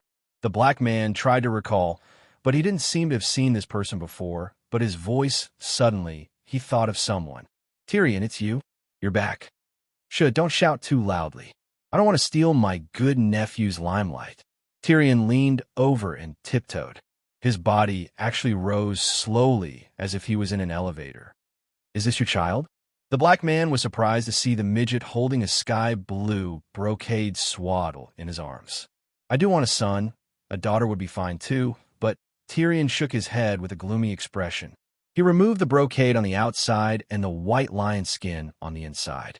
He raised the child and looked at the unicorn knight in the middle of the crowd. Little Tywin, look at the Northern Ice King, who killed a deity in anger. Look at how impressive and popular he is. In the future, learn more from this uncle. Don't learn from your own uncle. Tywin, my uncle. The black man's pupils shrunk. He carefully looked at the iconic golden hair and blue eyes. With a trembling voice, he said, Messiah is still alive? Is he the son of Messiah? Why do you think Messiah is dead? Tyrion asked curiously. Cersei kept saying that her daughter was tortured to death by the Dragon Queen. The black man said embarrassedly. Tyrion said strangely, Jaraba, back then, you were framed by my sister as Little Rose's secret lover. Do you still believe her words? Jaraba's expression was awkward. No way. Tyrion looked at the man beside him in horror. He was close to 40 years old, and his skin was as dark as the night. I never thought that Little Rose would have such a strong taste. No wonder she could crawl all over the place. Don't misunderstand. I only had eyes. I didn't have the chance to do it. There are too many people in the palace. Jaraba waved his hand regretfully. Fuck, that's even more disgusting. The midget's expression was disgusted. I thought she was just thirsty and took a fancy to your strong and dark body. I didn't expect her to have feelings. A hint of anger flashed in Jaraba's eyes. No matter what, I'm still a prince. How'd I make you feel disgusted? Back then at King's Landing, you and I sparred many times. Why don't you feel disgusted? Don't be agitated. I'm not targeting you.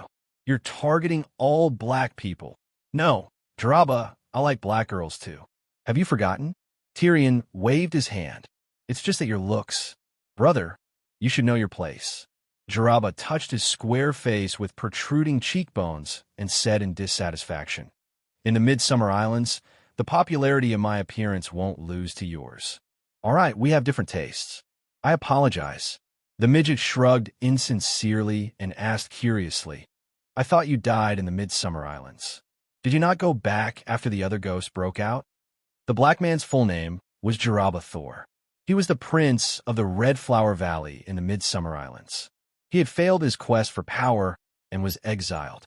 He had been living in King's Landing for more than 10 years and was Robert's guest. There were many islands in the Midsummer Islands, and the Red Flower Valley was only a river valley on one of them. Therefore, Jaraba's identity as a prince was worthless. The midget thought that he was dead because when the other ghosts broke out in the north, the foreigners in the Seven Nations fled the Westeros and returned to their homes. I was exiled, not on a vacation. How would I dare to go back? However, when the news of the Great Wall's collapse reached King's Landing, I did leave the Westeros and went to Pentos. Then, Jaraba shrugged and said helplessly, the legends are right.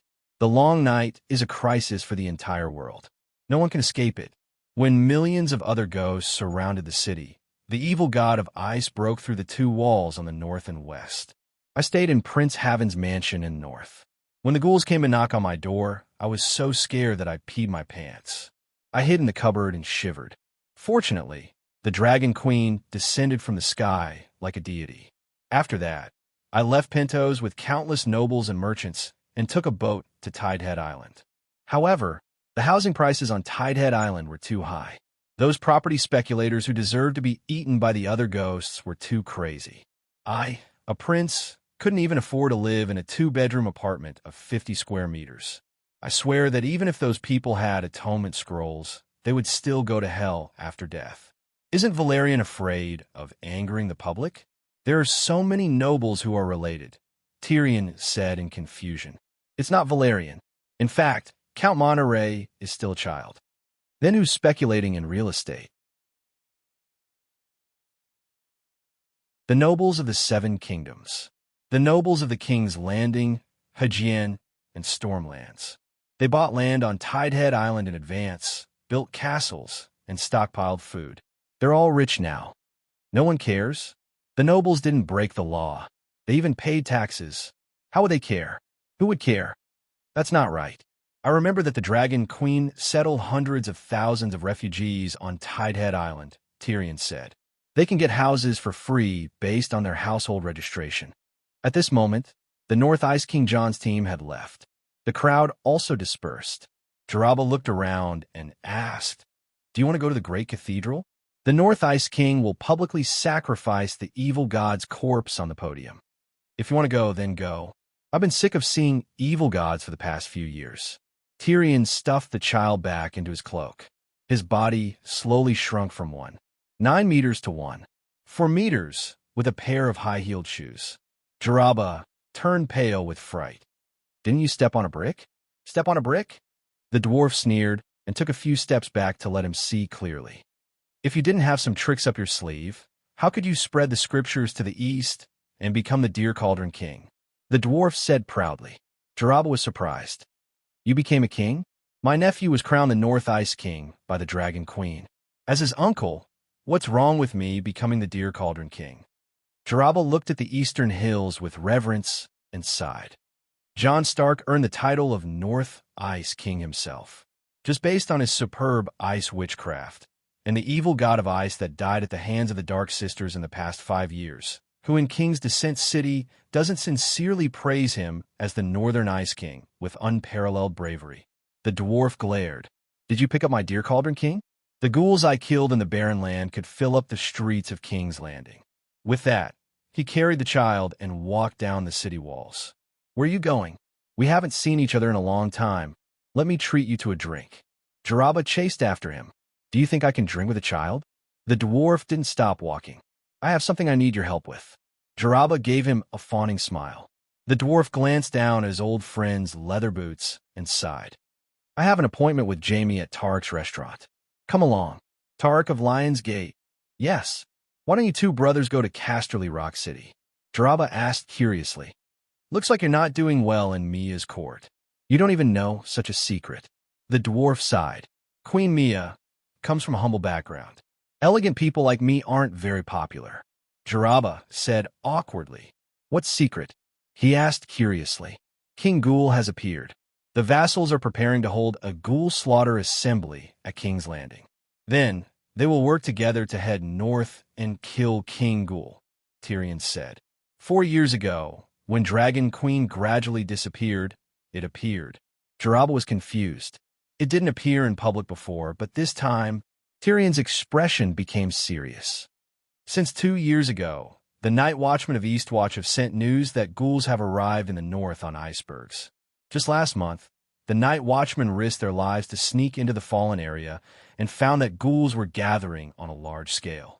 Rough estimates suggest that there are more than 20,000 ghouls.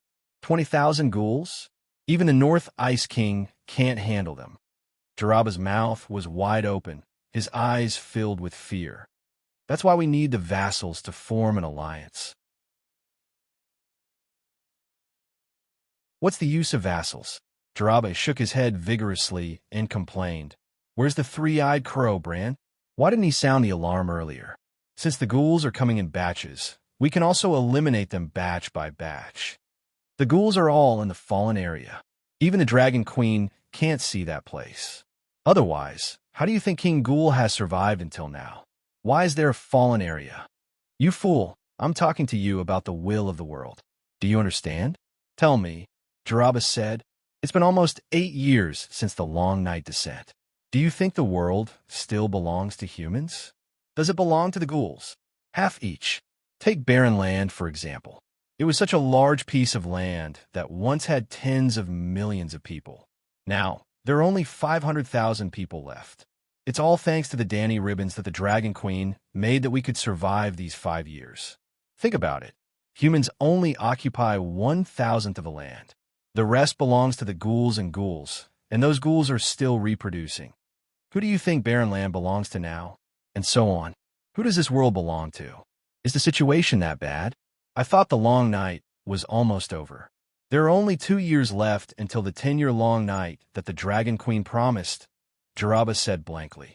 Tyrion smiled. The long night is indeed almost over.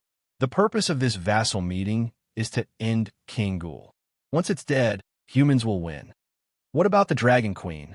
5 years ago, she left Slaver's Bay with 200,000 centaurs and spent a year sweeping through Ursos from south to north, east to west, and back again. We haven't heard anything about her since then, Jaraba said, puzzled.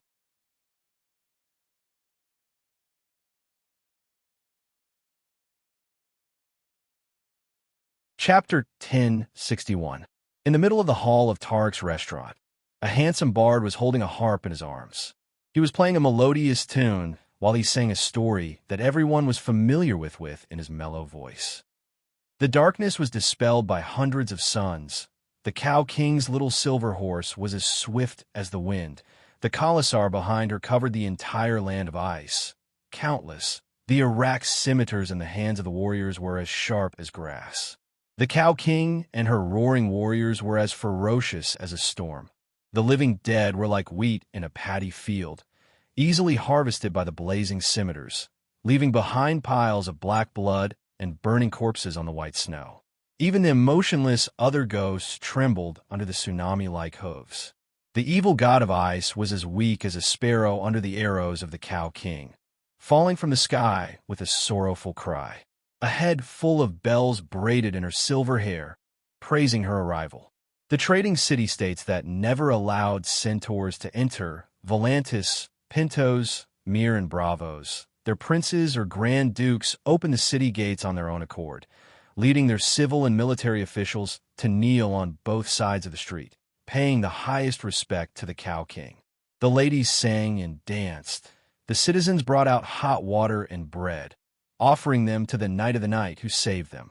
The sword-wielding mercenaries and warriors fought to join the ranks of the Cow King. Her army grew larger and larger. She could conjure fresh grass and fruits out of thin air. Her army didn't need rations. Her warriors could be reborn from death. She shouted loudly, inviting the Frost God to battle. But even the terrifying Frost God, who brought the long night to the world, was afraid of her name and trembled at her roar. The song ended. The handsome singer smiled and bowed to everyone. Immediately, a patron threw a bronze star over, praising loudly, as expected of the famous golden voice Simone of the Narrow Sea. Even an old song that you have heard a few hundred times can be sung so beautifully. To the Dragon Queen, to the Cow King, to the golden voice Simone. Another patron stood up, raising his wine glass and toasting loudly. To the Dragon Queen, to the golden voice Simone. The hall immediately became noisy.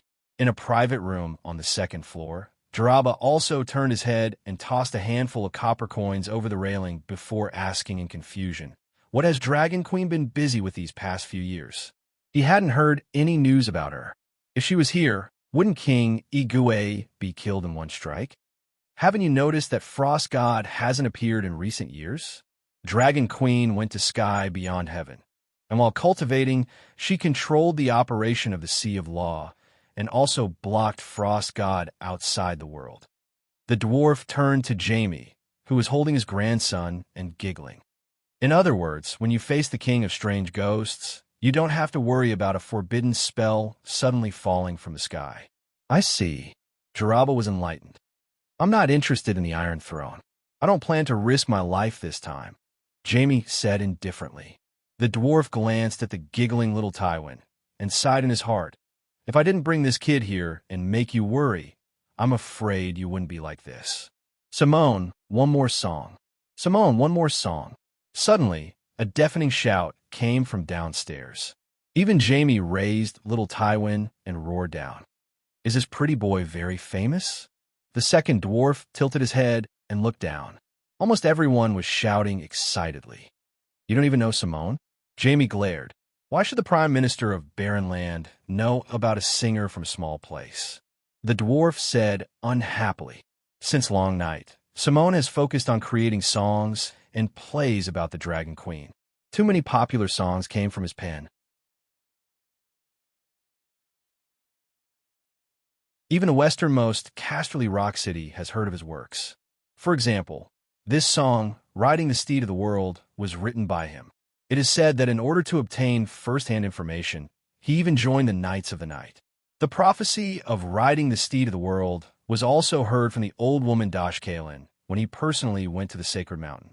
Jamie explained. Only you guys. The dwarf's gaze swept across his brother and Brother Black's face, his eyes full of contempt. You can ask any centaur who doesn't know about the prophecy of riding the steed of the world. Jamie rolled his eyes and said lightly, You were once a scholar in the brothel. Can't you hear how charming Simone's voice is, and how moving his zither is? In my Prime Minister's mansion, there are at least 10 singers whose voice, zither skills, and looks do not lose to this kid, the dwarf said proudly. Why do you keep a male singer? Jamie said in shock. Jaraba's eyes lit up. He patted the dwarf's shoulder and sighed in relief. Tyrion, you're finally enlightened. Scram! The dwarf slapped the Black brother's hairy hand away and sneered. For every 10 male singers I keep, I have to keep 100 female performers. Zither and songs. There must be both men and women. Don't you understand this? Keep 100 performers? That's too extravagant. Jamie frowned. 100? Don't you understand? There are at least 10 male singers who are better than Simone. The dwarf raised 2 fingers. Let's be frank, in my mansion, there are more than 2,000 people, including the singers and servants. Don't talk about extravagance. The Prime Minister has to act like one. No one cares about you. What about Prince Beau? Jamie was puzzled. The old prince died 3 years ago on a horse. When a new prince sees me, he has to bow and call me Prime Minister, which is Father Prime Minister. The dwarf said proudly. Fuck. Jamie's expression twisted. Jaraba's face was full of envy. No wonder you didn't come back for so many years. I brought a dying dynasty back to life. I deserve such treatment. Tyrion smiled smugly, in a good mood. He took the initiative to ask, You said you wanted my help? What is it? Jaraba said sorrowfully. The Midsummer Islands fell. My people died tragically. In this time of crisis, I hope to bear the burden of rebuilding the kingdom. What's your kingdom? The Safflower Valley Kingdom. Jaraba emphasized in a deep voice. You want to restore the kingdom?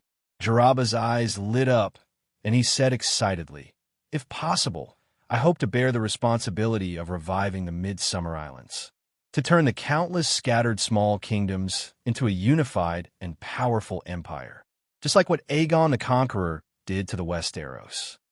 Jaime stopped playing with his grandson's face and looked over with a strange expression. Tyrion lowered his eyes and whispered, You're a little ambitious. If it was the ancient Celestial Empire, Jaraba would have been on guard, but Westerners appreciated ambitious people. Danger, danger, there are opportunities in danger. There used to be dozens of kingdoms in the archipelago, but now they have lost almost all of their heirs. I'm from the Midsummer Islands, and I'm a prince. Even if the Safflower Valley was not the strongest kingdom in the past, I have a status. Tyrion's eyes flashed. How can I help you? Just clearing the millions of ghouls on the island is extremely difficult.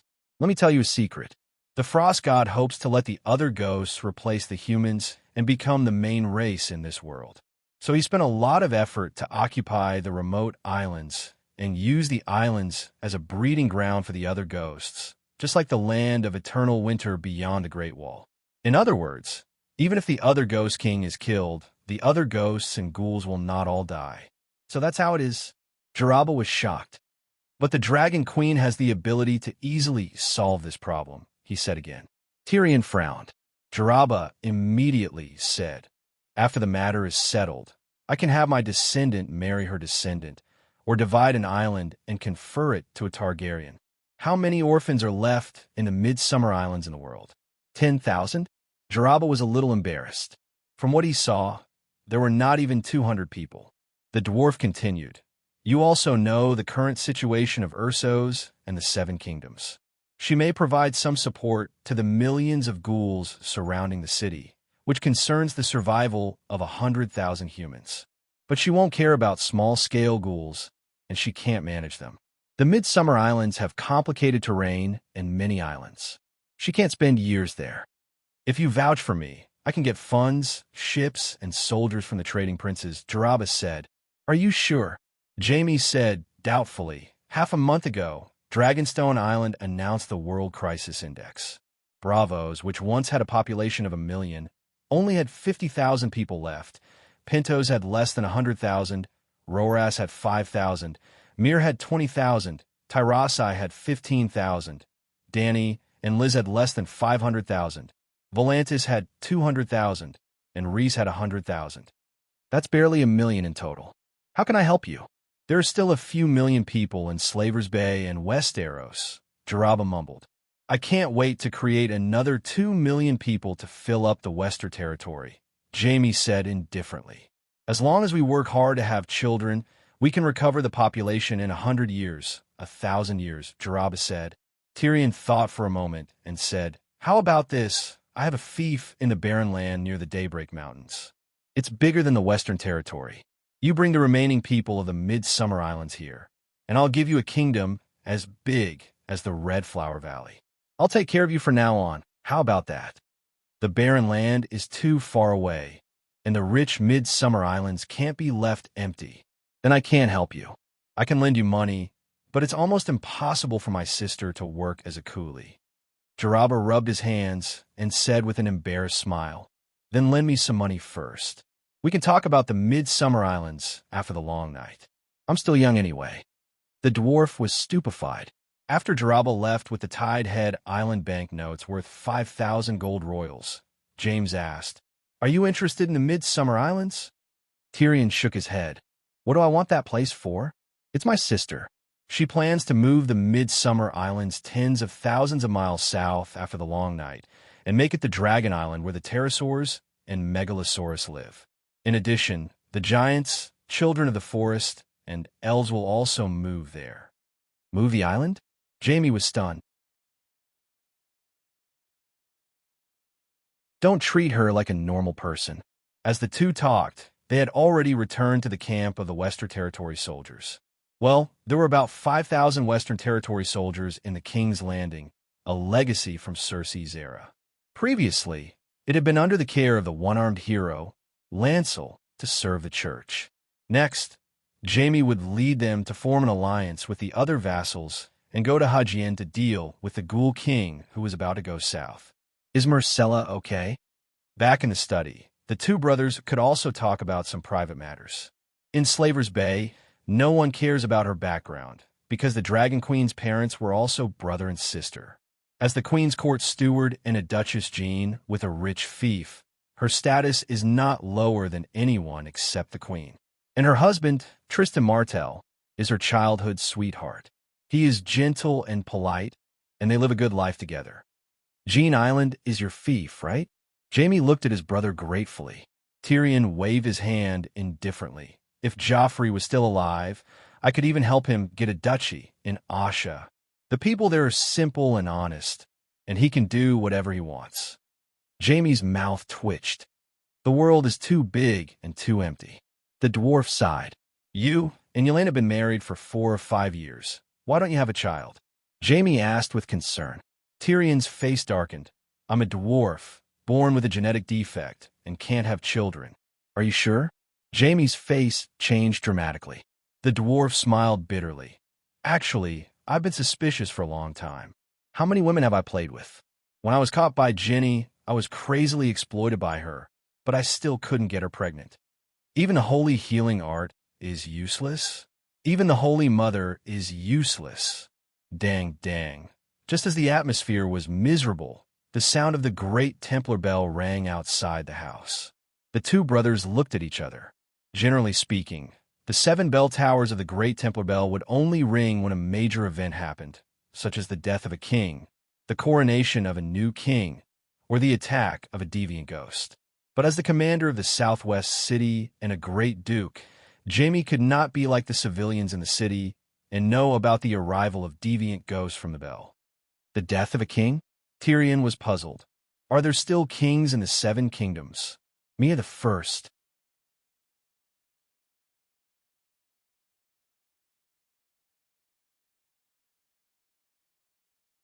Chapter 1062. Roar. While the Lawnlister brothers were still in shock, a loud and violent beast roars suddenly sounded from the sky outside the house. Megalosaurus? It doesn't look like one, and it's not a pterosaur either. Tyrion was puzzled. It's Stannis' 2-headed demon dragon. Jaime exclaimed. The two of them immediately climbed down from the warm and comfortable brick bed.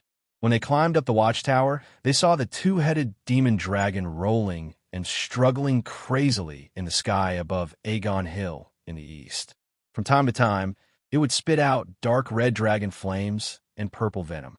Its movements were chaotic, and the dragon flames would even burn itself.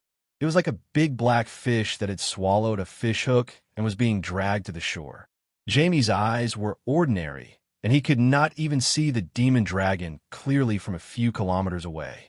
On the other hand, a vertical dark red double pupil gradually appeared in the dwarf's heterochromatic pupils. He adjusted the focus and zoomed in. He could see the demon dragon clearly. It was a little over 25 meters long, and its dirty green and yellowish-white scales gave off a feeling of feces, like an albino black person. One of its 2 heads was bigger than the other. The big one was similar to a normal pterosaur and also had a beak. The small one was thin and short, only as thick as a horse's neck. Even with the head as big as an elephant's head, it was less than 5 meters long. The neck and head of a normal megalosaurus and pterosaur accounted for 1/3 of the total body length. The small head's face was also abnormally deformed. Its mouth was between the nose and the eyes, and its eyes were slanted. One of them was as big as a bowl, and the other was so narrow that it could not open. It looked like a wax figure that had been melted by high temperature. But the dragon flames were spat out from the small head's mouth. Half of it was dark red flames, and the other half was thick black smoke.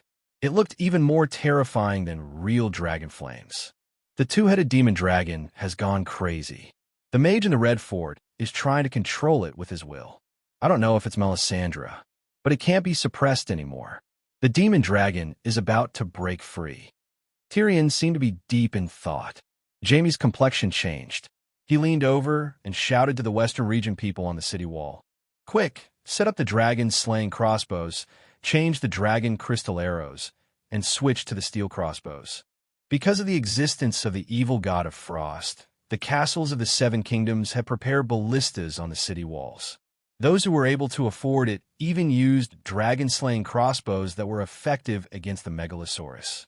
However, the crossbow bolts were replaced with brittle and hard dragon crystals. Clang, clang, clang. The cultivators of the great cathedral also sensed the danger. The bell rang again, this time even more urgently. At the same time, the 7 towers of radiance suddenly lit up. They were extremely resplendent, like 7 golden crows descending into the mortal world. Almost half of the King's Landing was illuminated.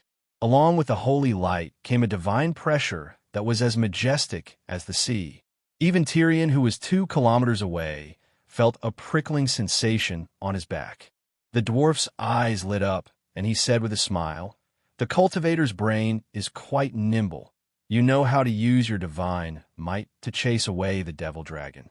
This skill and this brain are much better than back then when I first grasped great power, but I was still clueless when it came to matters of the extraordinary."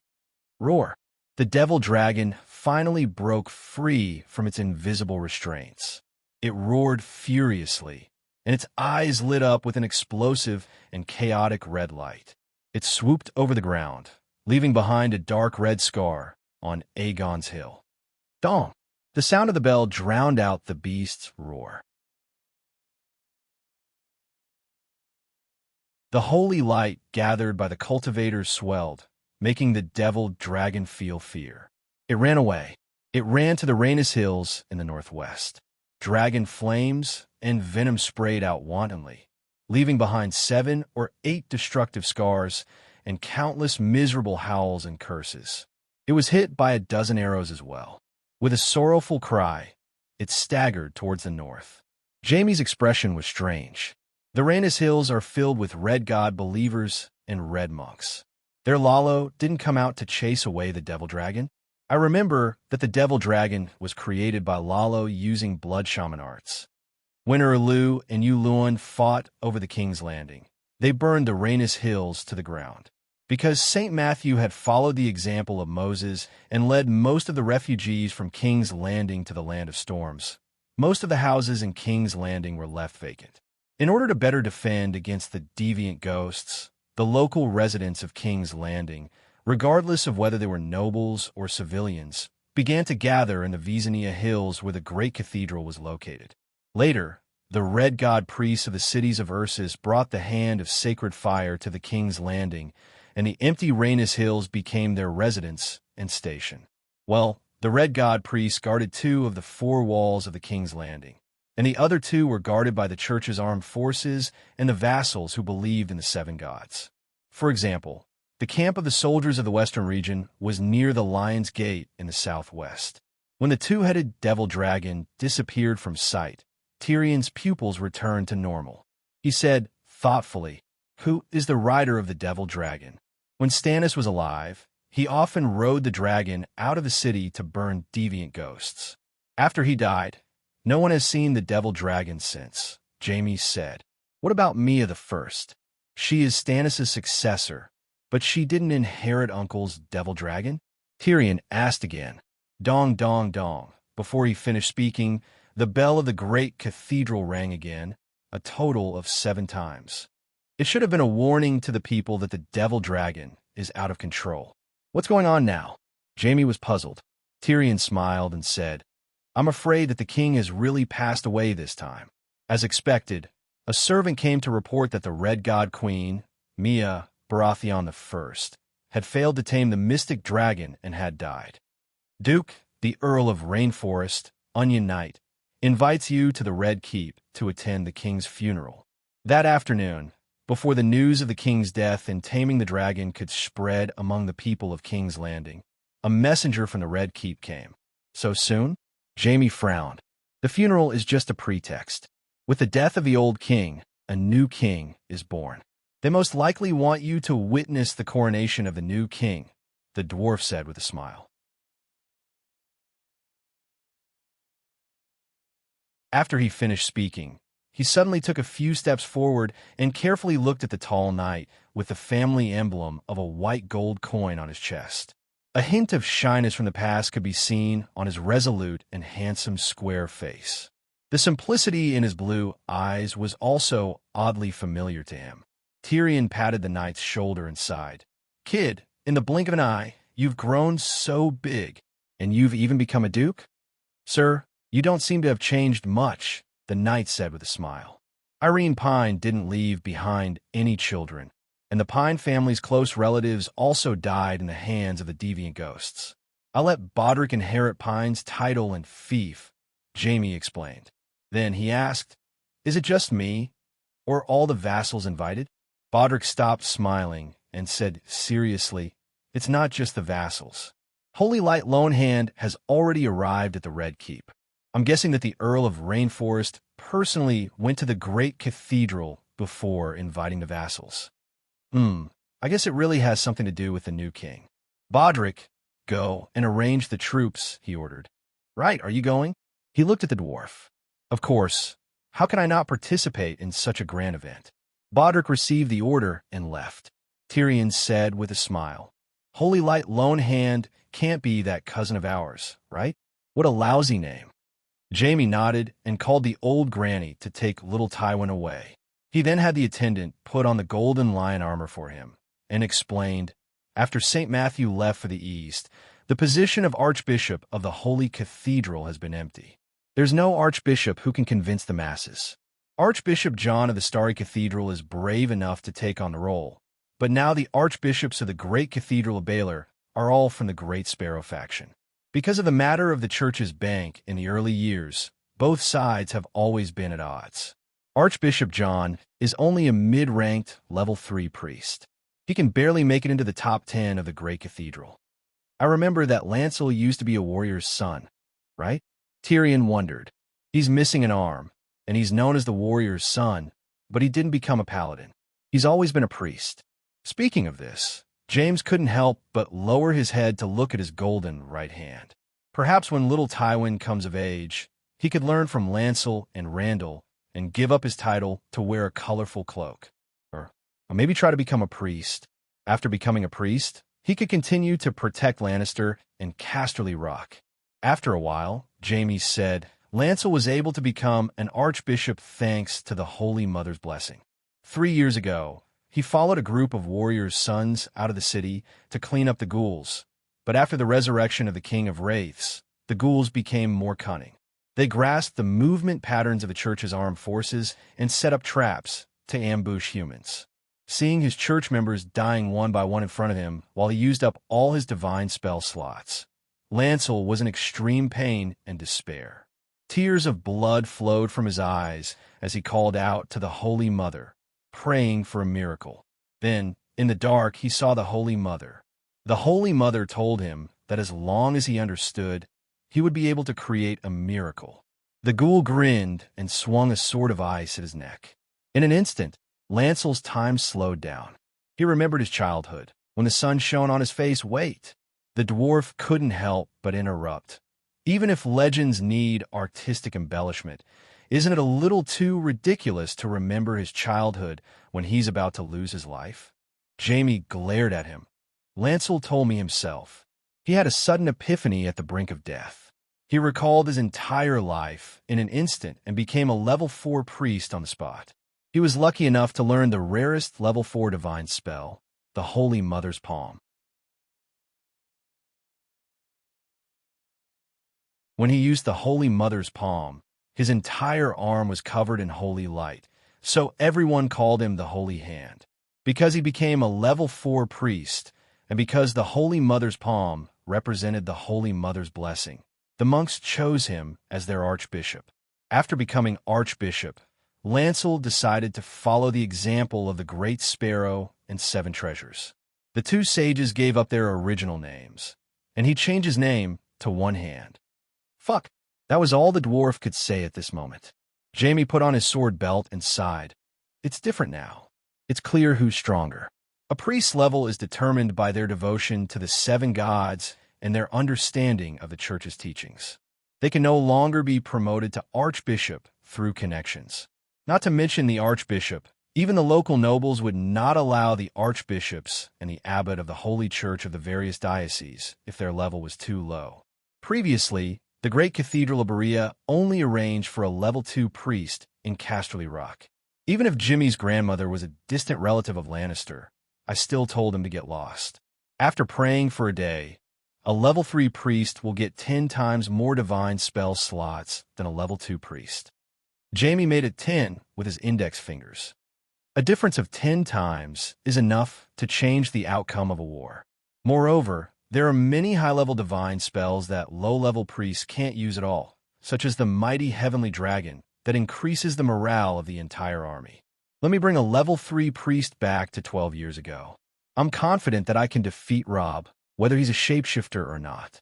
In an era when the Law Sea was broken and other extraordinaries could only rely on the King of Gods called him to live, the priests of the 7 gods who still enjoyed unlimited traffic were indeed bugs. But 12 years ago, even the Holy Mother didn't appear, so giving you a level 5 priest would be useless. The dwarf secretly rolled his eyes.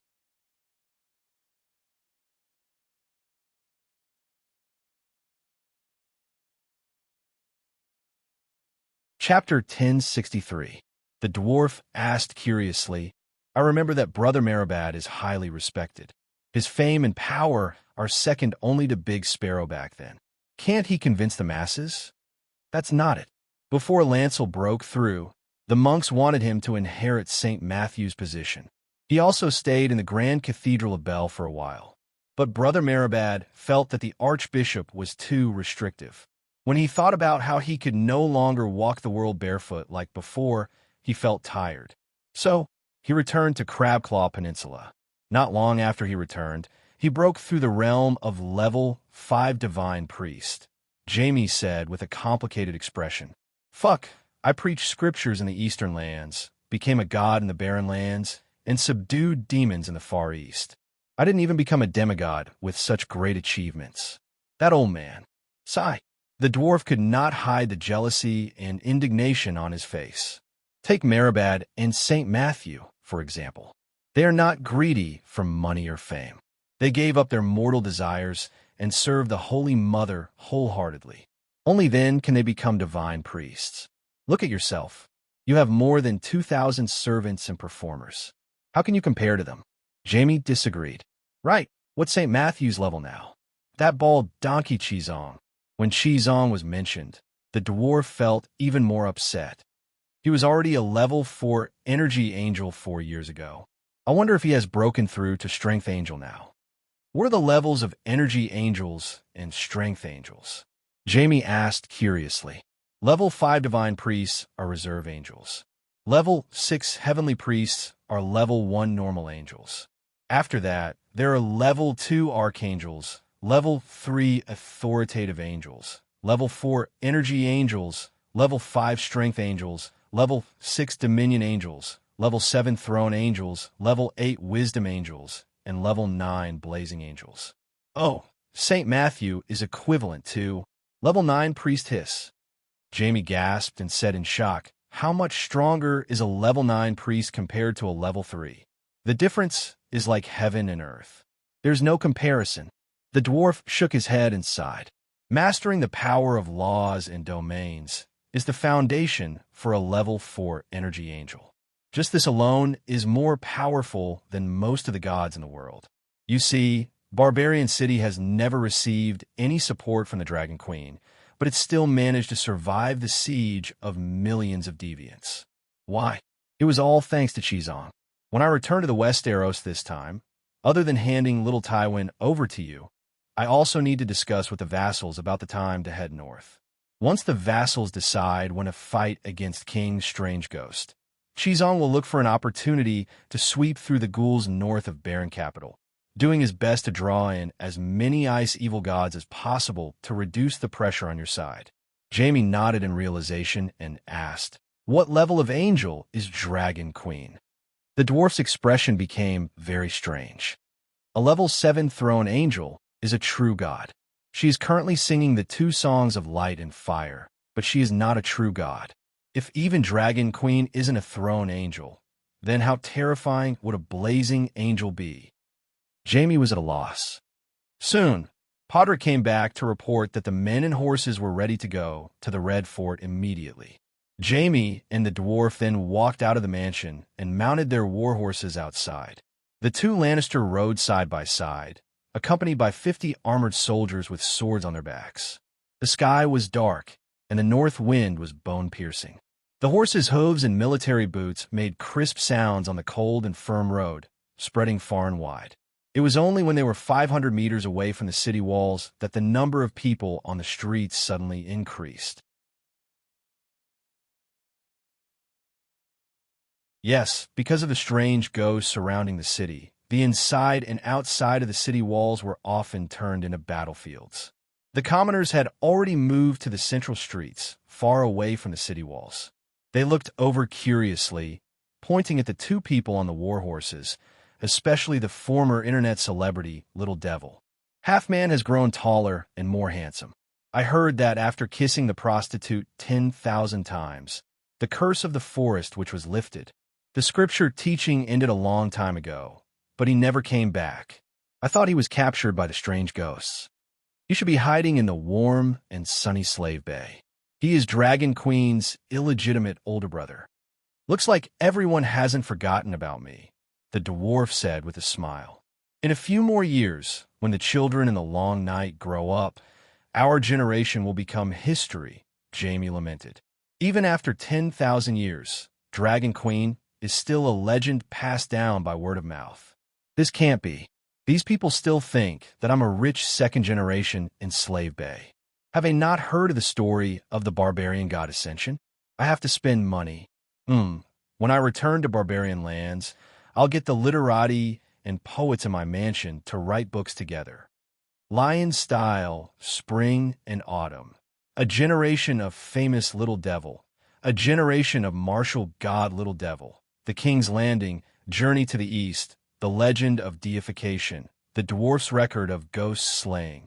Tyrion counted with his fingers, his expression serious. He did not look like he was joking at all. What's the use of making things up? We're not stupid. Who doesn't know about your background and deeds? Furthermore, just based on your great achievement of killing my father with a single arrow, you can forget about becoming a legendary hero. Jaime shook his head, his face full of disapproval. Then I'll write another book. The dwarf saves his father. Old Tywin fell into the 7 levels of hell and suffered all kinds of pain. The Little Devil gave up the chance to ascend to heaven and resolutely used all the merits he earned in his life to exchange for a chance to save his father. It can be written as a story-type legendary story. The Little Devil went through all kinds of difficulties and entered the world's edge. Faced with the gates of hell, he was helpless. Then, my sincerity moved the warrior, and I learned the divine technique of using the sky-splitting axe to split open the gates of hell from him. I knelt in the snow and prayed to the blacksmith for 7 days and 7 nights. I used 777 days to complete the 10 trials given by the blacksmith. Finally, I received his praise, and he helped me forge the sky-splitting axe. After splitting open the gates of hell, I had to face the 3-headed hellhound Wong. I have to change my name to something more savage. Ayutai. The combination of Aerys, Yu Luan, and Tywin, 3 peerless, ferocious men. Tyrion talked nonstop, getting more and more excited as he spoke. Jamie was dumbfounded. The 7 levels of hell are 7 checkpoints. Every checkpoint is a test from one of the 7 gods. In short, the story was as complicated as it could be, as twisted as it could be, and as emotional as it could be. The entire story was like a hero's lament. It could be sung or wept with laughter and tears. In the end, the Heavenly Father announced that I had redeemed my father, and, at the same time, I had also redeemed myself. The Holy Mother sent down holy light to wash away my and my father's sins. The young girl sprinkled flower petals. The old woman smiled and nodded at the side. The warrior gave me a thumbs up. The blacksmith clapped for me, and the stranger left us silently. "What do you think?" Tyrion said proudly. Beside him, Bodrick couldn't help but say, "Sir, I think you're dreaming. An extremely shameless dream. No one would believe it." The armored soldiers around him nodded in agreement. Jamie, however, recalled how Aunt Xena had been saved by the dwarf's merit. He said excitedly, "You really left all your merit to father?" There was a moment of hesitation in the dwarf's eyes, but he didn't shatter his brother's last hope. He nodded and said, "Not all." Jamie was still very touched. "It's been hard on you." Tyrion fell silent. Perhaps he should ask his sister if she could reverse time and space and extract his father's soul from the river of time. That woman, could she be Little Rose? The group climbed up Aegon Hill. Tyrion noticed that there was another group in front of them. There were more than 200 people. Today, almost 8 years after the Long Night's descent, they could still gather 40 tall war horses. The flag bearers on both sides of the group held more than 10 flags. Among them was the golden rose that represented High Court Tyrell. It's Marjorie. Who would have thought that after atoning for Joffrey's sins for 5 years, she would become a priestess? Even if she was only a level 1 priestess, she did indeed use the Holy Mother's blessing, holy healing. When news of this spread, it caused a huge uproar in the 7 kingdoms. Many believers believed that this was a classic example of a sinner turning over a new leaf under the Holy Mother's guidance. Even the Cathedral of Baelor gave a positive response. They claimed that Sister Marjorie was like an ancient righteous person who had redeemed herself after making a mistake. Lancel even specially arranged for a bishop to go to the Old Town to baptize her. It meant that Marjorie had been reborn. Jaime's expression was complicated. He thought of the Queen Dowager, who was as famous as Little Rose. If Cersei was still alive, she might have been a classic example of redemption. In fact, Cersei had become a priestess much earlier than Little Rose. In other words, Cersei's devotion to the Holy Mother had always been much higher than Little Rose's. However, Cersei was not suitable to be described as a classic because her sins were far greater than Marjorie's. If she didn't go to hell, she wouldn't be able to warn the world. "Who would have thought that even shitty Rose could make a comeback?" Tyrion exclaimed. "It's not just a comeback. Once, when I went to the cathedral to look for Lancel, he secretly told me that if Marjorie could stay true to herself for the rest of her life and no longer do anything against the teachings of the 7 gods, then after her death, she would have a chance to be recorded in the new edition of the 7 Stars Bible as a classic story of redemption by the Holy Mother. It would be sung by future generations. If even Marjorie could be redeemed, what reason did other sinners have not to kneel at the feet of monks and repent piously to the Holy Mother?" The dwarf could not help but let out a long breath. He looked up and sighed. "Just looking at this, I can only sigh. I'm really not as good as her." "How are you compared to Marjorie?" Jaime asked curiously. He thought that she was Little Rose. The dwarf did not explain. He only changed the topic and asked, "When did Marjorie become the representative of the vassals?" "I remember that her right to inherit the Riverbend had long been abolished by the Dragon Queen. After regaining her freedom, she married Horace Redwine. In the next few years, she worked hard to govern and reform. She worked hard to learn Sansa's skills in ruling Tez Island. Green Pavilion Island changed from the chaos and inefficiency of Horace's rule and gradually became the most powerful force in Riverbend. The refugee tide that once made Horace's head explode gradually turned into a controllable force in Little Rose's hands. She opened the door to accept refugees. When a number of civilians on the island exceeded 5 million and met the requirements to apply for Danny Lilith's bracelet, Marjorie asked Dragonstone Island to send people to Green Pavilion Island for an on-site inspection. Because her rule was indeed efficient, she soon successfully applied for 30 wind giants and a small sun. After agricultural production was restored, Marjorie chose brave people from the refugees and trained them into militia of various ranks. Then, she chose the best soldiers from the militia to fight the otherworldly ghosts on the mainland. Now, Green Pavilion Island has the most warships, the most soldiers, and the most farmers in Riverbend. Marjorie herself even used the Sword of Holy Light to defeat a duke of the otherworldly ghosts in a duel. Then, she won the support of the people and was respectfully called Holy Sword Rose by the soldiers. Fuck, isn't this the bed strategy that I taught Sansa? The dwarf was dumbfounded. Bed strategy. Jamie glanced at him. She's copying Sansa's homework. But there are many vassals in the Seven Kingdoms, and she's the only one who can copy homework well. You're tuning in to the Warrior Lore YouTube channel. Don't forget to subscribe and join us on this journey to catch the most captivating stories.